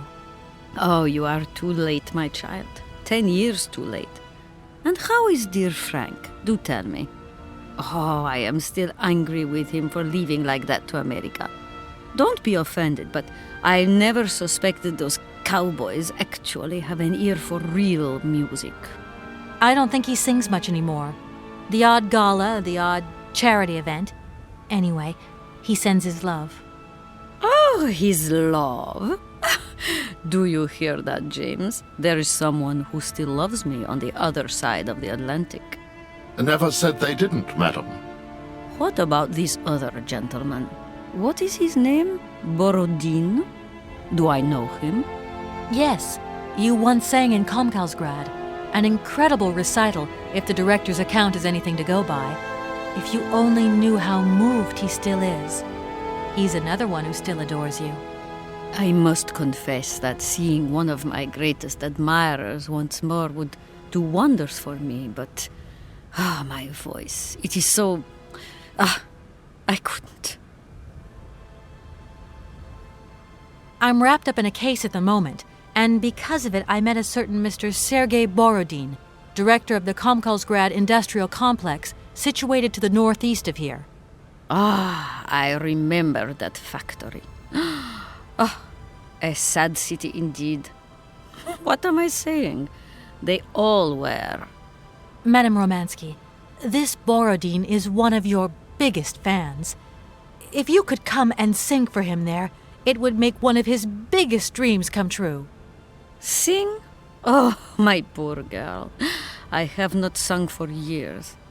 Time has taken its toll. My voice is like the rest of me. Faded and wan, like my heart. Oh, aren't you going a bit far there? I bet you've still got a great voice. Oh, you are the sweetest cherry, my dear. I am not senile yet, but I look reality in the face every time I look in the mirror, and I can tell you, singing is something I did in the past. Madame Romansky, please understand I would never have come so far to disturb you if I didn't really need your help. I understand, my dear, but my health is failing me, as does my voice. Believe me, no one is sadder than I. Strange. I get the impression that Hans Vorarlberg turned up here, too. You know Hans Vorarlberg? Not exactly. I'm looking for him to sort out this inheritance case, but I've had to snoop around in his past a bit to get on his trail, and I guess he's kind of a close friend now. You knew him, didn't you? Oh, yes. I knew Hans Vorarlberg. Do you hear, James? Ah, if you had the chance to meet Hans. My Hans. Oh, my God. What has become of him? Where is he? As questions go, madam, that one is not without certain complications. I'm sorry, but I have no idea. That's the goal of my mission, to find Hans Vorarlberg. That's why I have to get back to my train as quickly as possible and to get out of Komkalsgrad. And you cannot find him without the train? The train is one of his last inventions. So is Oscar, the automaton engineer. I get the feeling that the two of them are going to lead me to him. Did you hear that, James? I might see Hans again. I have dreamed so long of meeting my dearest sweetheart again. Oh, if only I could sing. If only I were in Paris, I would ask George for that miracle cocktail. The one that only he knew how to make. Wouldn't I, James? Yes, madam. As you have frequently said, without that famous cocktail, your French tour would have probably been cancelled. I don't understand. An extraordinary tale, my dear. It was December, and it was terribly cold and damp. I had to play the role of Tatiana that evening at the opera. But since the morning, I had lost my voice. It drove me completely mad with worry. I don't know how George, the barman at the Moritz Hotel, heard about my affliction, but he brought me up a cocktail that he had invented. A strange concoction. But it turned out to be a miracle cure. My voice returned to me in an instant. That's amazing. That's just what we need. We're going to mix you up a cocktail. Ah, my dear child. It is impossible. George never told me the recipe of the drink. He loved to keep his trade secrets. He said it made him absolutely irreplaceable. Well, I'm going to get George to tell me. He hasn't yet met with my powers of persuasion. You must have had a fantastic life. So exhilarating. Ah, much more than you could ever imagine. I used to sing the finest melodies of the moment in the most fantastic theaters around the world. I have been hailed by kings and courted by princes. Grown men would sink to their knees when they heard the first notes of my recital. My voice could break crystal glass and hearts, many hearts. I'm not surprised. Then one day sickness steals away the gift life has given you. My voice started to betray me. I started to get migraines. My health failed. They sent me here to let the spa town weave its healing spell. I was only going to rest for a month, but then the month became a year and the years get longer. But you look so healthy to me. Oh, thank you, my dear. I'll let you get a bit of rest. Thank you for listening to me. It was a real pleasure, my child. You are a charming young lady, and simply talking to you has warmed my soul.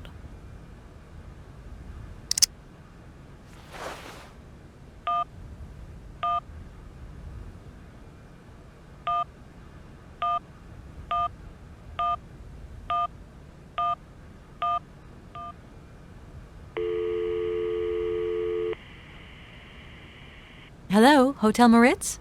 Reception here. Can I help you? I'd like to talk to Mr. George. He's a barman at your hotel. I'll connect you with the bar. Just a moment.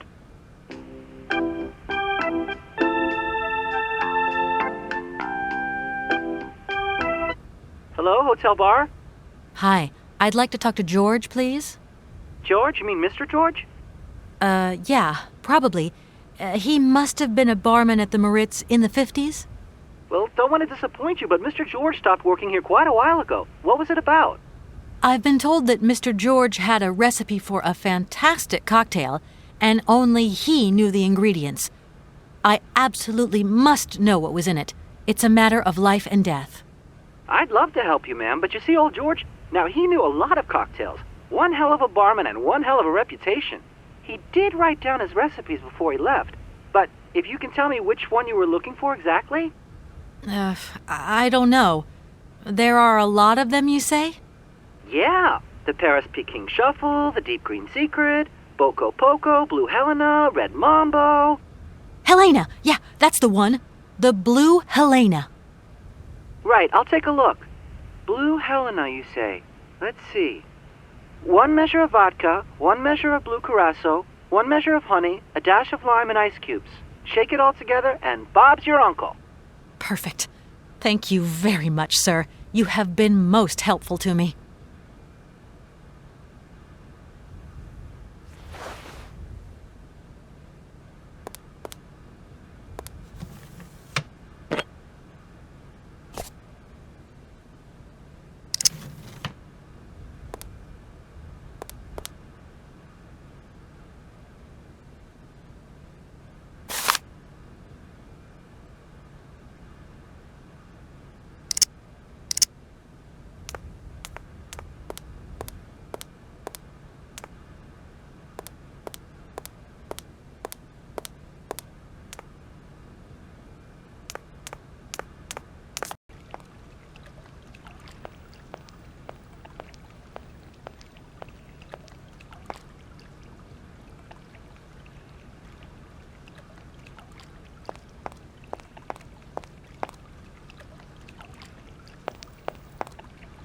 I'm sorry to disturb you.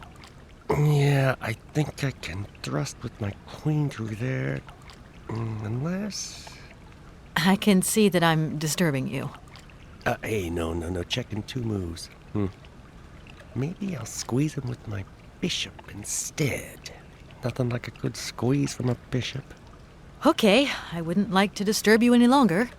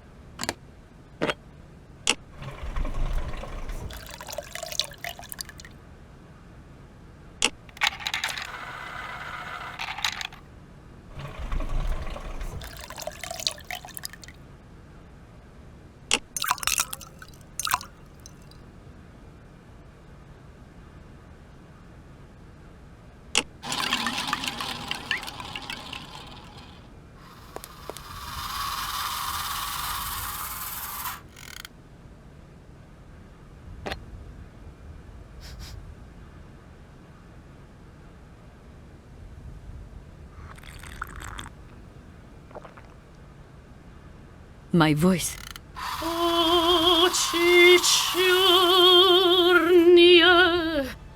My God, that is atrocious. Horrific. It was too good to be true. George's Blue Helena is powerless. Ineffective on the voice of an old woman. But your voice is perfect. Don't be so down on yourself. You just need to warm up a bit, that's all. After all these years, it's to be expected. No, I am very grateful for all your efforts, but really, I cannot go on stage with such a puny, pathetic voice. My performance would be so poor. I would get such bad reviews. You've just got to get your confidence back. Hasn't she, James? I must concur, madam. It sounds to me like your voice is fully restored. James, be quiet. You are a sniveling little creep.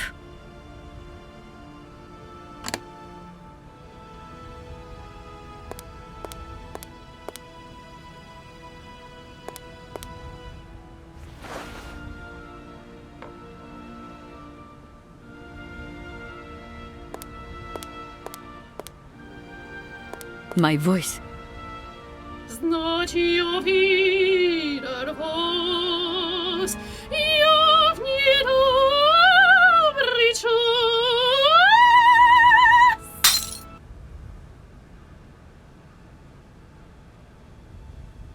My God, what have I done? My voice has returned. Did you hear that, James? My voice has returned. Your voice is still as magnificent as ever, madam. But please don't forget, you're no spring chicken these days. Time has taken its toll. And you're not the toy boy you once were either, James. I hope you have fun on your own. Madam, leaving you is quite out of the question. Don't be stupid, James. What would you do there? Your place is here. You must prepare my return. Madam, I won't insist. Adventure is not an integral part of my action functionalities. Maybe you're right, madam. As ever. Do I understand correctly that you're going to go with me to Komkalsgrad? You do, my dear. We're going on tour, my dear. Anchors away. I'll go back to the airship to prepare my departure. You can join me there when you're ready. James! Take me to my room. I must prepare. Quick! Quick! What are you waiting for? My fans are waiting for me. Are you sure you're sure about this, madam? Shut up, James, and put your foot on it.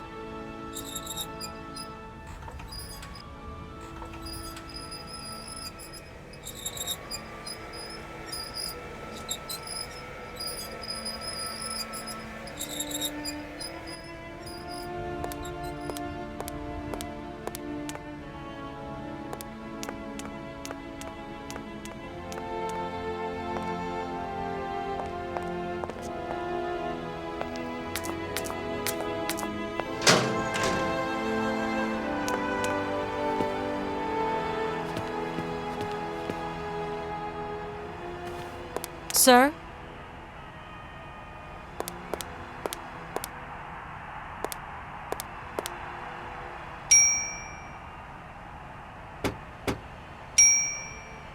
Attack! Attack! Attack!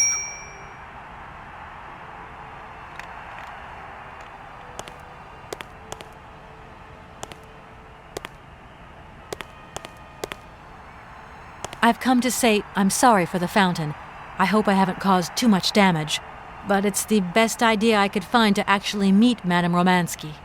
Oh, it's no problem. I mean, who even looks at the stupid fountain these days? So, you're big buddies with Romansky.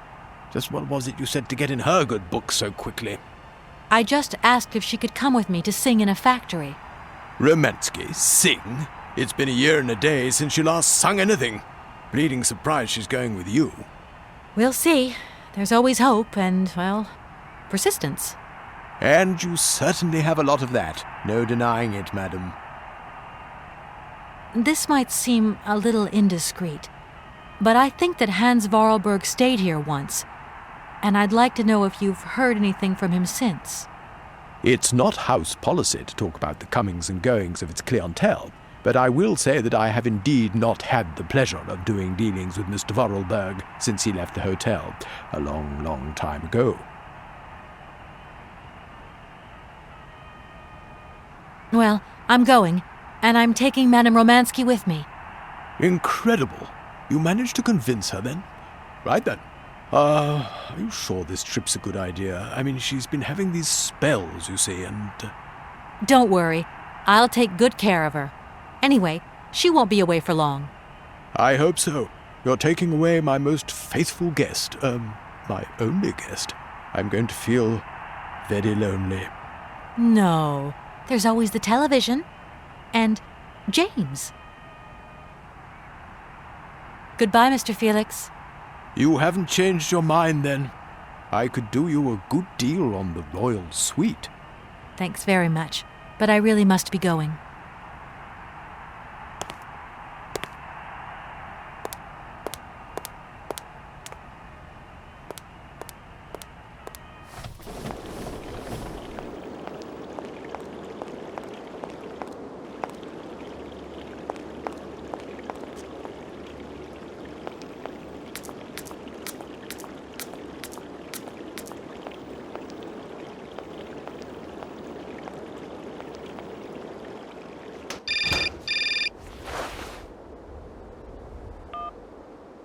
Hello?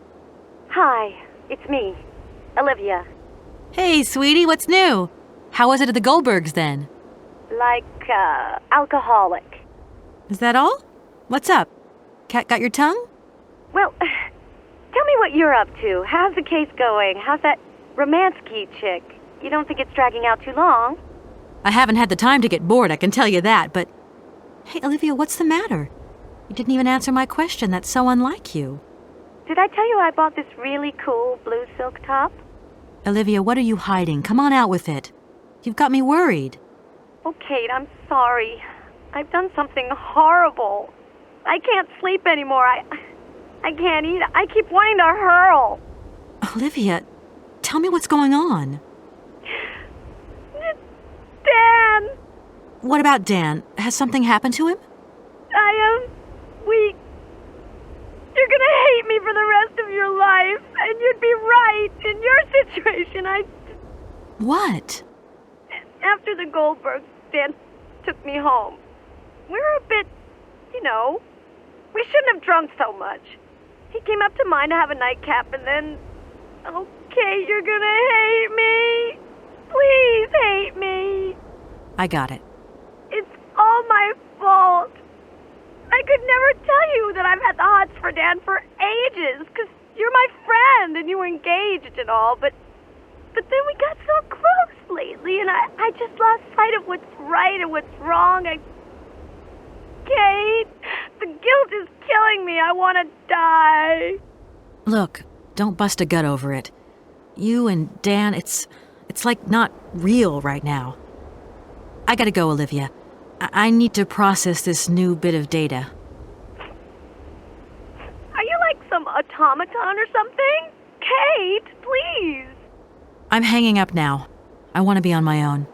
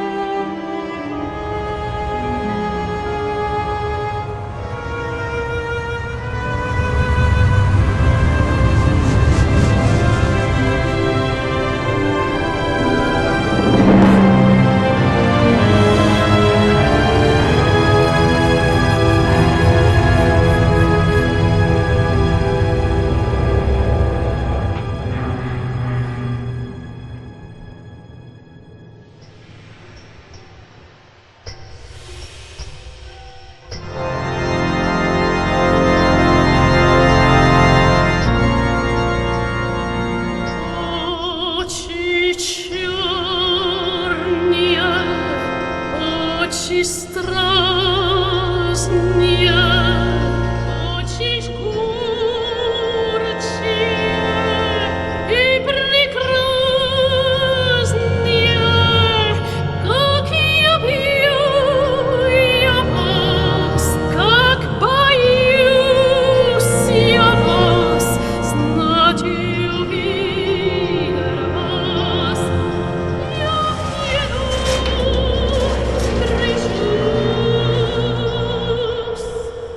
Очи черные, очи страстные, очи жгучие и прекраснее. Как я вас, как боюсь я вас, знать увидел вас я в недобрый час. Очи черные, очи страстные, очи жгучие.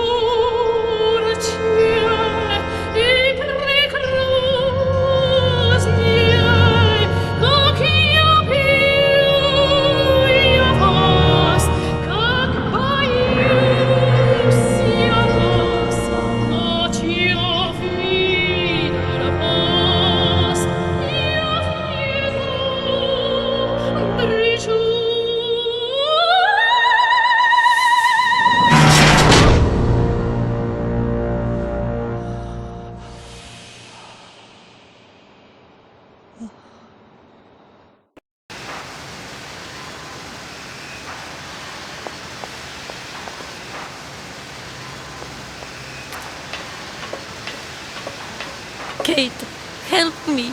What is happening? What does this man want of me? He has gone totally mad. Don't worry.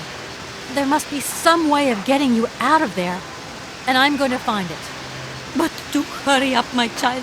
I am terrified he will return and become dangerous. Be strong, Madame Romansky. You can trust me.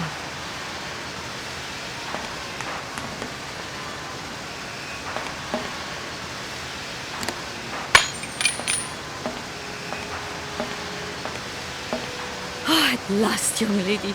I was beginning to be desperate. I came as fast as I could. Now hurry. Get out of here quickly before that maniac notices. I've got to get Oscar's hands back.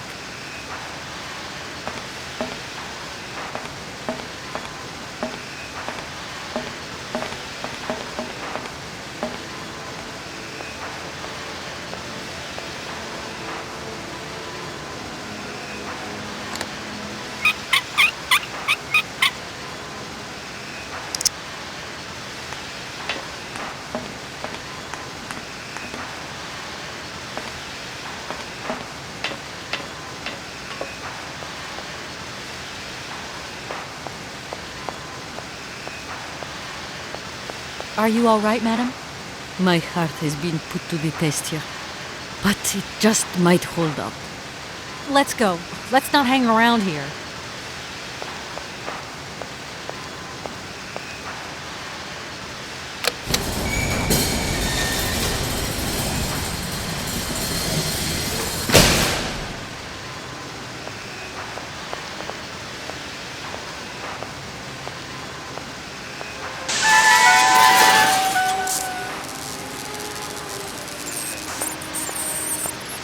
Oh!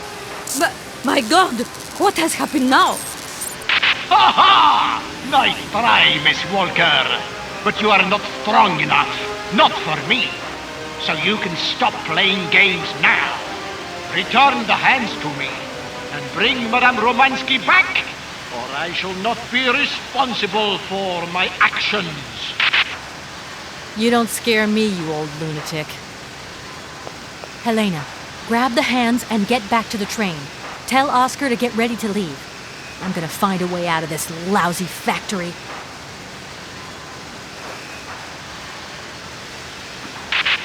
No chance. You will never succeed. Ha! We'll just see about that. I warned you, Kate Walker. I warned you. Be careful, my child. You too. And don't worry.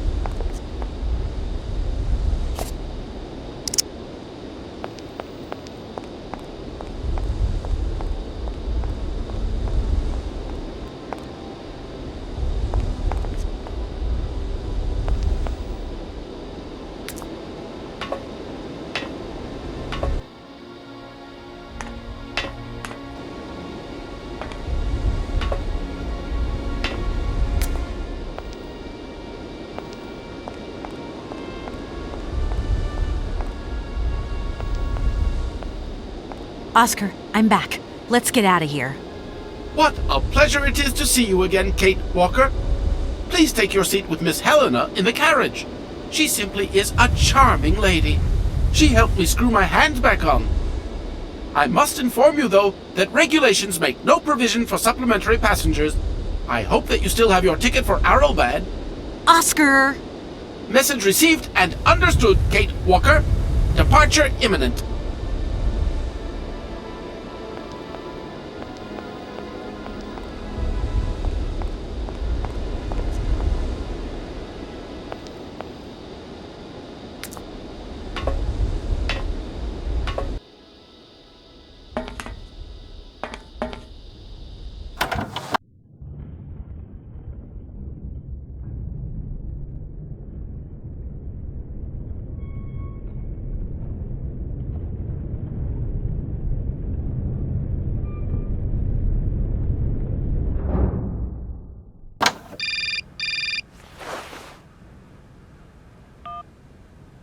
Hello?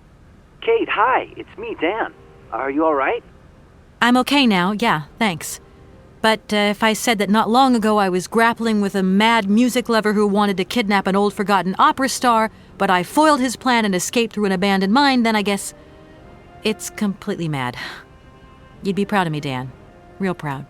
Kate, I don't understand a thing you're saying. I barely recognize you. No, it doesn't matter. How was your day? Yeah, of course. I went to dinner with the Goldbergs. I finally beat Bob at squash. The cleaning woman broke the vase in the entrance hall. Well, other than that, nothing new. I see. Everything's cool, though? Yeah, everything's, cool. You're not missing me at all? Oh, yeah, sure I am. I had Olivia on the phone. She was a little upset. Nothing to say?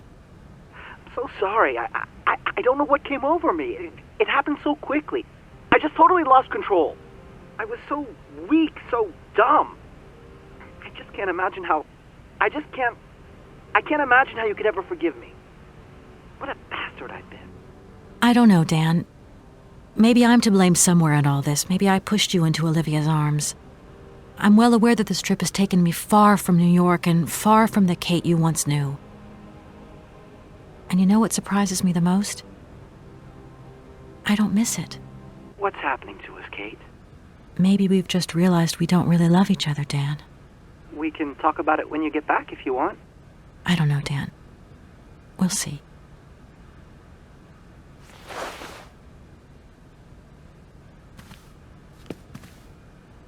What on earth is going on? Why is this train not moving? This is not the time to hang around with that madman on the loose. That is a bit of a concern. Don't worry, I'll take care of it.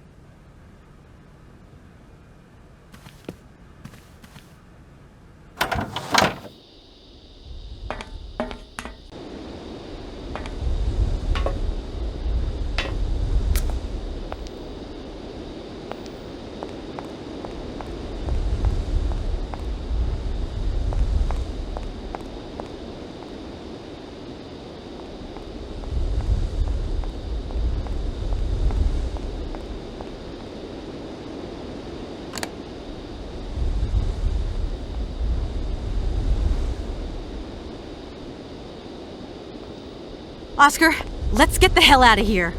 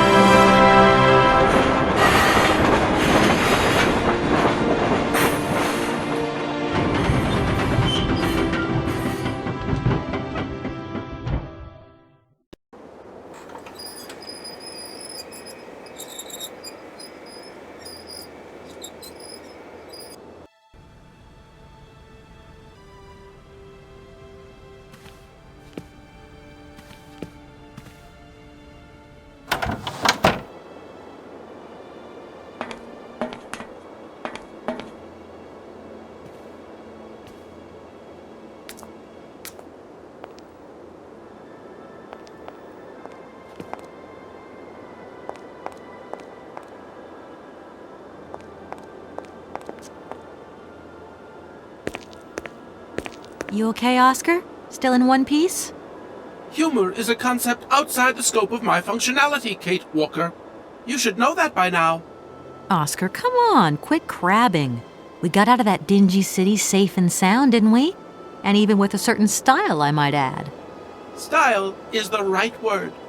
Hey, what are you doing on the platform? That's not like you.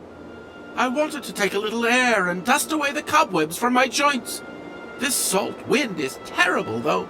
I think it would be wiser to return to our nice, warm train. Get a life, Oscar. Oscar, can we get going now? Really, Kate Walker? First, we have to wind up the train's mechanism. Of course. What was I thinking of? Right away, I'm on the case. I hope the train wasn't damaged in the explosion. Do not worry, Kate Walker. I checked that everything was in order. You really do think of everything, Oscar. I do not think of water sports, Kate Walker. See you around, Oscar. I'll be waiting for you, Kate Walker.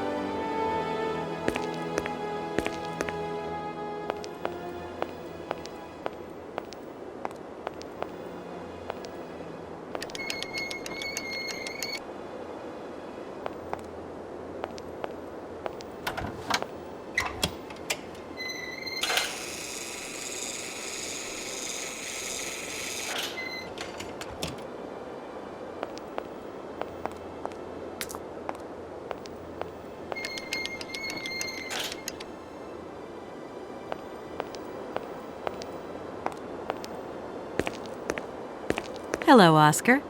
Hello, Kate Walker. You know, Oscar, sometimes I think we'll never find Hans Vorarlberg. You have manifested a certain spunk and perseverance, Kate Walker. Please do not be discouraged. It's possible you are closer to your initial target than you currently imagine. Yeah, maybe. Oscar, I think everything's ready. We can go now. Are you sitting comfortably? Then we can start the engine and get going. I'll be circulating shortly to punch your ticket. Give me a break, Oscar. Miss Walker! Miss Walker! Wait! Don't go yet! Mr. Felix, what's the matter now? Has something happened to Madame Romansky? No, not at all. Our favorite diva's fine and dandy, but there's a package for you at the reception. I said to myself, Felix, maybe she's got to have it before she goes. A package for me? But that's impossible. But it's got Miss Walker written on it, clear as day. Why didn't you tell me about it earlier? It's only just arrived, like. Oh, and, well, who delivered it? I don't know. I just took my eye off reception for a moment. The game was on, you see, and there it was, on the counter in reception. Come and get it. Okay.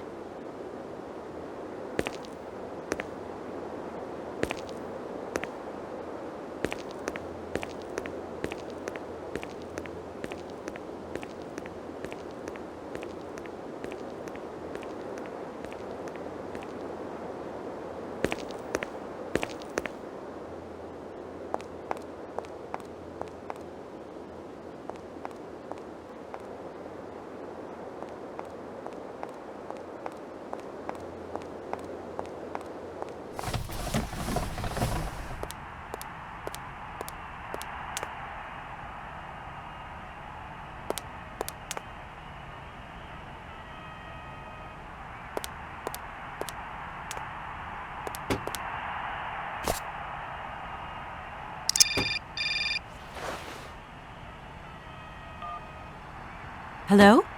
What the hell are you up to, Kate? Mr. Marson, please, do try to understand. Understand? What I understand is this. 1. Our main client is ready to drop the whole caboodle if the deal isn't tied up in the next 24 hours. 2. This is going to cost the firm multi-dineros. And 3. I made a serious error of judgment trusting you with this case. That's what I understand. I know it doesn't look like it, but... No buts, Walker. You're looking for a senile old creek and you're making heavy weather of it. You know, he isn't as senile as all that. He's got this creative streak. Look, drop the mumbo-jumbo. I don't want excuses. I want I've got to go, Mr. Marson. I think I'm onto something.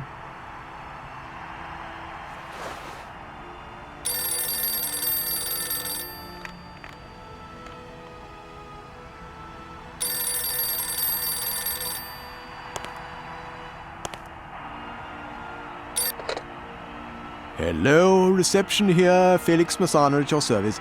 Yes, ma'am. Yes. Yes, she's right here in front of me, ma'am. Immediately. Please, be my guest. Miss Walker, Madame Romansky would like you to join her at the hotel bar as quickly as possible. I'm going.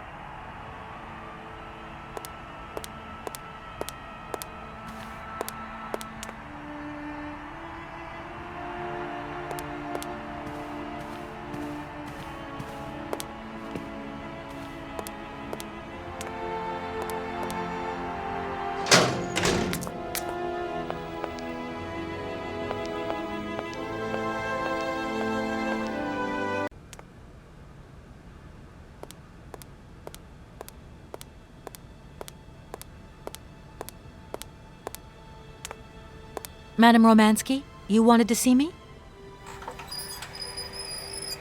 There you are, my dear. I wanted to talk to you before you leave. I didn't want you to get the wrong idea. Despite our mishap in Komkosgrad, I'm very grateful to you. You helped me to forget my life here and this dead beach where I stroll up and down all day, getting more and more bored. So much the better. Time passes so quickly. One day you are at the peak of your glory. You think it is going to last forever. And then one day the bubble bursts, and you are washed up and forgot. Madame Romansky, don't be so gloom and doom. It doesn't suit you. And if there is no one left to help you out, you start to sink into a long, dark winter. Perhaps you should rest now. We've had a trying time. It's been emotional. You must be tired. When I returned here, Hans gave me such a taste for life. He too was ill. Oh, he coughed. He must have spent too long at the factories, breathing in their smoke. And then he was better. And he left.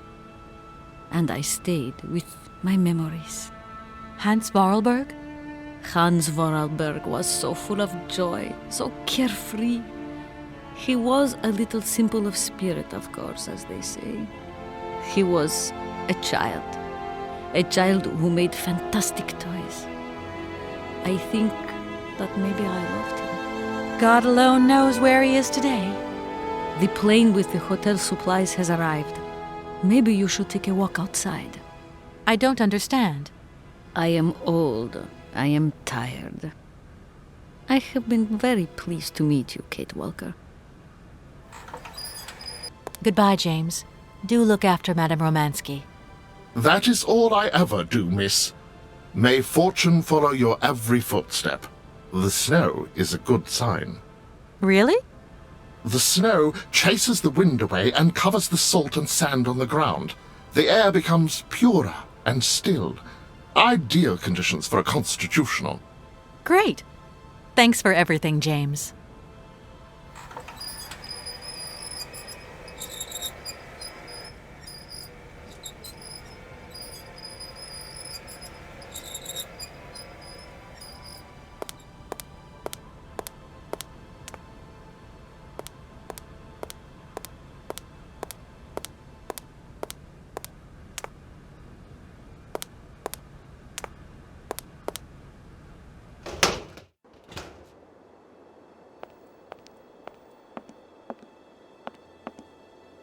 Good morning, sir. Mr. Vorarlberg? Hans Vorarlberg? You've brought the train, then. That's good. Mr. Vorarlberg, you have no idea how pleased I am to meet you at last. I'm Kate... Where is Anna?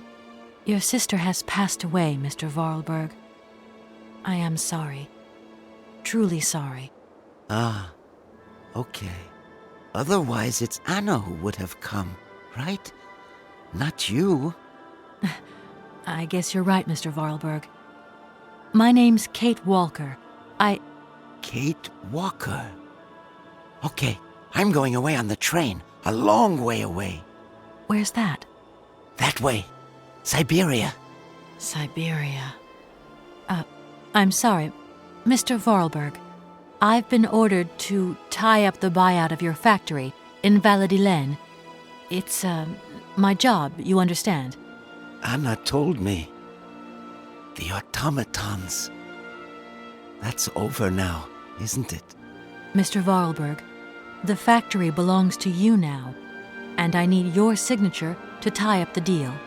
Okay. Then I'm going away on the train. Here's the sales contract. I'll give you some time to look it over. Your sister already agreed to the terms. All we need now is your signature.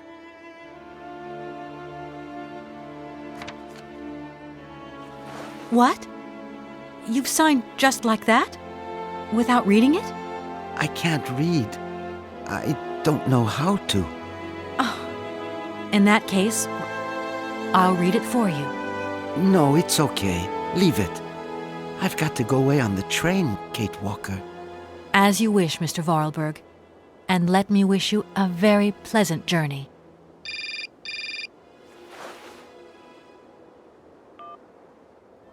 Yes? Listen, Walker, I've decided to send over some backup. No need, Mr. Marson. What do you mean? Hans Vorarlberg has just signed. Everything's hunky-dory. Are you saying that... Yep. That Vorarlberg Manufacturing is now the exclusive property of the Universal Toy Company. But... that's great news. Good work. Excellent work, Walker. A real masterstroke. I knew I could count on you, Kate. I congratulate you. Thank you, sir. Right, now get back here as quick as you can. I want those papers on my desk tomorrow. My secretary will organize a meeting with Universal Toys immediately. You'll no doubt want to hand over the contract yourself. And now that I think of it, I've got no one on the Schwann Airport case. Big trial coming up. A real opportunity. The job is yours. My little way of saying thank you, Kate Walker. You're too kind. You have a great career as a lawyer ahead of you, Kate. See you tomorrow. Well done again, and don't lose those papers, huh? Now that would be the dumbest thing. Sure. Real dumb. Kate Walker? Yes, Mr. Vorarlberg? Are you coming on the train too, Kate Walker? No. That really wasn't in the plan. But thanks for offering. This adventure's all over for me now, Mr. Vorarlberg. Too bad. Silly, really. You don't like adventure, do you? I don't really... I mean, maybe there's...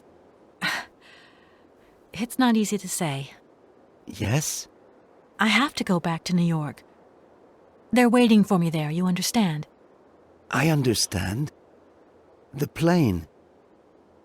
It's going to New York too, maybe. Maybe. I suppose I better go find out. Yes. It's more sensible. Maybe. See you later, Kate Walker. Yes.